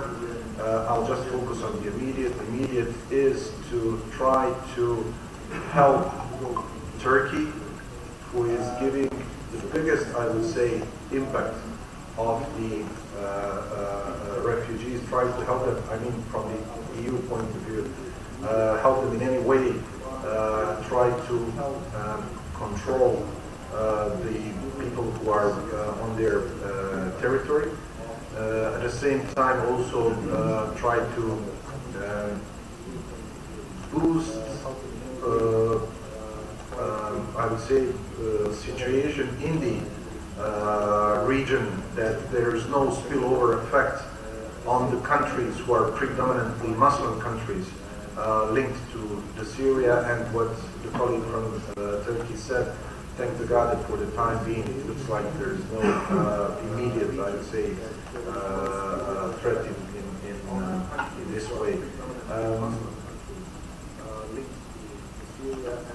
we are in the position that we should wait and see.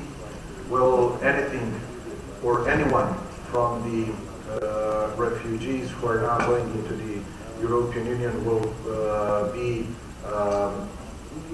immediate or a short-term threat to the security of the European Union. But if I would be the one who is somewhere, not the mastermind, but working in the logistics of the, not the state, but the organization as the ISIS is, I would be foolish not to use this open door, open route towards the region or towards the Europe, which I consider as an enemy of my cause. Thank you. Thank you. Can I make a small Yeah, sure. You know, like, you're totally right, actually, when you talk about the open door policy, and you have a lot of people coming from Syria to Turkey, and it's always possible that you have terrorists, coming using the same corridor. But then the dilemma for Turkish authorities is that whether to approach the immigration problem from a security perspective or humanitarian perspective. So I mean, that is how. I mean, that's the question. Then how we should control. This is question not just for Turkey. David, let's talk about Georgia. We are very close to the Middle East region. Let's talk about Georgia's vulnerability and the threats and challenges which you're facing, and the influence of the situation from the Middle East in our country, in our region, including the North. Thanks. Well, first of all, as you very correctly mentioned, we are located in a very volatile region, and considering this, the ISIL ability of influencing the youngsters and attracting them as foreign fighters will be a major issue for all neighboring states, because that's also, let's say, time-tested strategy of bringing foreign fighters, and then when the war is over, they are usually going back. We have seen the same situation in the past. We have seen the same situation already back in the 1980s, when, according to some scholars, the so-called Islamist International was born. Before then, it was like different groups working and organizing in different regions, and then all of a sudden it became a global phenomenon already in the 1980s. Right now, we have actually a much more acute problem because of the internet use and because of the more ability for people to travel from home into this region. So that's one of the main issues. Every neighboring states, special forces and law enforcement agencies should really very carefully take into consideration. I'll also make a small comment about the issue of whether it's humanitarian issues versus security issues. On the one hand, when we're dealing with a large influx of refugees, of course there is always a threat of many terrorist fighters actually camouflaged or kind of are able to enter those territories. But at the same time, the terrorist organizations have both the experience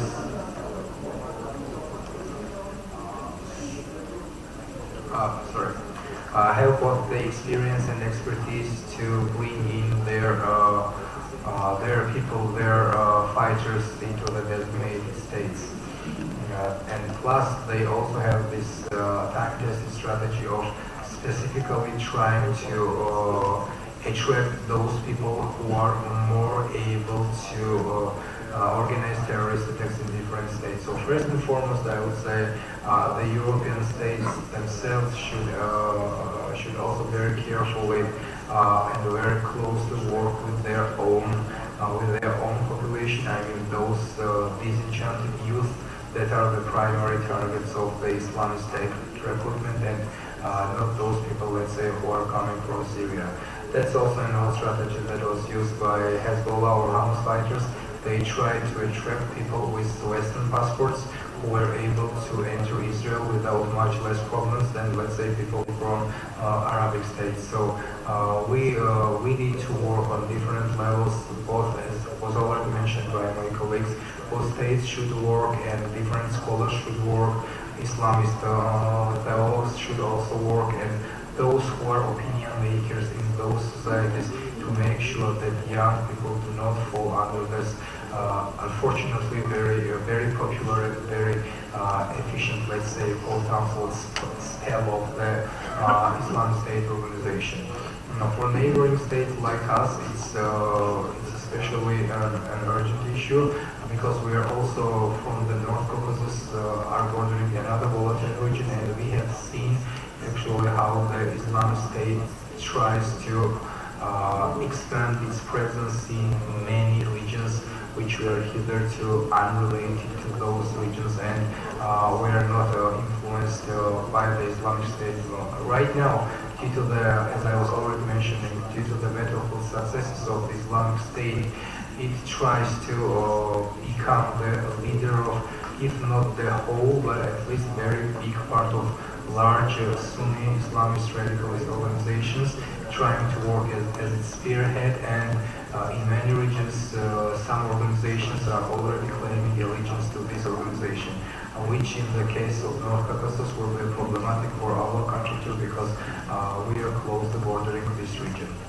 At the same time, as I was mentioning earlier, I think that the Islamic State, even though it will definitely make major attacks on nearby states, especially as was manifested by their attacks in Turkey, I still think they will focus on internal issues, and this is the element in which there is a big difference between organizations like Al-Qaeda on the one hand and organizations like Islamic State on the other. When we are discussing the so-called how to choose and what to choose during this major dilemma of far enemy versus near enemy. In the Al-Qaeda case, it was a far enemy. They tried to focus predominantly on foreign targets, first and foremost on the West, United States and Europe, and their allies like Turkey and Israel. And in the ISIS case, I think even though they will for sure stage major attacks against the countries who are right now carrying out military operations against them, they will still try to focus their efforts and their resources on the so-called near enemy, or the local governments, because even large terrorist organizations like ISIL, they don't have indefinite resources, so they should make priorities to which enemy to attack first and where to focus their priorities. All this being said, we need first and foremost very active coordination between and among those affected states, certain relevant authorities, all the law enforcement agencies, intelligence agencies, because in many cases, and we have seen the unfortunate events in the past when either intelligence was not shared with neighboring states, or it was insufficient, or it was untimely, and some kind of special coordinating mechanisms definitely need to be in place to make sure that major attacks do not happen. That's much more easier, let's say, for terrorist organizations, because they have different methods. They have, let's say, less bureaucracy. In the case of their neighboring states, it's hard to coordinate, but at least there has to be some kind of mechanism which allows to share information. Otherwise, as all terrorist organizations do, they will try to find the weak spots against the enemy states they are targeting, and they will stage their attacks accordingly. For sure, it will be impossible to avoid and prevent all kinds of terrorist attacks, but at least it will be possible to make sure that all certain instruments are in place, and definitely it's not just work of states. It has to be also on societal level to involve all the opinion makers who have at least some kind of influence, especially those who are still undecided. And that's the last point I will make. When dealing with terrorist organizations, we have those who support 1% or 5% of the population, and we have large part of the population which is undecided, and who are the primary targets of those terrorist organizations' recruitment and propaganda efforts. Therefore, there's always this battle for hearts and minds between states and terrorist organizations whose propaganda will ultimately prevail. So we have to really make sure that all steps are taken and all opinion makers are involved to make sure that undecided people do not become more members of terrorist organizations. Thanks. Thank you. And my last question, I'd like to address Martin, about the international community and foreign players. We have regional players, we have non-regional players, US, the West, Europe, Russia. Recently, Iran declared the idea to create the new anti-terrorist coalition together with Russia and Eastern countries. So all of them declared that they are fighting against terrorism. But despite this, there are a lot of contradictions, words, ideas, and so on, actions as well. So what is your assessment, and where do you see the solution? Thank you very much for the question. I have to admit that I won't provide any kind of solution for this question, but I will try to share some ideas.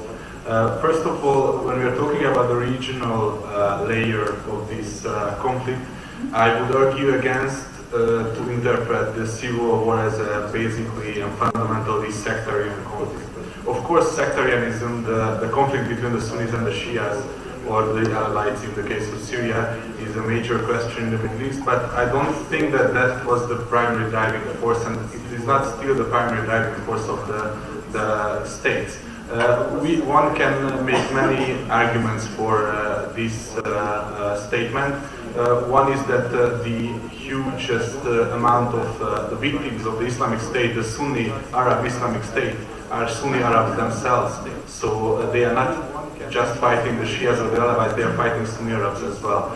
On the other hand, this narrative, this sectarian narrative, is usually used by regional actors such as Saudi Arabia or Iran to amplify their role and to legitimize their, let's say, aggression in many times. And that is working many times, for example, in the case of Yemen, but we shouldn't accept this narrative as the sole narrative, and we shouldn't consider the Syrian civil war as one. On the other hand, the problem with Syria is that it's from a top-down approach, we can say that it's a conflict zone of regional interests or global interests all around the world. We can talk a lot about Turkey's interest in Syria, about Saudi's interest, Iranian interest, and also Qatari interests who are playing a major role in the armed opposition. So this is the top-down approach, and from the bottom up we can see a huge collection of local conflicts between small, medium, and larger local militias and so on, and their interests and their aims are many times very profound or very basic. They just want to protect themselves and they protect their way of living, and they don't want to. They don't have a severe ideology. They are joining either maybe the Islamic State, maybe the Free Syrian Army, or the Assad government because they think that they will the one who provide security. So, in my opinion, it's very important to find a solution in every level. And of course, I would also say that from outside of Syria, we can't propose anything for the local level. They have to make some sort of negotiation process, and the UN can try to foster this process, but it can't be done without the local actors. And if you would like to include local actors as well, we can't differentiate between them based on ideology. First of all, this is a civil war in its fifth year. Everybody's hands got dirty, so I don't think that we can make differentiation between moderate or or I don't know, nice people and not nice people, because it's a civil war, everybody's killing each other, to put it simple. Secondly, we have to, if we would like to do this process, we have to include those actors which are not invited to these negotiations. For example, the Nusra Front, we cannot make peace without defeating or including the Nusra Front, and it is true for many other Islamist organizations in Syria. When we're talking about the global level, we are talking about the different perception of the West and Russia.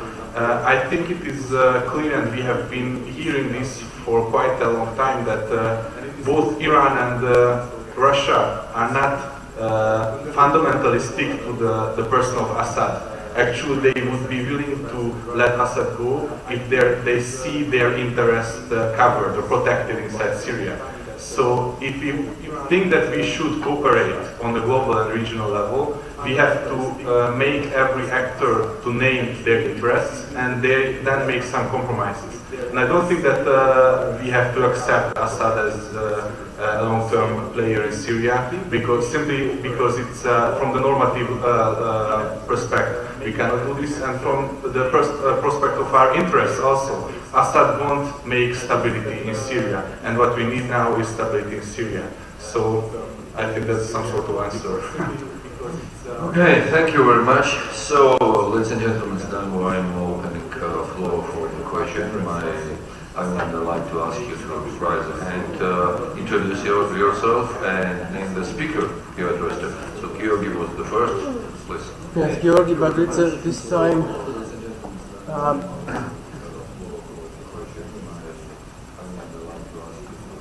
This time in my personal capacity, and the question goes actually to the moderator, not the speakers.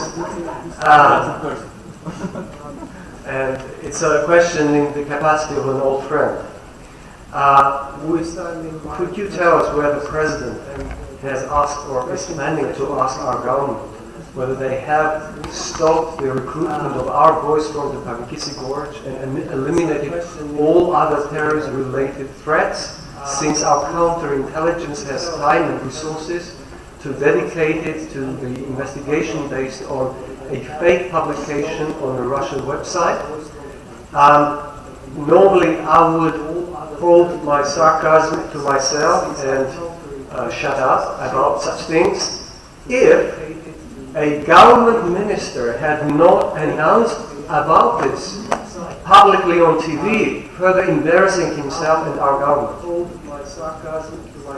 Georgi, but let me